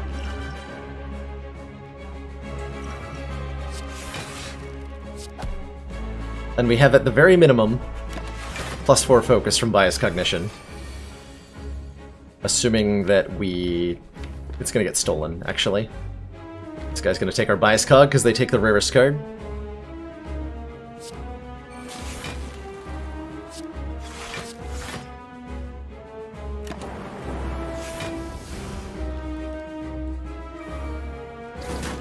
What skill do I want off the skill potion, by the way? Solid question to ask myself.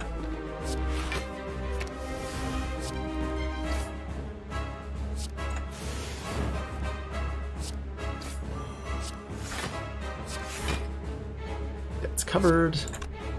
Probably use skill potion next turn? Something like that.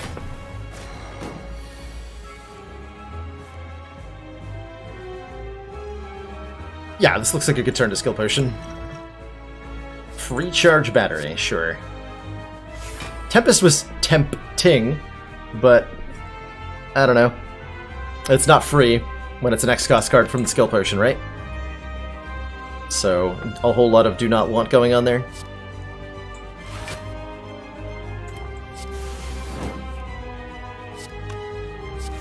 This is 28. Ugh. This kind of needs to get played, unfortunately.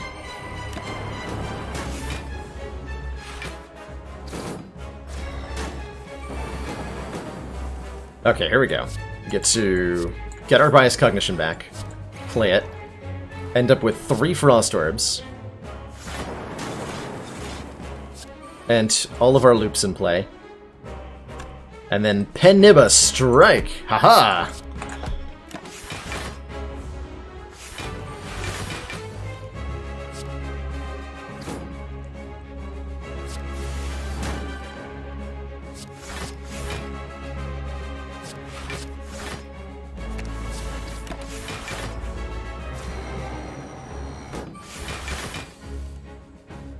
Now I need a Dark Orb.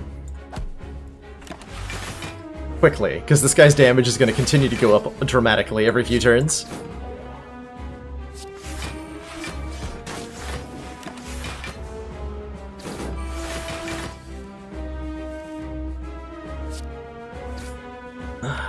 Willing to risk this? I am.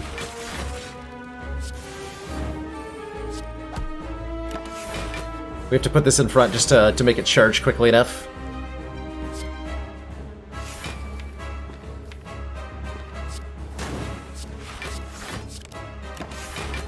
Ooh, I almost got myself killed there by putting the Dark Orb in front for a turn. Scary, but... Next turn is another Hyper Beam. Can I block it? I have no idea.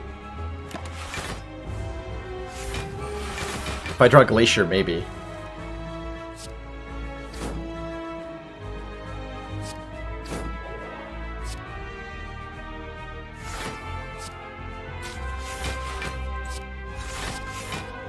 Yes!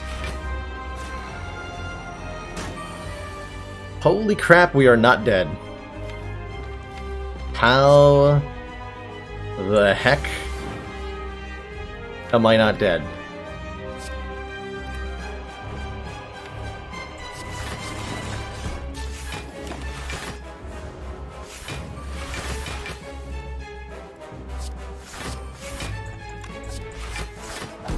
Not even doing the math. Just like assuming that I need to use everything. Oh, okay, we have successfully made it to Act 3. Dear God.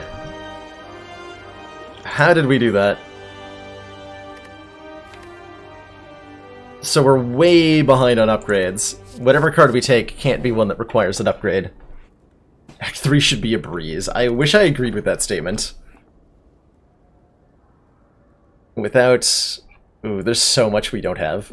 There is so much we do not have. Oh no.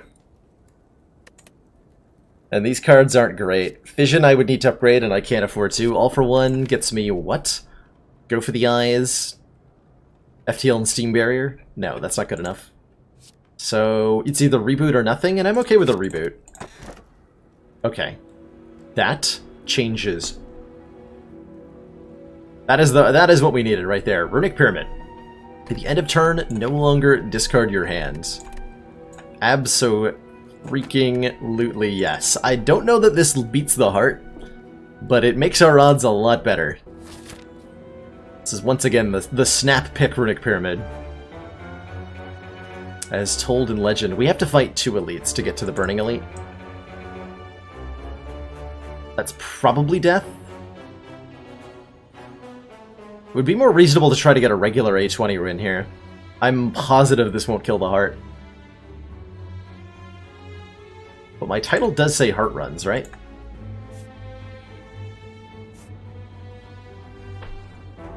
What do you think, chat? Win against the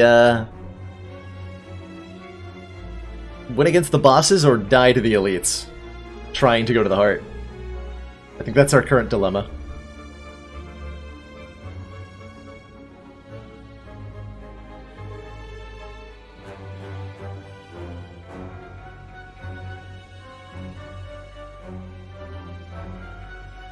So not heart win, really a win? That is the question, right?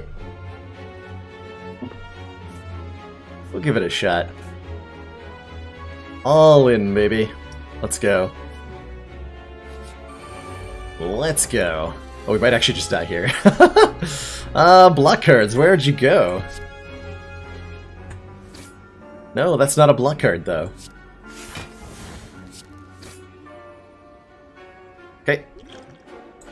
Didn't want to have to use that so quickly, but... Wow, what? Oh my god.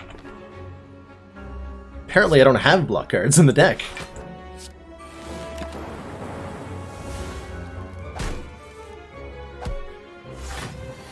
Hey look, I drew block cards and nothing else. I wonder why.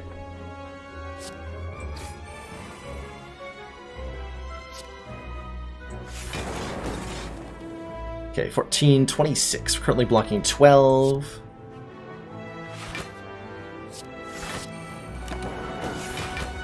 Good stuff. Good stuff.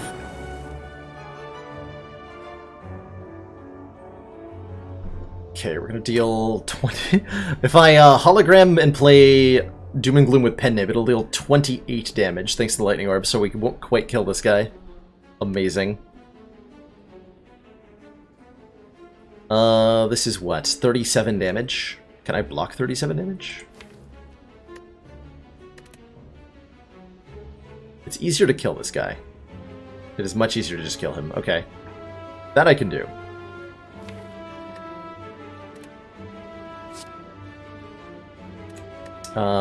So how do I best accomplish that? Hologram, Bias Cog? Dual cast? Punch? Get rid of that hand. The reboot with a pyramid is actually really nice. I've come to realize.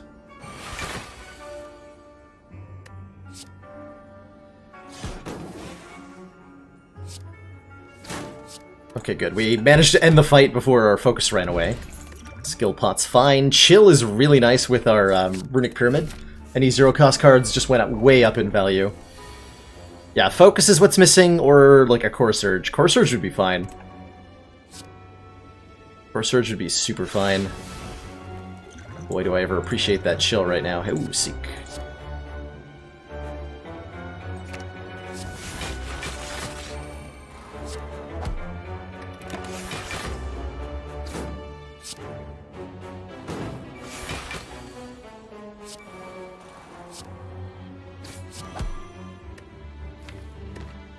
Grab a strike. I might not get a kill on this guy next turn. We'll see.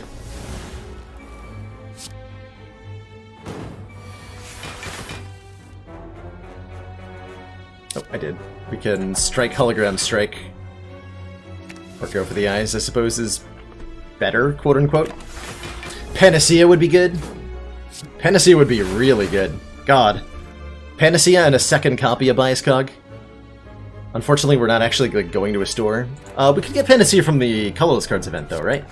That would work out. That would definitely work out.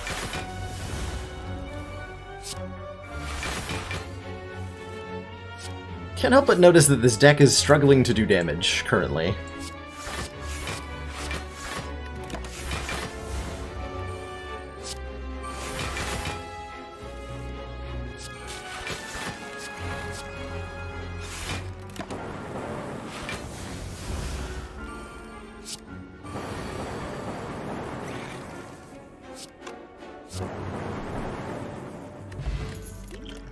Bronze is fine, genetic algorithm is a little late, reinforced body is not bad. Actually, rebound is really powerful. Kind of. There's not a whole lot of things I care to rebound, are there? I'll take it anyway. I am not trading 227 gold for the red mask. Not at all, thank you. I am just gonna block real hard this turn. I think playing Doom and Gloom is disastrous. At the moment. Gonna hold on to that potion. This guy is pretty tough. Generally speaking, if he's doing something we're okay with, we... The hell? What is his hand, by the way? We don't want to hit him anymore. Because he could switch to something worse, right? But when I have no blocks, this represents a little bit of a problem. As you could probably tell.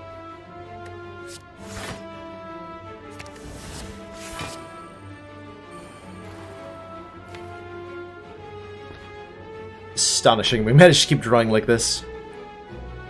I'm okay with him hitting me for that. If I hit him again, he might do like 38 damage.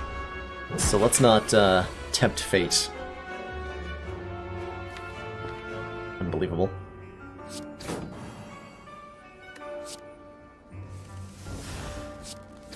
Where are my... How? How? How have we not drawn any block? 90% of the deck is block cards. I'm so confused. But why, though? Please cease your aggressions, sir.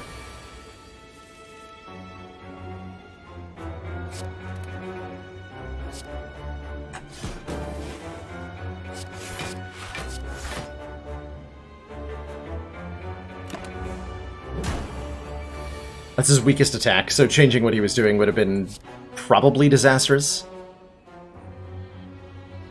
Meanwhile, this time I definitely want to change what he's doing. That is much more reasonable.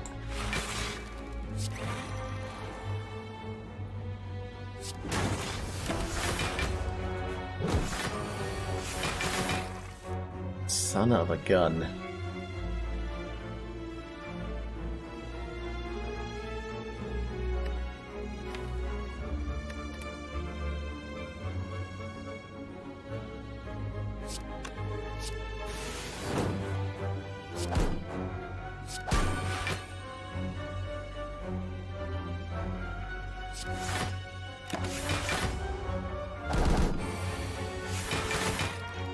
Okay. Situation mildly under control.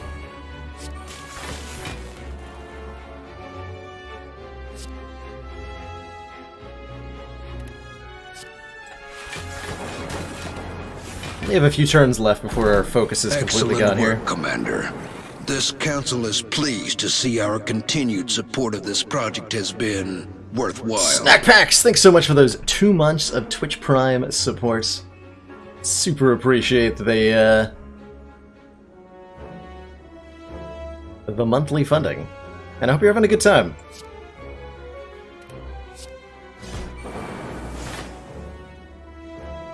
Please stop killing me. Mr. Writhing Mass.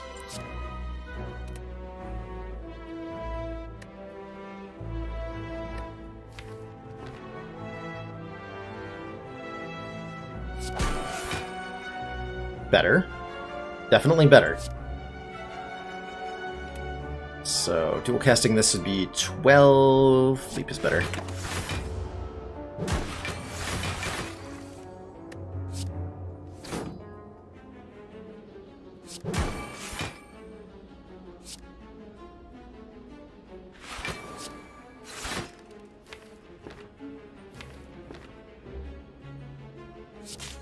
I need to get this Dark Orb in front so that we can actually win quickly. So now we just hologram dual casts. Oh, god, that was a tough fight. Hey, a regen potion, though, gets us back most of our missing health. And I think a turbo is really potent here, letting us play suddenly a lot more cards per turn. Oh, hell no. Goodbye. Alright. Can we fight an elite and win? Can we fight Nemesis and win? Probably not, but we're gonna try. We are definitely going to try.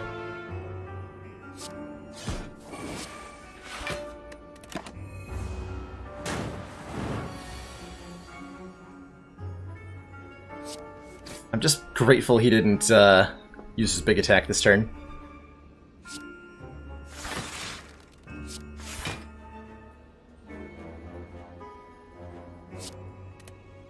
So we're block 22. Probably just want to get looped down. Get this Dark Orb charged as quickly as we can. And go from there. Or I could do like Turbo, Recursion, Chill. In some weird way. Turbo Hologram. Nah, just take the two. Keep our hand in good state. Yeah, now is when we want to play that Turbo. And like Recursion Hologram Glacier or something.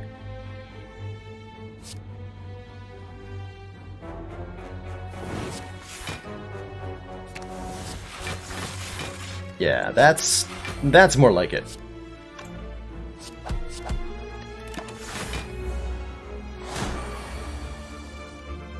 Oh, he is full aggro today, huh? Somebody woke up on the wrong side of the spire.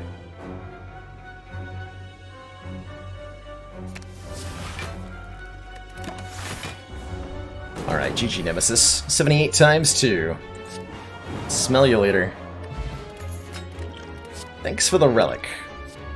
Boot Sequence Plus with Runic Pyramid is a kind of like having an anchor. It's actually not bad at all. And will help me prevent a lot of the silly damage we're taking, so let's go. I guess we're gonna recall?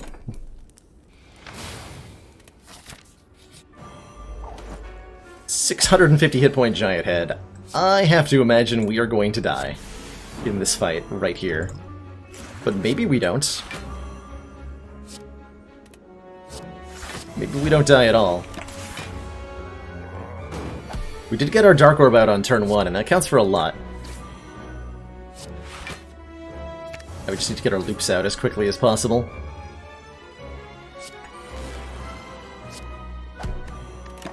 So what I'm trying to do mainly right now is make room in hand, so that I can draw more cards. Here we go. Here's our loop.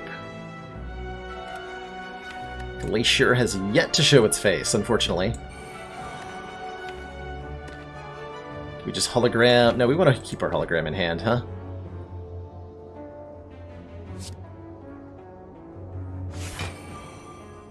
It's too early for Biased Cog. I think we do want to play the recursion now, though. Yeah. Just to make room in hand again. Same with dual cast. Just clear up some space. Okay, there's our Glacier.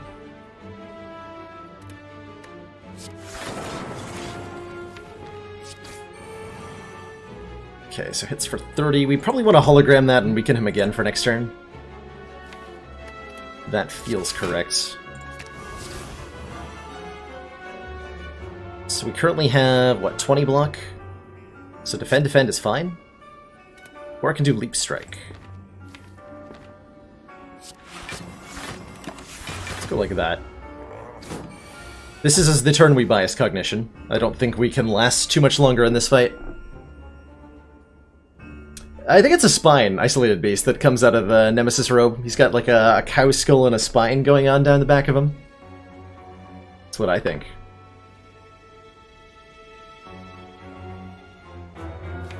Why, though?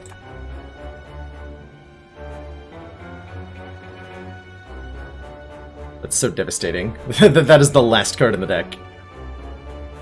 Ugh. I think we have to rebound our leap.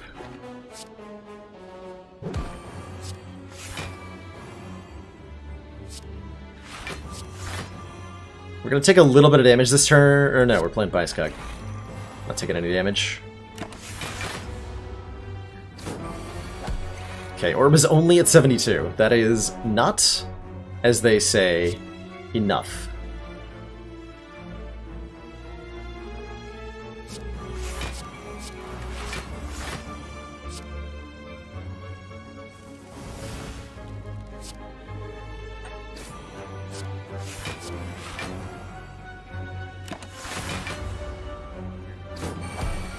Goodbye.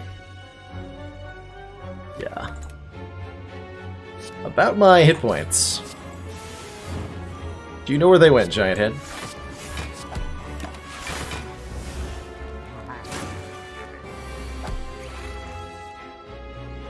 Oh, no recursion? Or dual cast? Well, that's a GG. That is GG right there. Not drawing recursion. I can survive the turn, but we cannot kill him.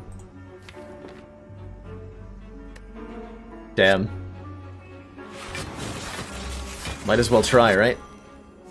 We can do this. Now it's our out for next turn.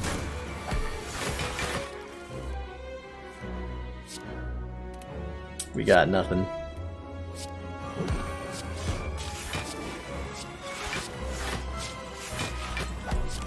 GG. I am surprised that run went on for as long as it did. We got pretty far. We got pretty far, and I think with a different path, again, like I said, we could probably have beaten the bosses, but there was no way we were gonna beat the heart with this deck. The fight should have died on the first fight of Act 2. It would have saved me a lot of time. Still, that was fun. We got to do some Dark Orb shenanigans. I'll take it. I will take it. Certainly, no one can expect better from a defect run on Ascension 20.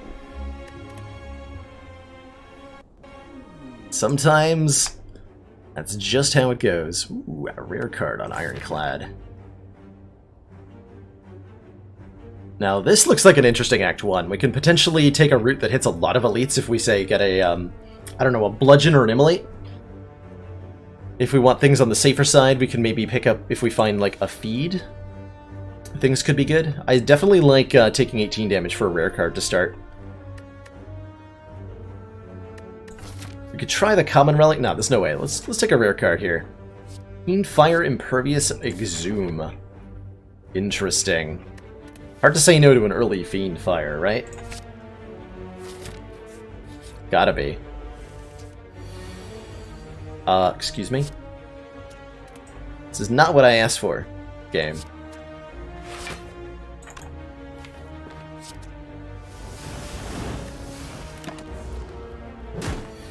Damage on turn 1. What?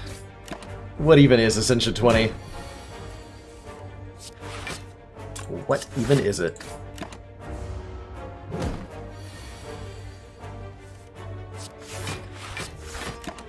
You can choose to debuff.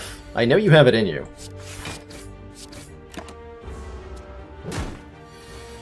No, apparently not. Wow. Not one time. Not one time did that slime debuff. Dear lord. Well, we're feeling a little underpowered at the moment, despite the Fiend Fire. An Iron Wave is a nice little, like, combination attack block card we can go with. So that's a solid choice here. Or we can go Cleave if we feel like we need the AoE. I don't think that's the AoE we want. Rip. This store sucks. Strength Potion? Strength Potion seems okay. What are our possible routes? We can go Elite Fire, Elite. Fire, Elite Fire. Or we can go something worse than that. Gross. This might just be a strength potion and we try to fight some elites and maybe we don't succeed at that endeavor at all. And that's okay. Let's give it our best shot. Get some events? Maybe one more fight. We want to pick another card at least, right? I'm gonna eat the banana. I'm terrified right now. Give me my health back, thank you. Now I feel much more comfortable going into 2 elite fights. Much more comfortable.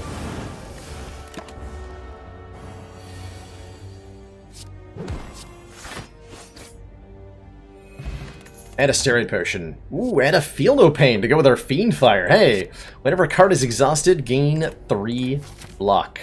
Don't mind if I do. That is going to make tri-sentries a lot easier too, huh?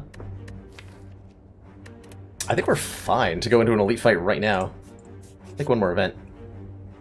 Face trader? Sure. Trade a face. Absolutely. This early in the game? Sure. Face of cleric. At the end of combat, raise our max hit points by 1. This run has been blessed, chat. This run has been blessed. Although, unfortunately, this Fiend Fire has not been blessed. Because we drew it on the same turn as Bash. Do I just chug both potions and go ham here? I think so.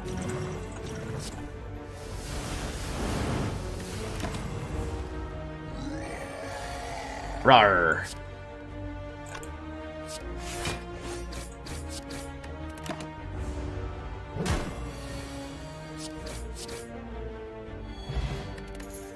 Singing Bowl. When adding cards to our deck, we can instead take 2 max hit points. And we're offered a Juggernaut to go with our Feel No Pain Fiend Fire. Absolutely yes. The face with Magic Flower? That's an excellent question. Twitch forgot my account. It should heal for 2, but I don't think I've actually ever seen that interaction. So I don't actually know for sure.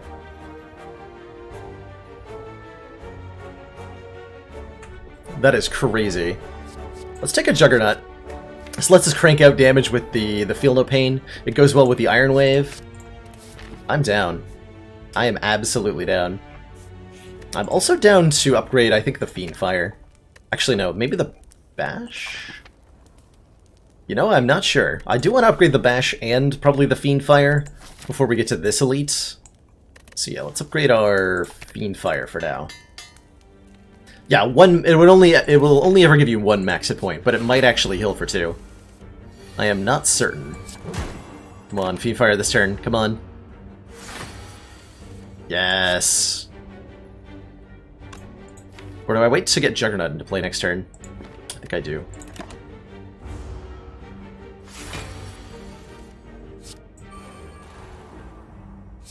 So he's gonna wake up this turn regardless. Might as well hit him as hard as we can.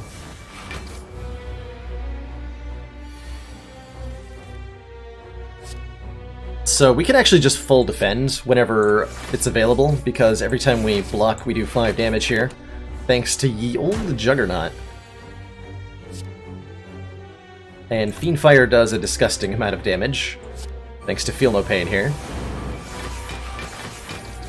Oh, get completely wrecked.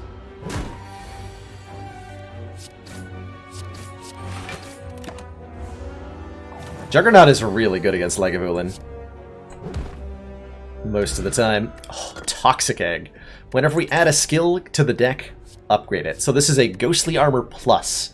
Ethereal gain 13 block. Absolutely.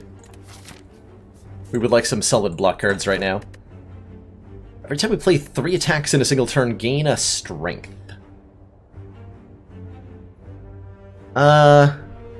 I have a hard time believing we're going to ever be playing 3 attacks in a turn this entire run. With how this has started. I might take the key here, actually. Well, It'll help a little bit in, like, the next 2 fights of Act 1.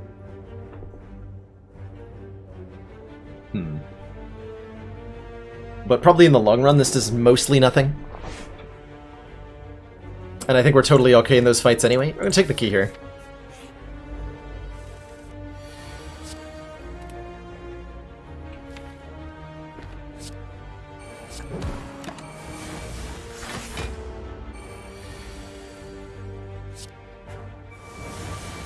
Rip.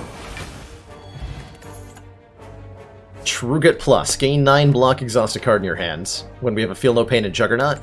Definitely. Although Second Wind is a good contender as well here. I think we just start stacking exhaust synergies and block synergies all day.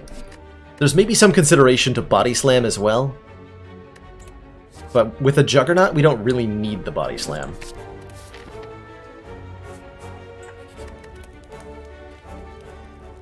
This could be Knob, so I'm going to upgrade the Bash here. Although moving forward, I just mainly want to upgrade our Juggernaut, and we're totally fine. I'm definitely going to upgrade Juggernaut before Hexaghost. Oh boy, I get to Juggernaut. Turn 1.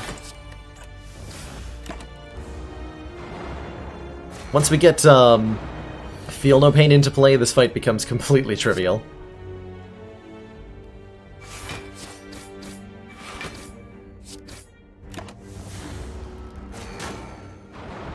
Doesn't really matter if we're taking damage here. We're winning the rest of the acts, pretty much. This will kill the middle one if I choose to hit him with it. I'm gonna hold on to Ghostly here. Something weird like this? Making strange decisions, probably.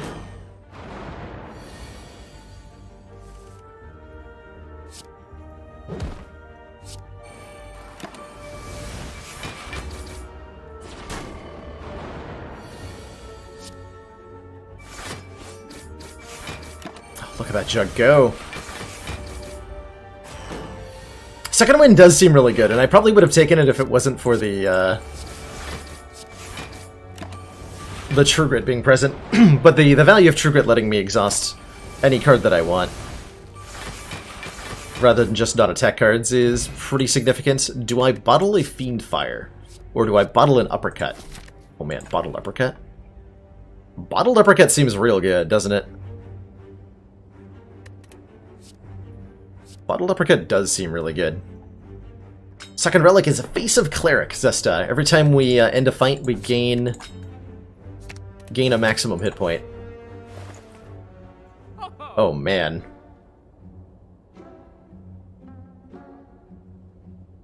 Havoc Plus for 25 gold is insane. Metallicize is insane. Potion Belt is insane.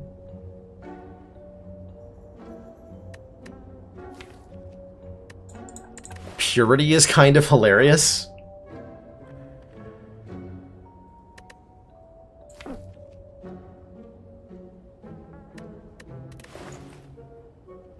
Purity is kind of hilarious.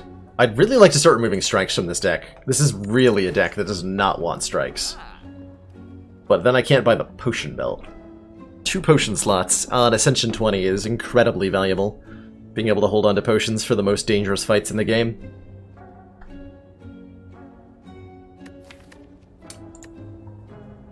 And I don't even mind the Fiend Fire Havoc interaction this time around. Remove Feel No Pain. I think I'm gonna take a Strikeout. Man, it hurts to pass on the Potion Belt. Buy a Havoc. Let's go. If I have no strikes, what would I exhaust the Fiend Fire? Ideally, it doesn't matter, because at that point, the Fiend Fire is just ending the fight.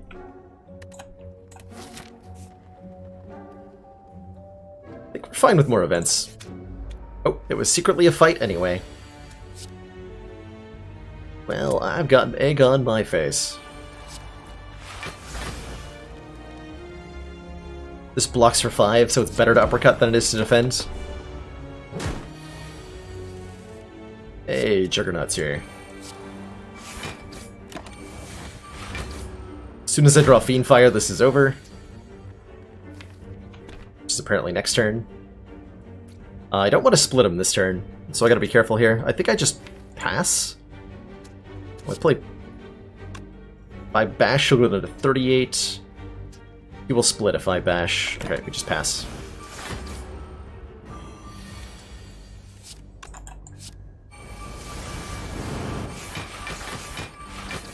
Rip! Power pots are good. Flame Barrier Plus is kind of insane. Another way to block and deal damage. We haven't skipped a single card, by the way. We picked up an early Singing Bowl, and we have not skipped one card.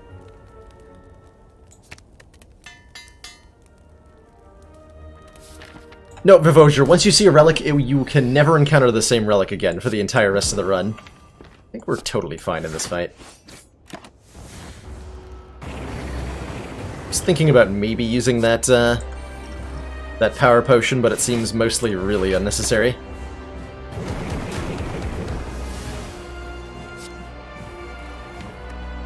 I'm down to Havoc, whatever... Bash? Sure, whatever.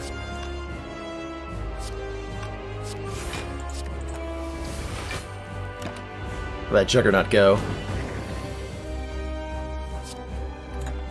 Let's Havoc after we play the Flame Barrier.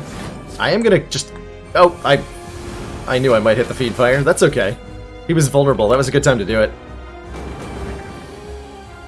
Look at how much damage we're doing. Defends are actually better than Strike. Strike... Well, no, Strike does 9 because he's vulnerable. But when he's not vulnerable, Defend does more damage than Strike does. With Feel No Pain being 7 per hit. It's pretty nuts.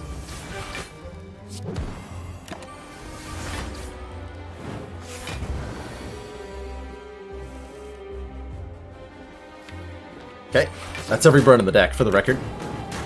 Ow.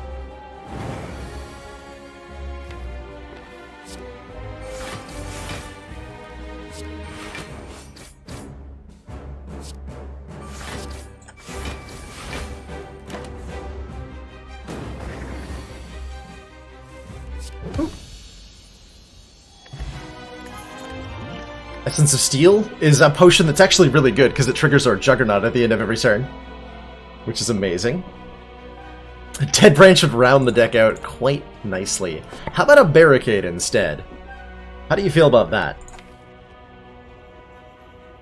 So that all the block we gain does not expire at the end of the turn. We could also take an Immolate so that we can more aggressively fight Elites in Act 2. Because as it stands, we can block a whole lot, but we can't do something like kill the Triple Slavers very quickly.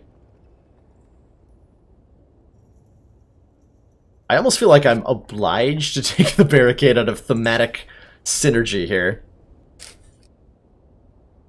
We have a Fiendfire, actually. We can take on Tri-Slavers. I'm going to take this Barricade. And I'm going to take a Snecko if it shows up. Or we could again take a Runic Pyramid. 3 runs in a row, chat, with Runic Pyramid. And this is Runic Pyramid with Fiendfire. So I'm definitely going to take the Runic Pyramid.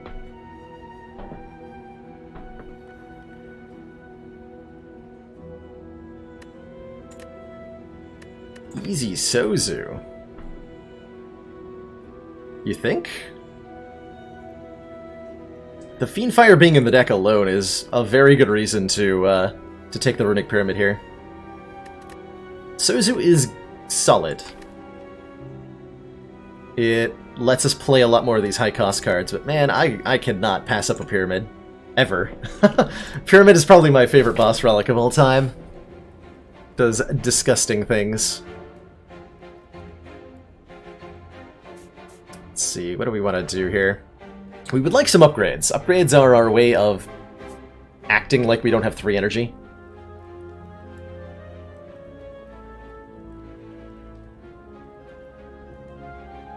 I'm probably going to relatively aggressively fight elites. What we really like is a Disarm. Just 1 copy of Disarm would make my life a whole lot better. Oof. That's a rough turn. That's a rough turn 1. Right there. This would be definitely better with a Sozu. With a Sozu I could, like, uppercut Fiendfire and kill one of them, huh?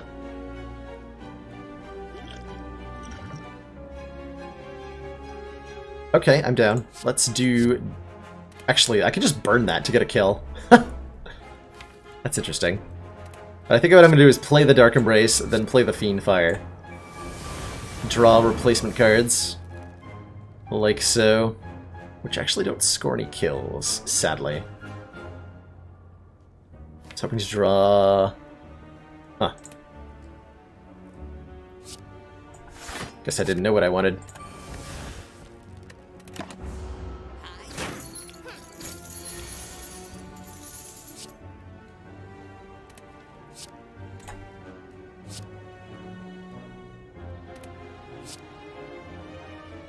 Let's do like that.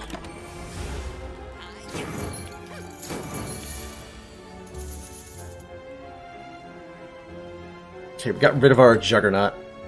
That's right.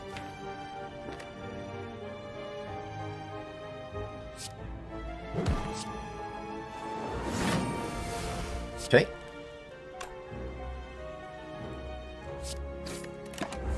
The Mugger might be getting away here. In fact, he almost assuredly is. We just don't have enough damage output to do anything here.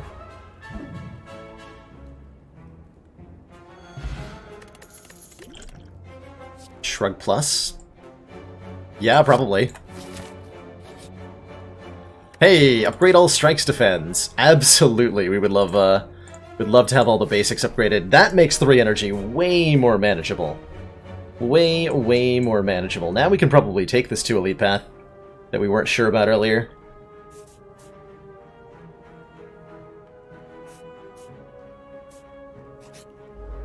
Chosen one, huh? No prob.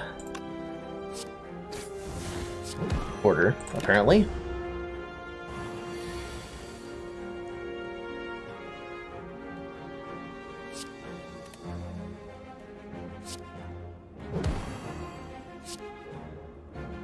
Cut True Grit to defend. If I get a chance to play the barricade, I will. That is not a chance to play the barricade. That is rude. That you dare attack me for 31. And shockingly, we actually can full block it? We full block a 31 damage attack from Chosen on 3 energy. The hell? Can somebody explain what is going on?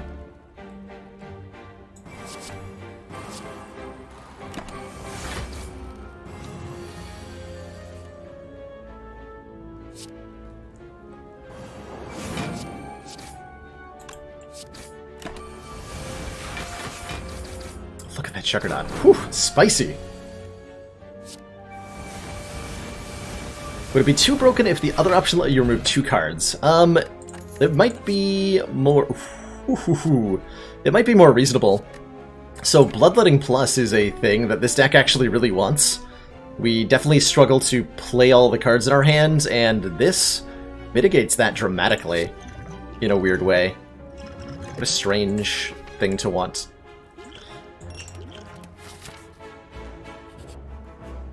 Remove a card from my deck? Sure. I am definitely down to thin this deck of strikes, Mr. Cleric.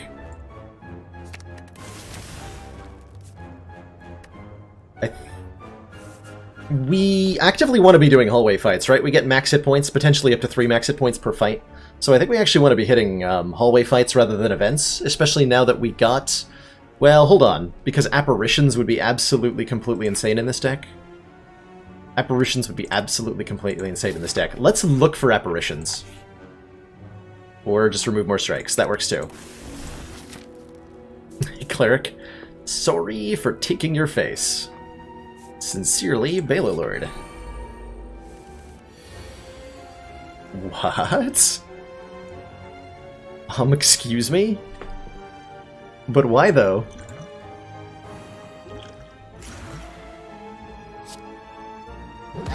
But why, though?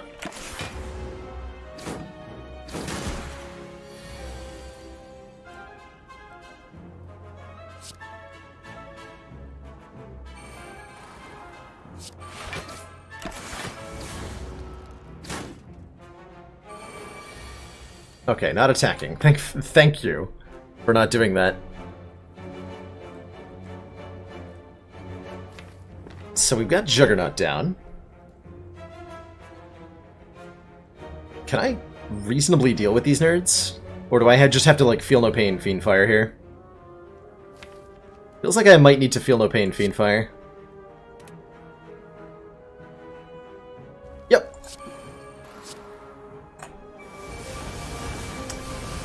Behold the Juggernaut! Get wrecked.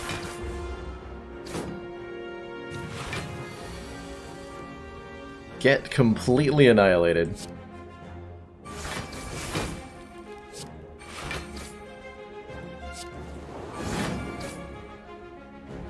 That's 40 block.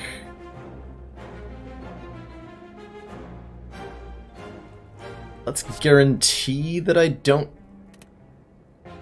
take damage with the bloodletting. Nah. Cool. Good fight. Ooh, question card. More options at future card rewards. And I definitely think we're finally using our Singing Bowl for max hit points here. Not interested in taking a Whirlwind currently. Especially not after that fight went that way.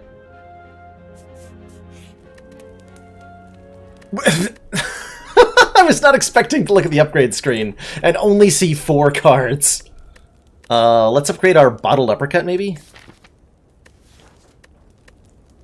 That'll be helpful. Oh god, Corruption. I would kill for a Corruption. Literally.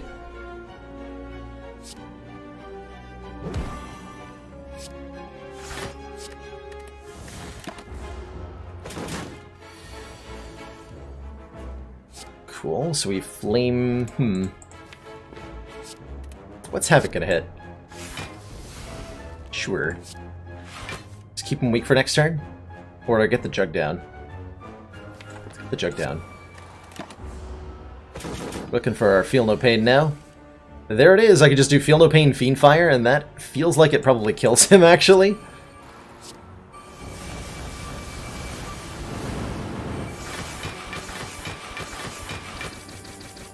Oh my lord, that is disgusting. Why does that do so much damage?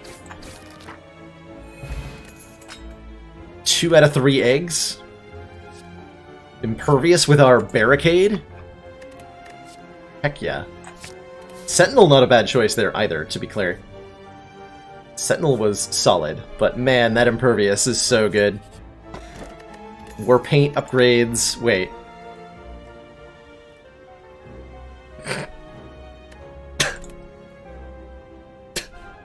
No! No, not the War Paint! We had no unupgraded skills. There was nothing for that to upgrade. Rip. In pepperoni. Oh, that's funny. I think I should take the Burning Elite. We're in good shape, right? And I get more question marks, so we have more chance to find fricking apparitions. And believe me, I want to find some apparitions. Okay, Snecko Pyramid. The Wombo combo? Ooh. It's actually a pretty good start.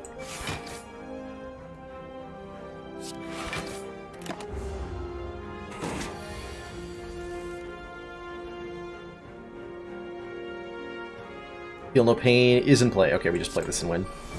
Good fight.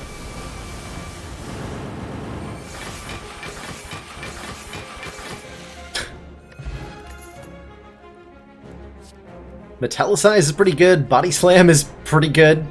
Actually. Dear god, this deck is getting better and better. Still only 22 cards somehow. I'm not sure how that's possible. Oh my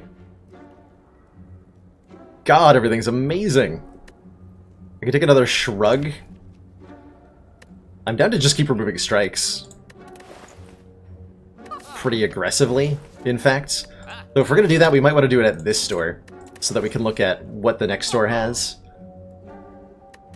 Let's do that. We would but we would take another Feel No Pain, for example, over a card removal. Sure. I can afford the hit point loss. Let's go. Ring it on. Max hit point version of these guys? Sure, no problem. Oh, actually, no, it is problem, actually. Actually is problem.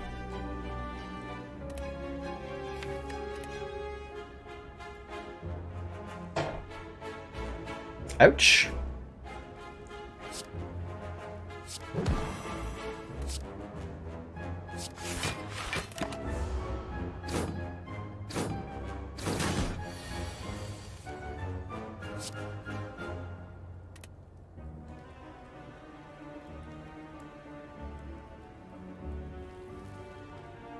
Defend Iron Wave Body Slam can kill the sneaky gremlin, which I need to do.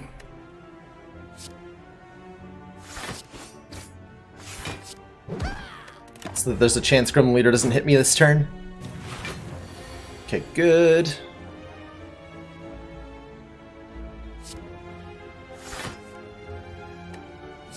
Okay, next turn I feel no pain, Fiend Fire, and everything is fine.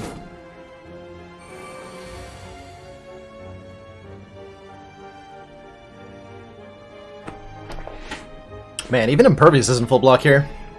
That is terrifying. Is this just Feel No Pain, Fiend Fire? I may still take damage, but, you know, it's probably worth it. Let's go. Only killed one of them. Ow.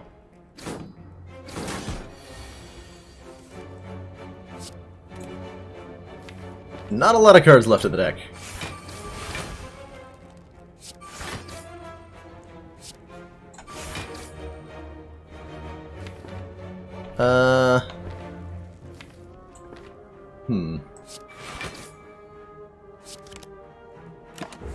Well, that's not good.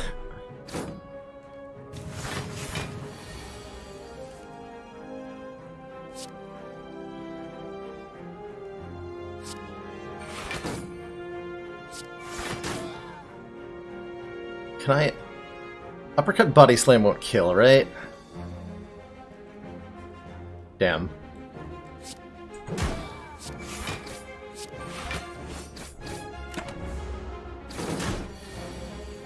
This one went way worse than the last time we fight this guy.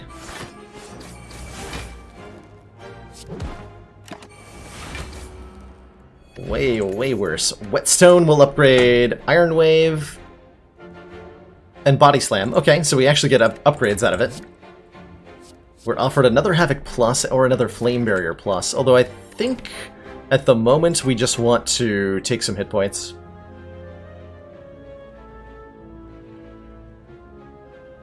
Favorite card is instantly win the run and unconditionally win the run. So Dead Branch and Corruption. Yeah, those are everybody's favorite cards. Those are everybody's favorite. Let's take some max HP here. Alright, store. Armaments. Another Impervious is pretty good though, huh? Another Impervious seems actually really good to have with our Barricade Body Slam. Yeah.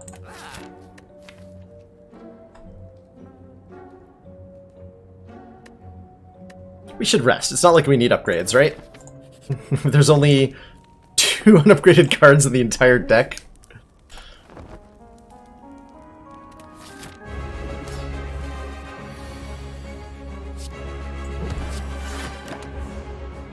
Alright. Champ will not give me a lot of opportunities to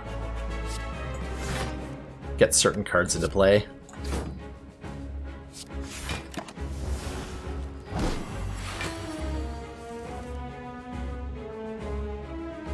$27. Okay, I can't Havoc until at the very least Fiend Fire is in our hand, unfortunately. Let's just lose Body Slam for the moment. And trigger the Havoc? Yeah.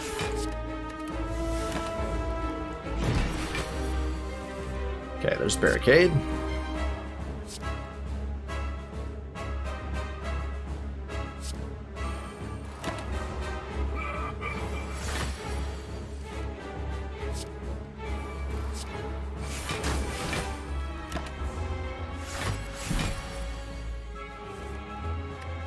Okay, block is now happening.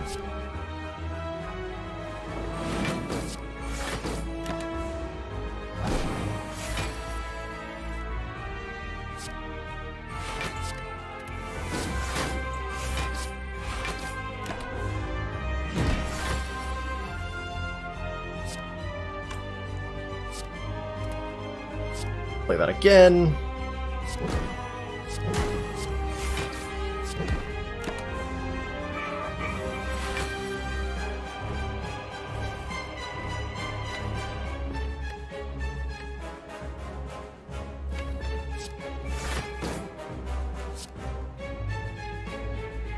Do I just Fiendfire now?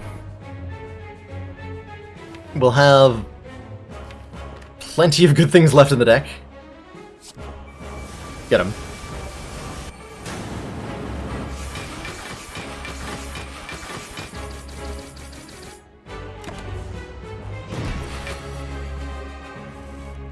Okay, so this is now the deck. So we can do things like Body Slam, Shrug, Body Slam. Cool. Good fight. Zoom. Plus. Put a card from your exhaust pile into your hand. For example, an Impervious. That seems pretty solid. That seems extremely solid.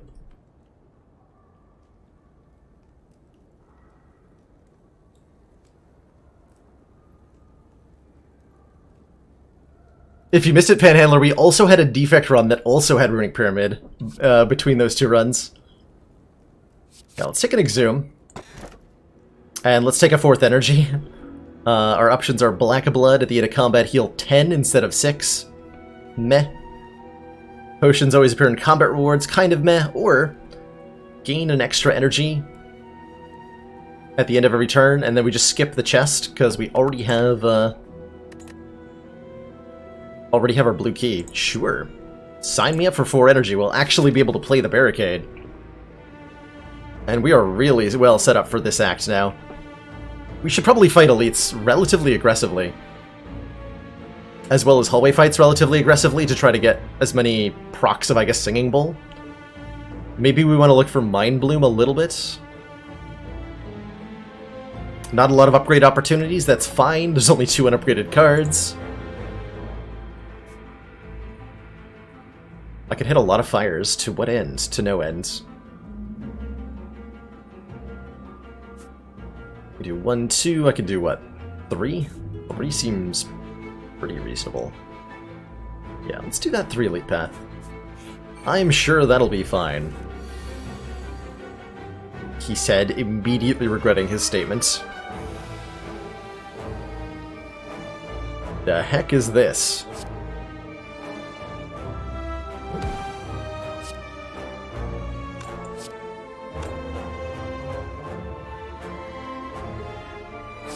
Explosive pot, yeah.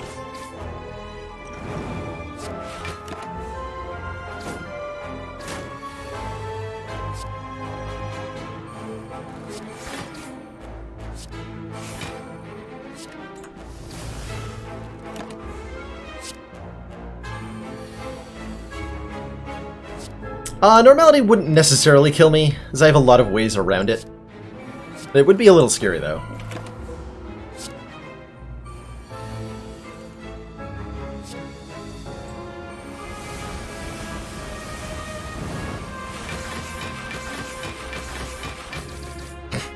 I love the machine gun Juggernaut. It's so good.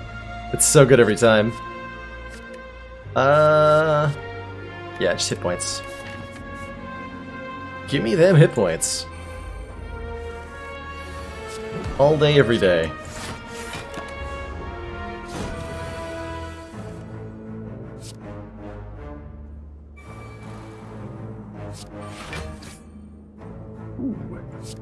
We're gonna hold this Body Slam for next turn with Impervious. Or we can just... yeah, that works too.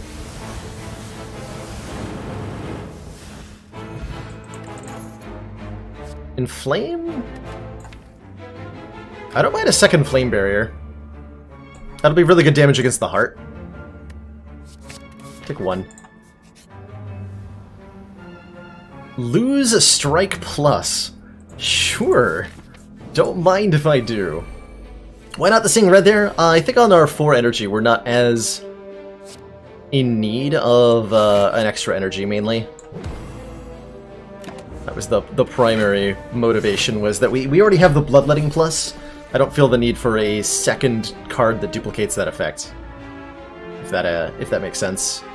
Was that 21? 30. 30. I have 30 without using Impervious.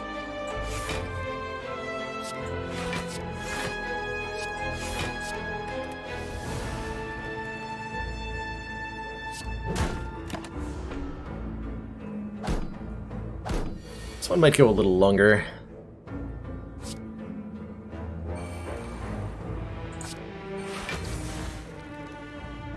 Is that 30 again? Okay.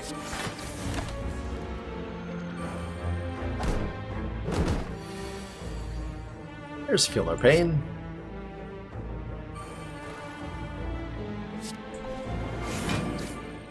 All of these cards say block on them for the most part. It's a weird sensation. I like it. God, I know Isolated Beast. I wanted a feed or a prayer wheel so hard. But I did not find one.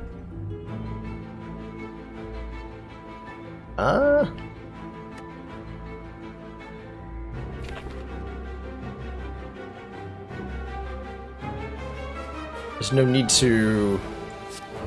There's no need to Bloodletting here.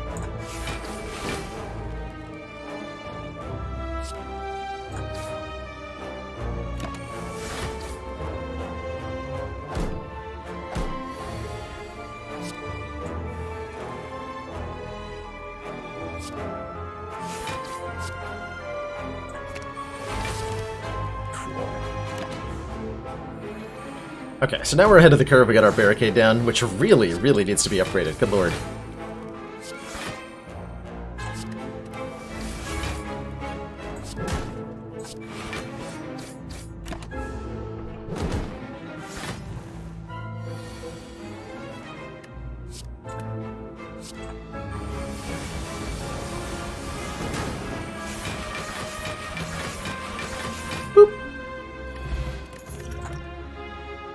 Stirring Blow +1.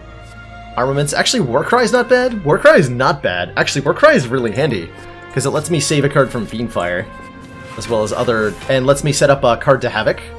So I actually really appreciate having it. Go figure.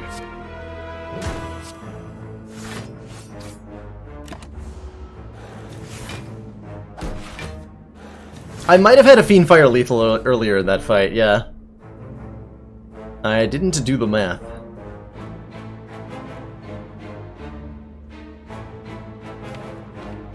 See, if Barricade was upgraded, I could Barricade Impervious on a turn. So that's probably going to happen at this fire. And then we recall at the last fire, assuming everything goes fine. Everything will probably go fine.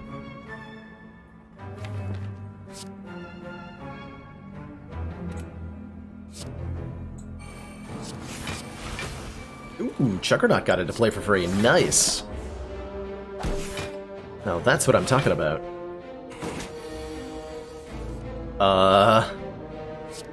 Hello, Body Slam. I appreciate you being in my deck right now.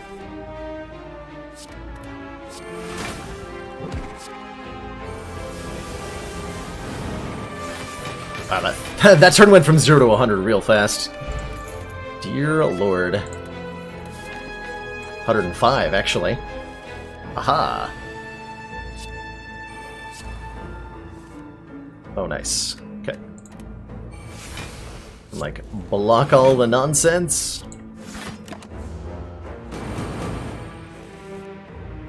I actually get to play Barricade! What? What? What bizarre reality am I living in now? That Barricade has actually been played.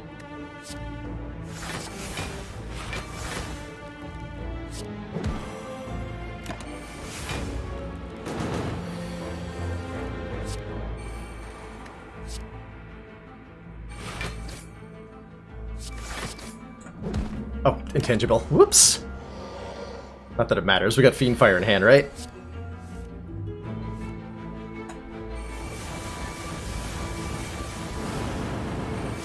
How's it going, Dark Twinge?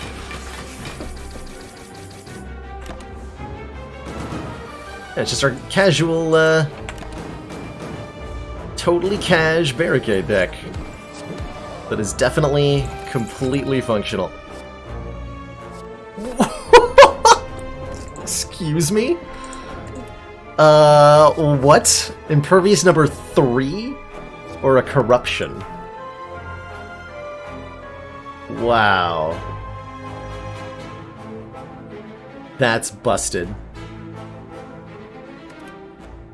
Another body slam's like fine. It's like fine. I'm gonna take the corruption. We have a lot of skills now. That's what I've spent most of the last few weeks playing Raven, but I decided to play some A20 today. It's working out really well for me. We've had a win with Silence, and I'm not gonna say that it's impossible to lose from here, but we have fairly good odds of winning, I think, from here.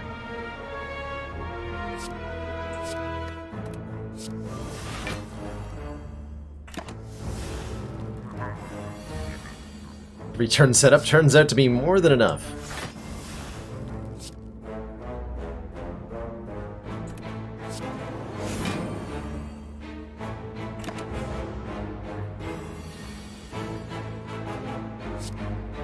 Let's go uppercut impervious.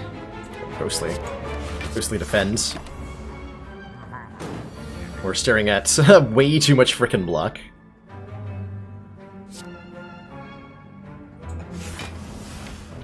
Decent odds that Havoc hits Fiend Fire, so I'm not going to play it here.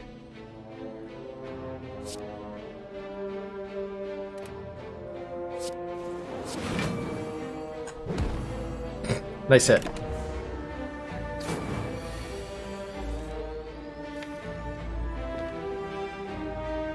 Okay, now there's a decent odds that Havoc hits Fiend Fire, so I am going to play it. That works too. I guess there's no reason not to play the Bloodletting, given that we're healing up to full with Burning Blood anyway, right?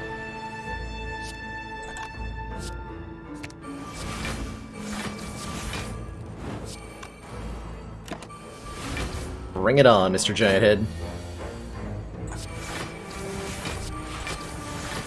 How much damage will Body Slam do? That is the question. 420.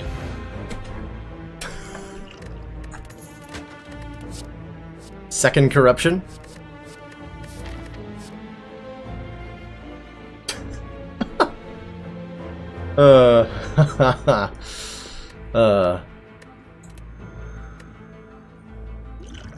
Dexpot? Dexpot seems pretty good, right? Blocking is our main damage source, so more dexterity is solid. It's a big chest, but the curse could be terrible. But we're about to go to a store.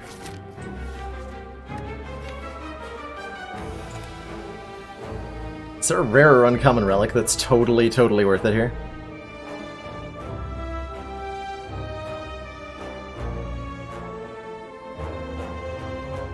I gotta know what's in here. Bottled Tornado. That was so worth it. Oh yeah, Dead Branch. That's also totally worth it, huh? And we didn't get a bad curse either. Cool. I don't even necessarily need to remove this, depending on what's at the store. So what are we bottling? Corruption, Feel No Pain, Barricade, or Juggernaut? The options are endless.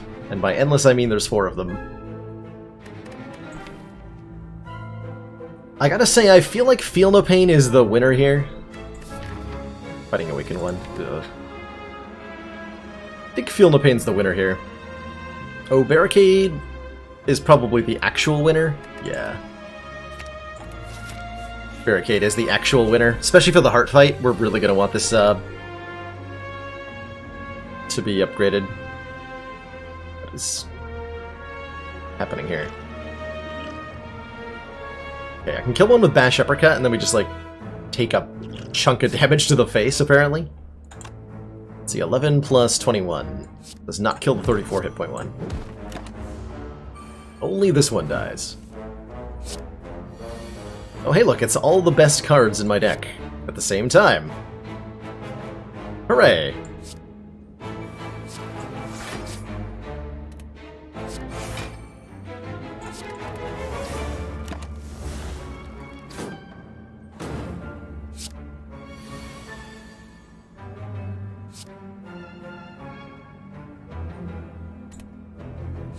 Just barricade impervious?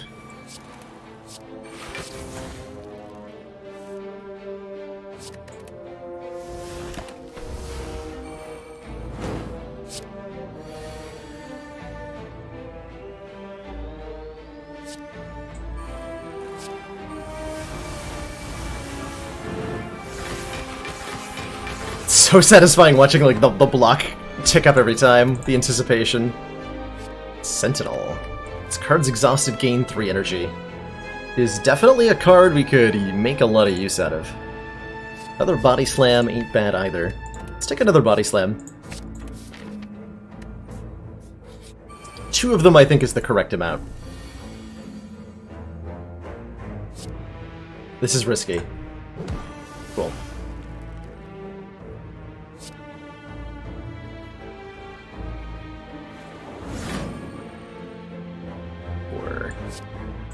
Guess we'll go for the full block. That might be a mistake.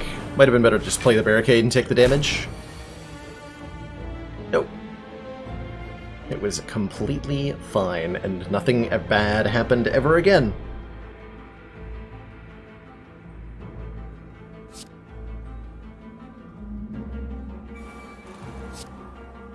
Let's see, that's 55, so we can kill this guy. Take 11. Take 11. Actually, let's take none. Because we might get a potion drop here. As I managed to upgrade all the cards, we got the Upgrade All Strikes Defends event in Act 2. We have a Toxic Egg and a Frozen Egg, is most of where it came from. War Paint and Whetstone gave us a lot of upgrades as well, although actually the War Paint had nothing to upgrade when we picked it up. It was literally useless to us.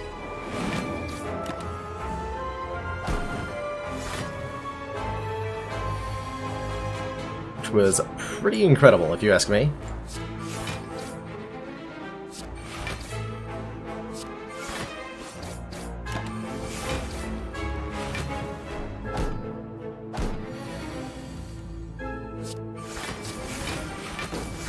Casual 100 block.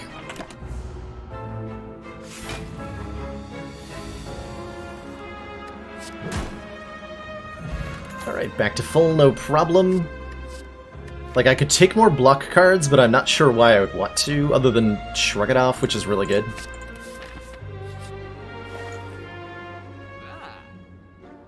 There's that prayer wheel we wanted. I don't see anything of huge value here. I might just carry... let's get the curse out of the deck, at the very least. I may just take all this money to Act 4. And in fact, I think I will.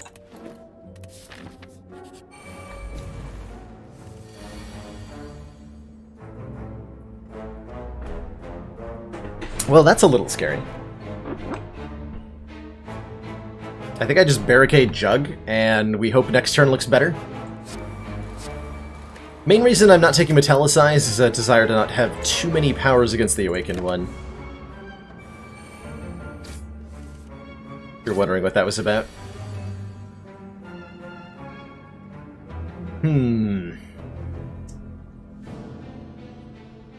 Uppercut Fiendfire does not kill her, right? We're not quite that strong. We're not quite that strong. And I don't have Feel No Pain in play. So, what is our approach, then?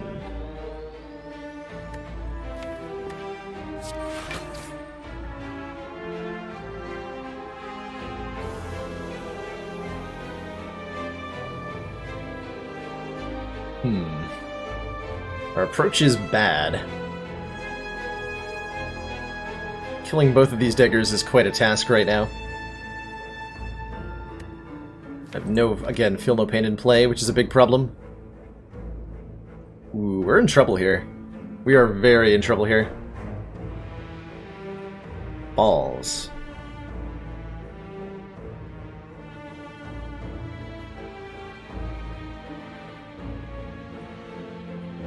I feel no pain in my hand. What am I talking about? You're right. I can just... yeah. What am I talking about?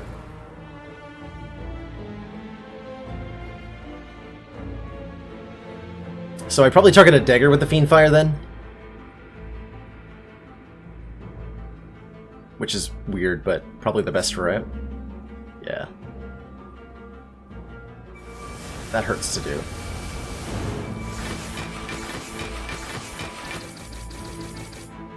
Okay. That still hurts a lot.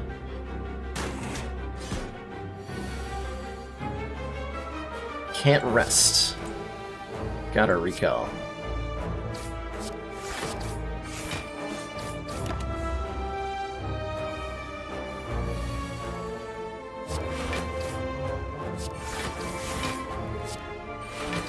Nice. Oh, I meant to body slam, that's fine.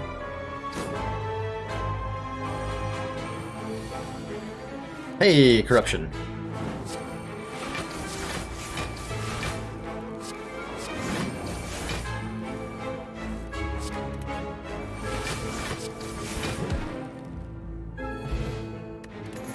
Catcher probably does nothing.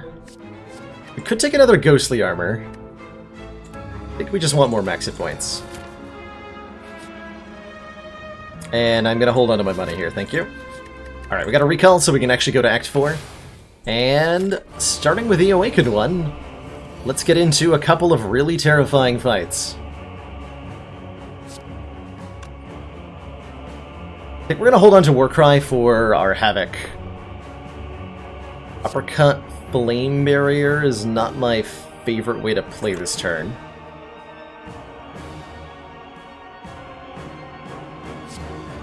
Barricade Flame Barrier might be better. That way we draw the extra cards off Centennial Puzzle. Yeah, that was better. That was definitely better. It's definitely too early to go off with Corruption here. I can do, what, Juggernaut Impervious? And that's semi-reasonable. But we're quickly starting to look at giving Awakened One way too much strength.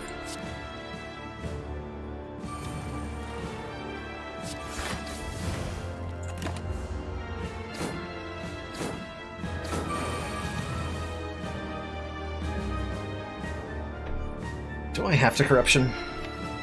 I might have to. Which I'm actually okay with, right? We got the Body Slams. We can actually just... yeah.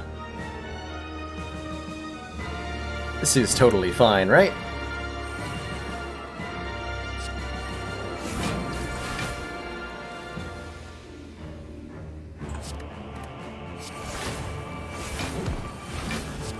Let's go.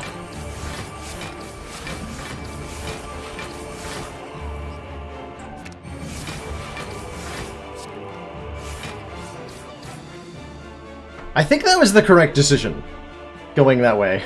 That feels like that was the right play. What would I think about a run where I start with the Binary, Hoarder, and Draft, but not sealed modifiers, and then before selecting any cards, use console commands to give myself all 3 eggs? Not allowed to pick up Busted Crown. That's a lot of qualifiers. So I start with a 30-card deck, and then I'm adding a ton of upgraded cards.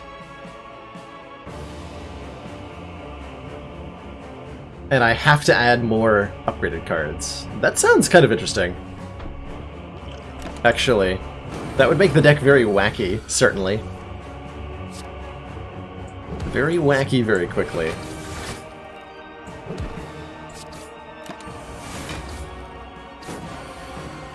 Should have held on to that Body Slam until it was a kill. It's all good now, though. Grr.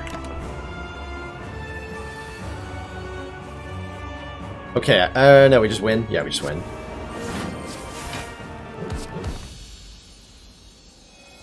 I was gonna say, we have to be careful because there's not very many cards left in the deck. But I think that didn't matter. Certainly felt like that didn't matter. Hey, Flimmer. Hello, hello. Oh, this is a really good Bloodletting. Bloodletting draws cards. Bloodletting drew really good cards.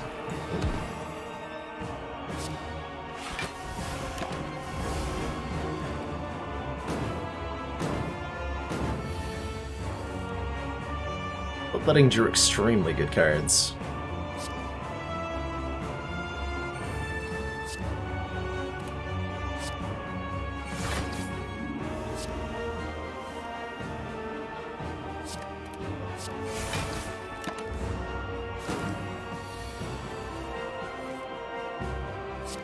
Looks like a good turn for double flame barrier, yeah?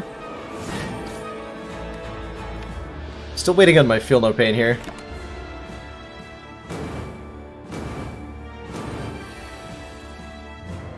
Nope, that's not Feel No Pain.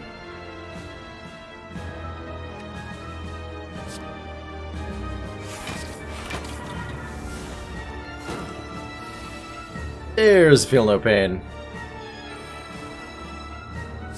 Now we can kill you.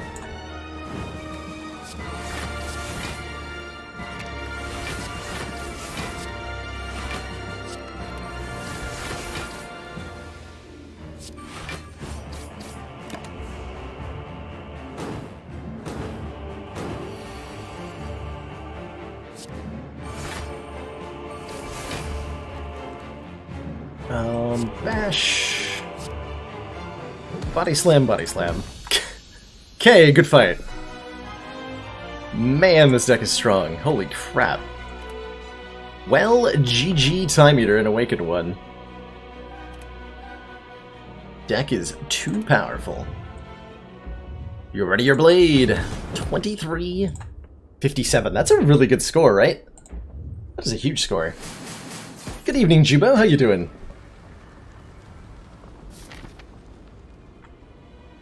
Hope you're having an awesome evening. I'm going to upgrade my Feel No Pain for a little bit more block. Although arguably 10 hit points are better. I think we trigger this more than 10 times in a fight.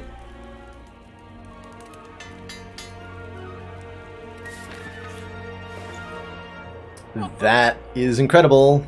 Oh my lord. Dual wield. Dual wield. Dual wield? Choose an attack or power card and add copies of it to the deck. Well, hot diggity. Can I afford dual wield, Feel No Pain, Potion? No. Unfortunately, I can't afford this Gambler's Brew alongside dual wield and Feel No Pain.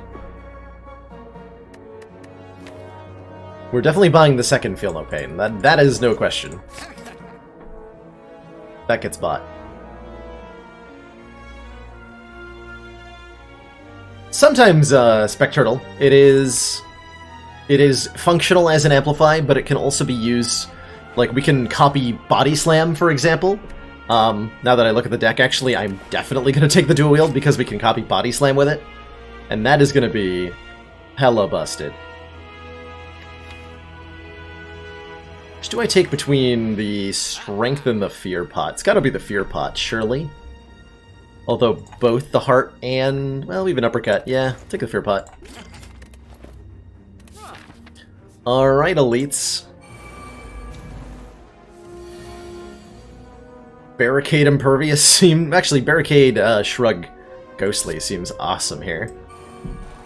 We're gonna save our deck spot for the Heart, probably. Not that we're gonna need it. Let's draw some more cards.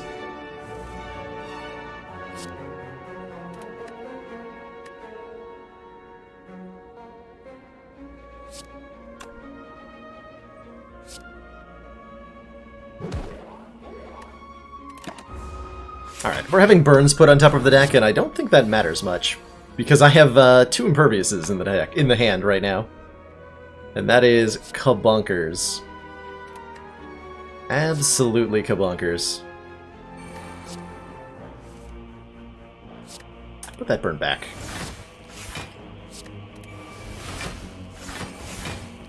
Alright, bring it on, nerds.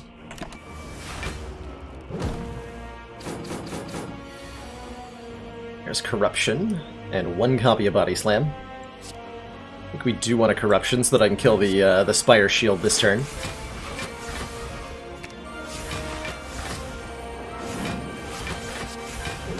Rip.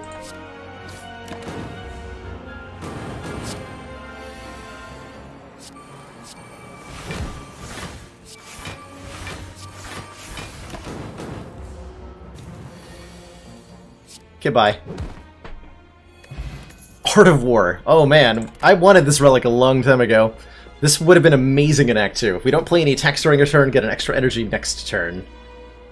Heck yes. Heck yes. Okay. Sure. Absolutely, why not? More copies of Feel No Pain. Bring it. Bring it.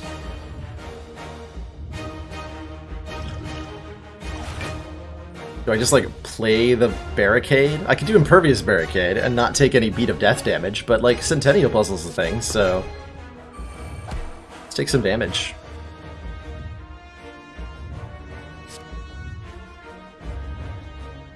How do we want this to go? Probably both Feel No Pains right now? Probably. 3 times 15.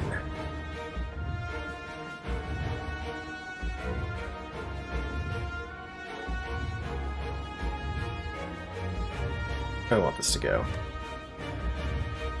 Oh, I should have considered that I was frail. Maybe I did want to play the Impervious last turn. You can do what? Juggernaut? Well, probably Impervious Juggernaut. Flame Barrier, right? We're also getting a significant amount of block from 3 things exhausting. Certainly want a Flame Barrier this turn. So we're actually not playing Jug then. I just listed 6 mana of stuff, didn't I? Might be better to Uppercut. Blocks for 15. But I want a Flame Barrier on the multi-hit turn. So that's going to be then Impervious Uppercut. Ghostly? Ghostly.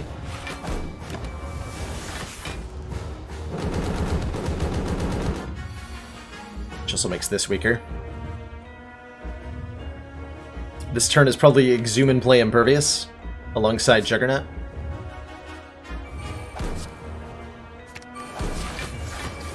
Just to get enough block. This turn we spend clearing up our hand a little bit. We can get rid of that wounds.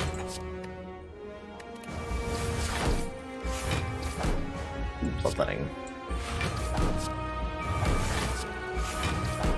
Oh, that's enough. We made room to draw 5. Corruption seems completely reasonable to play.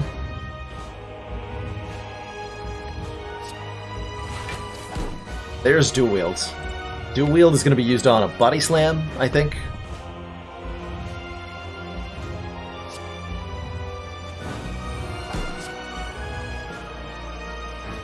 I don't want to play Fiendfire, do I?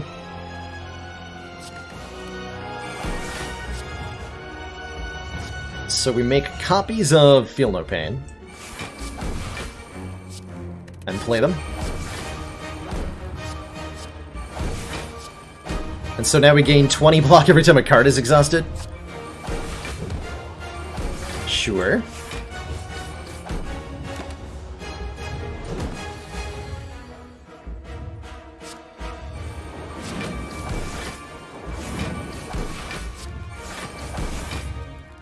Body Slam deals the damage cap.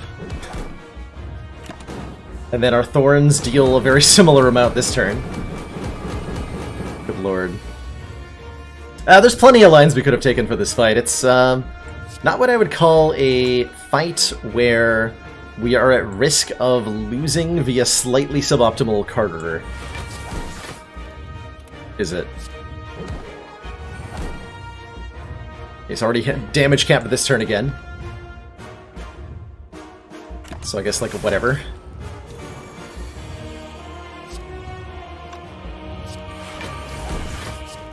How much block can we actually get to here?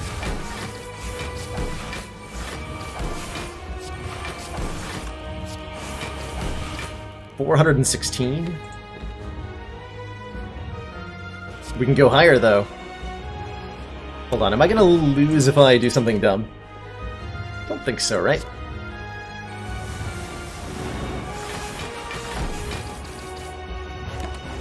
Bring it on, Mr. Hart. All I've got is an uppercut, and you know what? That's all I need. This is not optimal play, by the way. I just wanted to do this. Boop. G. Now that's what I call a Heart Run. Get it? An hour 8? That was a quick little run. Hot diggity. That bottled uppercut! You guys told me it was a mistake. Now look who's laughing. Now who's laughing, chat?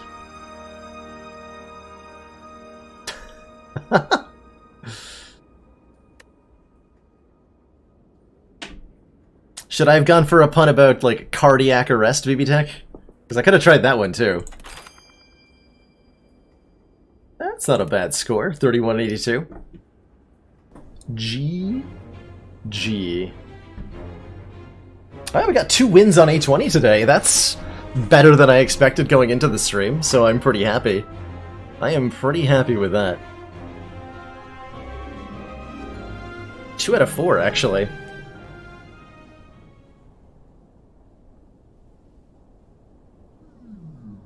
Yeah, when you get a really strong deck, Clap Hands, there's nothing A20 can do about it. For how many rounds have I been in the Heart fight? Well, we had that diverse run the other day where we went 171 turns against the Heart. Flimmer. I think I still have the screenshot. Let's see if I can pull that up. I've got a link for you to look at. How many times is the Heart buffed? Huh. Let me show you.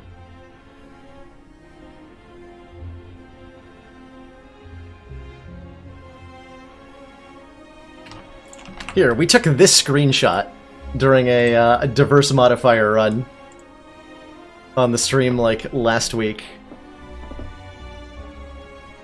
Of the Heart after over 100 turns in combat. Which we were able to survive because we had the ability to infinitely duplicate our, the Wraith form that you see depicted there at the bottom. That was as high as we could get the Heart to go. It was totally worth it, just for the screenshot. Alrighty, we're getting kinda late in the evening, but I feel like I've got time for one more run. Any advice for a new player trying the Defect? Yeah, Kenwood. If you're just starting out with Defect, my recommendation would be to pick up a decent number of cards that channel orbs, regardless of what type they are. Just take the first couple of cards you see that channel orbs, so that you can... And your goal in fights is to make sure that all of your orb slots are filled. And if you try playing around with that, you might find you get a better idea of how strong the orbs are and the sorts of things you can do with them.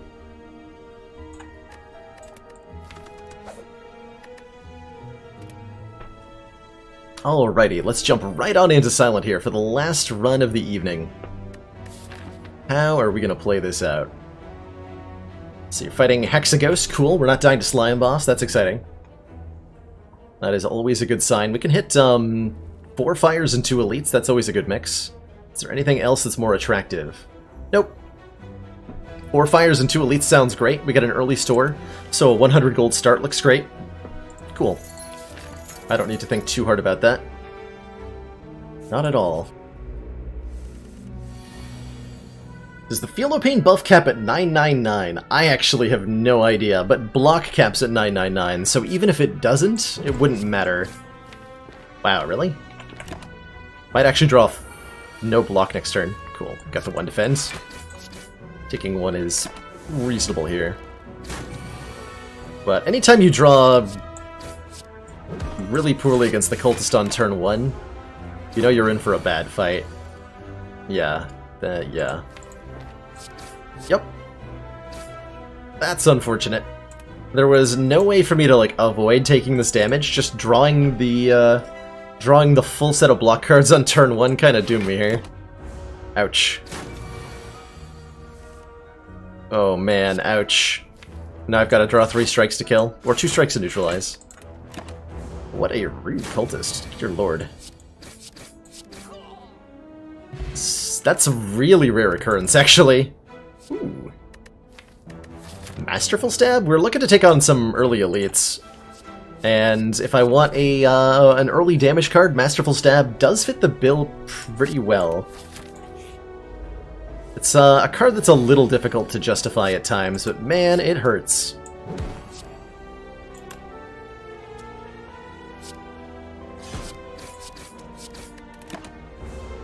But look at what that turn 1 was because of Masterful Stab.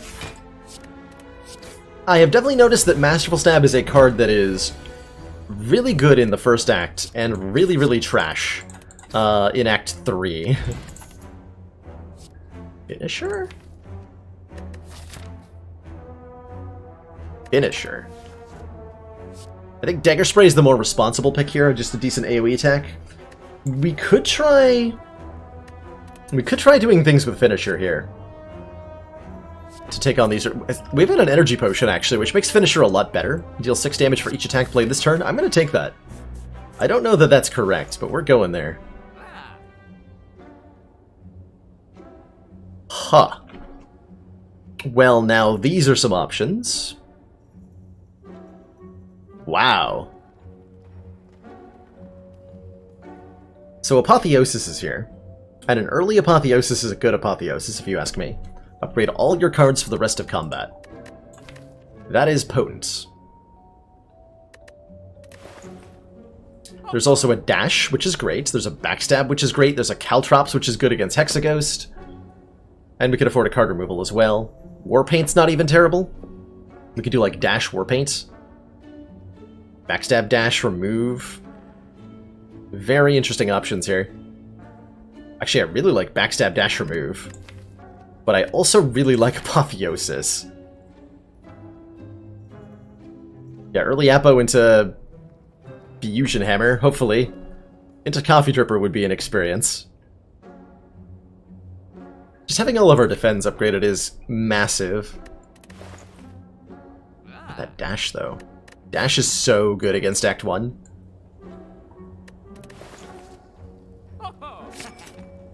Alright, I've made my choice. I've made my choice.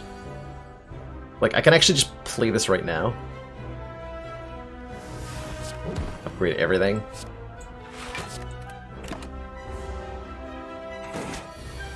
Isn't Masterful Stab considered a curse? Does it look like a curse right now? Look. It's better than you'd expect a lot of the time. I kind of want a Bouncing Flask against Hexaghost. That's a really damaging card. I'm gonna take it. I know we have a Finisher and all that, but... Sure?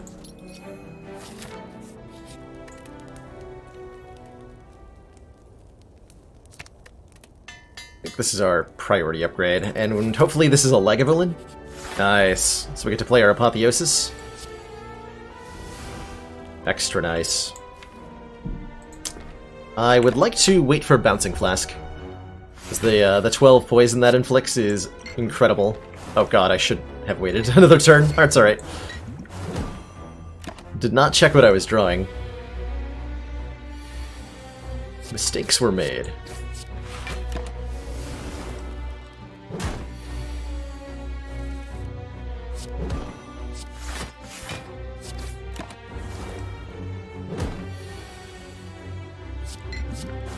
This is why I consider Bouncing Flask a relatively good early pickup. It demolishes certain fights, and those fights include both a Legavulin and Hexaghost. Okay, a Steroid Potion means our finisher can absolutely dunk all over something. We might even carry that into Act 2. A Deflect is a solid little block card that is good when upgraded, which I think I would like. Oh, that might be more reasonable, Dark Twinge. It's certainly usually the case that, like, you have one bad turn and suddenly the card's completely unplayable. Like, Hexaghost will just ruin that card completely on turn 2. If the Awakened fight had a 1 chosen instead of 2 cultists, it would be a lot harder. A lot harder. Because that Hex, even if the chosen is dead, that Hex that they apply sticks around. That would be much harder. Oh god, that would be so much worse. Oh man. That's terrifying to think about. You've upset me. I almost skipped the sundial. That's how upset I am at thinking about that. So we're mostly interested in, you know, cards that we play before Apotheosis happens. Which is Neutralize? For the weekend? I don't know. Ooh. What if we had a power upgrade it? That's actually pretty good. Even with the Apotheosis, powers want to be upgraded because there's a chance we draw them before the Apotheosis and then they leave play, right? So that's a nice find. Of course, now we're going to find the other eggs, and I'm immediately going to realize that the Apotheosis was a complete waste of my money. Because every card is going to be upgraded from now on.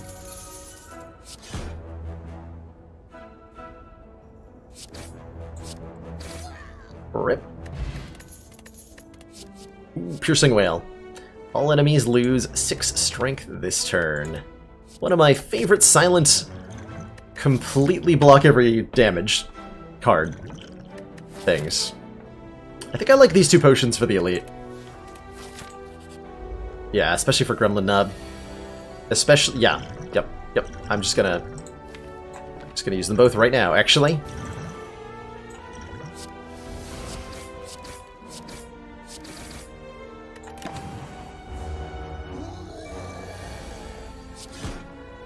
Okay, good fight. Now anytime we take a curse, we gain some max HP. How do I feel about Blade Dance? Pretty good, actually. With a finisher in the deck, I feel pretty good about a Blade Dance. We upgrade Bouncing? Take an event. Match and keep. Well, if I get cursed, I at least get max hit points. Predator, I would take. Just trying to see what the rare card is. Tools of the Trade Plus. Do I gamble on Tools of the Trade Plus, or do I take the Predator? And I really like Tools of the Trade Plus, actually. 0 cost, draw a card, discard a card at the start of every turn.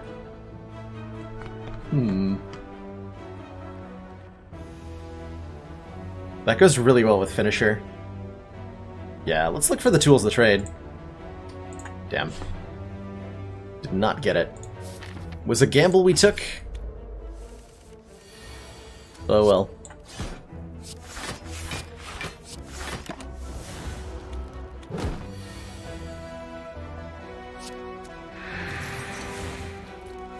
I'm not exactly upset about this because I think we're winning the Hexaghost fight anyway, even with 41 hit points. You're going to 33. So you're already splitting, okay.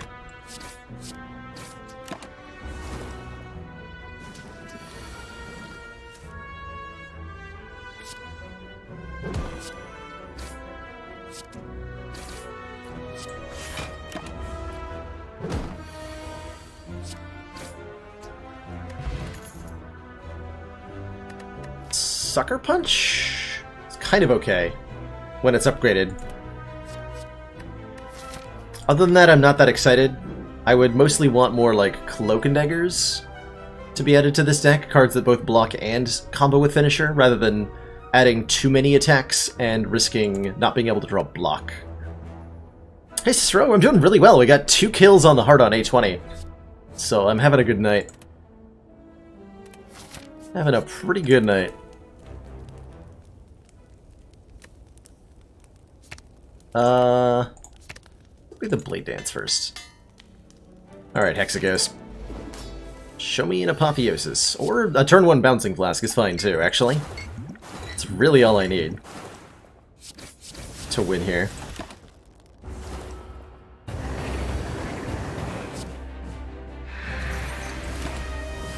Masterful Stab stays intact. What sorcery is this?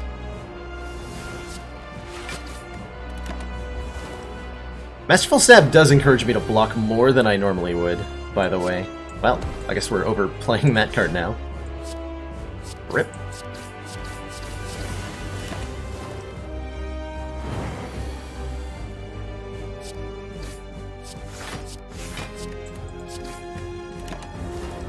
Finisher so far has been actually worse than a strike.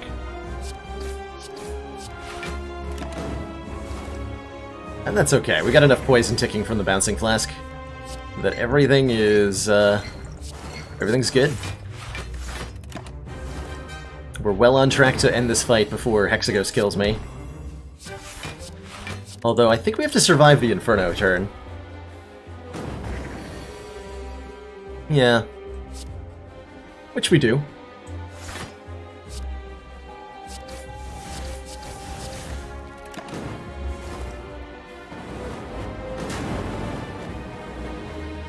And I'm not drawing into death, so we're good.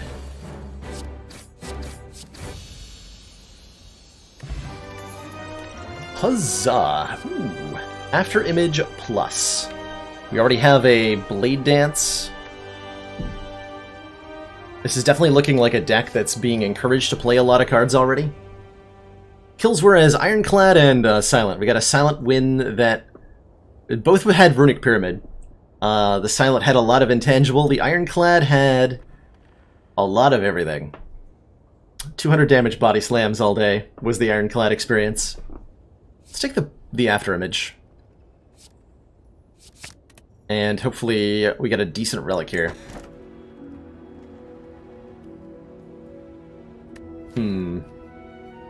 Snecko Eye.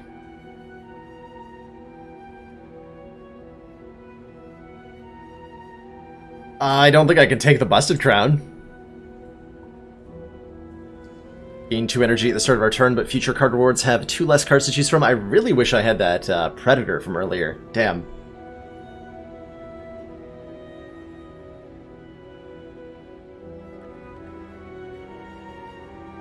We also had a 3rd Runic Pyramid run with Defect Baby Tech that did not win. But there is a lot to say about the Pyramid and how good it is as a boss relic. Ugh, this is not a great... Not a great Snecko Eye.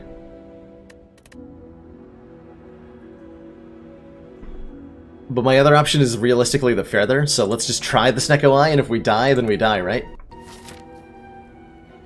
This is A20, we can't be... We cannot take... We're not in the same position we were last time with the Busted Crown. So let's eye that Snecko up. We would like to avoid elites this act. Man, we can totally do that. Our goal is mainly to hunt for cards that Snecko Eye works with. Bullet Time, anything 2 or 3 cost, Leg Sweep. How am I getting Pyramid so often? A couple of surreptitious payments to the devs can get a lot done, BB Tech. That's the secret there. Just gotta get on their good side.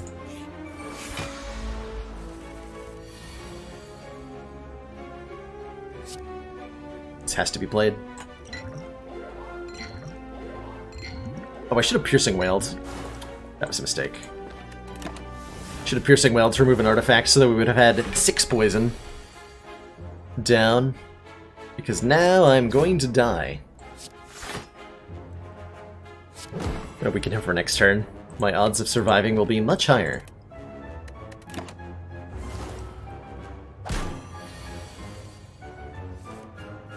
Oh, nice. Aha!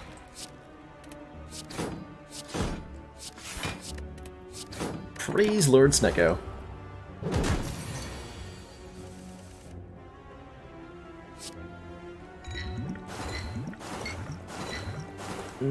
But don't praise him that hard. Oh, that was my fault. Well, we did redraw the Piercing Whale at an opportune time. So I can't say that it was wasted by not playing it on turn 1. Second copy of Finisher. I think we passed on all these. Setup doesn't even do anything with Snecko Eye. Good luck to us. Trade our strikes for bites. I mean, we have all 5 strikes still. So I'm really inclined to trade out here. I'm going to. So we swap our strikes out for bites, which deal a little bit more damage, and they heal us, and more importantly, we can upgrade them with Apotheosis. So that's hopefully pretty solid. It's not an amazing choice. Certainly 46 max hit points is a little low. Setup bypasses Snecko Eye. Really? I actually didn't know that, if that's true. Okay, we gotta go to the store,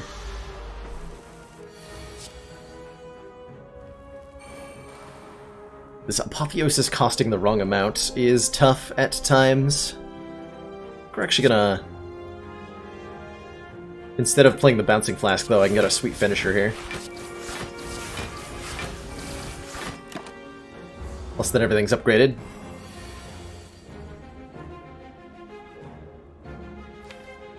Well, that is gonna be a rough turn next turn.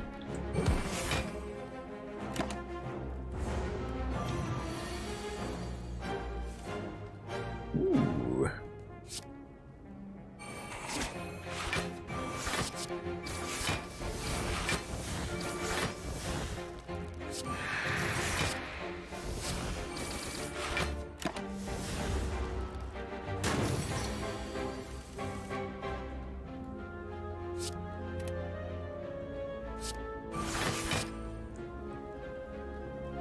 Neutralize, we'll put him down to... That won't be a full block. Okay. Maybe a questionable choice not to attack that turn. Yes, it was definitely a questionable choice not to attack that turn. Damn. Okay, that works reasonably well.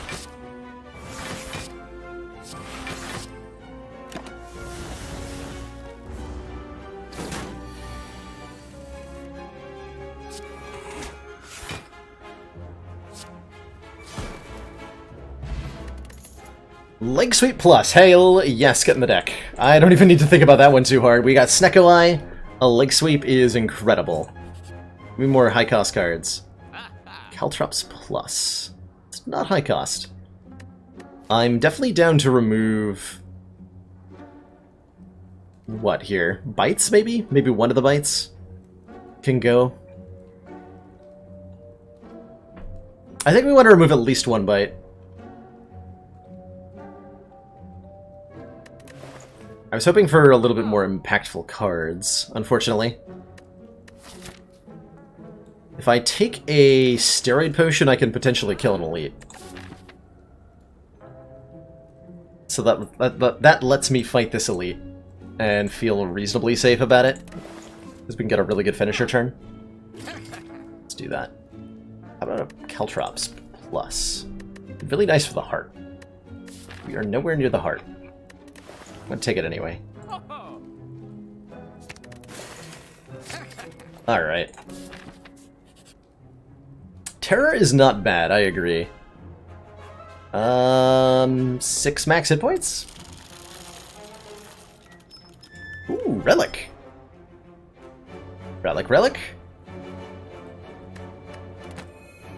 Not bad. That's more than 6 max hit points, and it doesn't come with a curse attached. I'm all about that.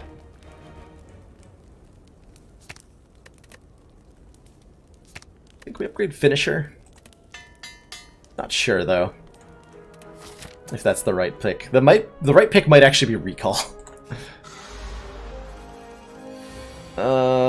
Piercing Whale. Okay, so we can After Image Apotheosis Piercing Whale, and that's fine.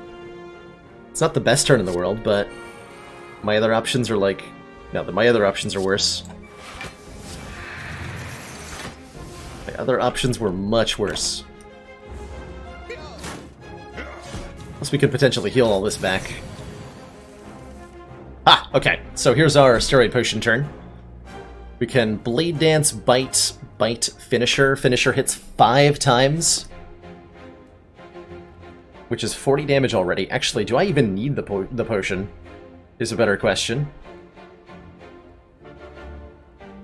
I don't think I do, because we killed the red guy already. Right, this is going to be 8 times... Yeah, it's going to be 8 times 5, and we have a full block, so... Who even needs a steroid potion? Wait. I thought I could play that. Shit. Oh, I've made a terrible mistake, chat. Oh, I've made a terrible, terrible mistake. Why did I think that was 1 cost? My brain saw this as a 1. Well, that's bad. I'm gonna roll with that. Ouch.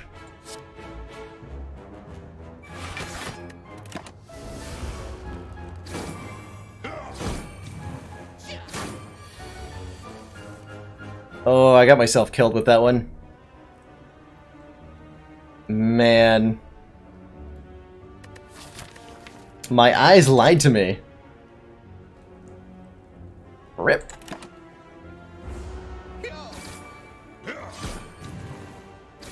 Rip. GG.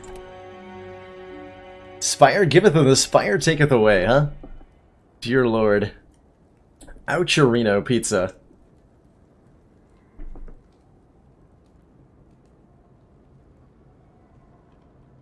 Oucherino pizza.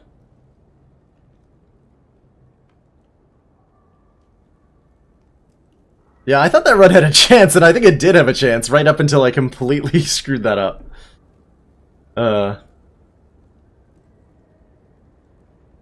GG. Don't understand why I took Snecko when 90% of the deck had a chance to become more expensive instead of cheaper. The core idea there is that it's not that what we had was a Snecko deck, but rather that we were looking to build into a Snecko deck by acquiring some high-cost cards. It helped a lot with the Sundial, helped make that decision a lot better. And the lack of other boss relics being any good also helped make that a lot better. But certainly it was a little punishing immediately. And we died again, not because Snecko screwed me, but because I screwed me. So there's that. Alrighty. Let's see here. We are, therefore, at the end. The other boss relic options were Busted Crown and something terrible. Busted Crown, Eternal Feather. And the Busted Crown with our current deck didn't line up all that well. Yeah, everybody makes mistakes. It happens from time to time, that's alright. Well, that is going to do it for me today. I'll be back at 4 p.m. Eastern Standard Time tomorrow. I do, every day that I stream, I run the same hours, from 4 to 10 EST. It's been so good having so many new faces in the chat today. Really good time. And I hope that some of you will come back and join us. We've also got if you're a new player, I've got a new player guide that I've written, and I'm working on an Ascension climbing guide to cover a few more topics. And we've also got a Discord you can join if you want to be part of the community and have a way to be notified. Another way to be notified when the stream's live is to follow it, which I see like 800 people did today or something. I'm pretty sure you guys pushed me over 4K followers today, which is a really cool threshold to have broken, so thank you so much. Thank you so much, everybody who followed today. Good lord. What a day. Yeah, wow. I've shot right past 4K. Holy moly. I feel so lucky. Anyway.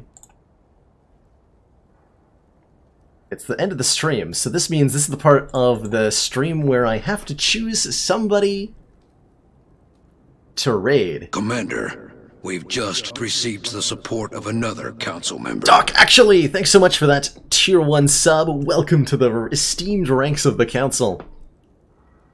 Thanks so much for that founding. Founding? Funding, that's the word. Thanks for founding that funding. I'm going to throw you on over to the Lord of A20 himself, Jorbs, who's doing a secret super hot stream. I'm sure many of you are already fans of his, but let's show him some love. Oh, wait. Okay, no, I'm still live. My frames are dropping. What a great time to end the stream. Alright, I'm going to throw a raid on over to Jorbs. Show him some waffles. If you've got him. See you on the other side, and thanks so much for watching, everybody. Ta-ta.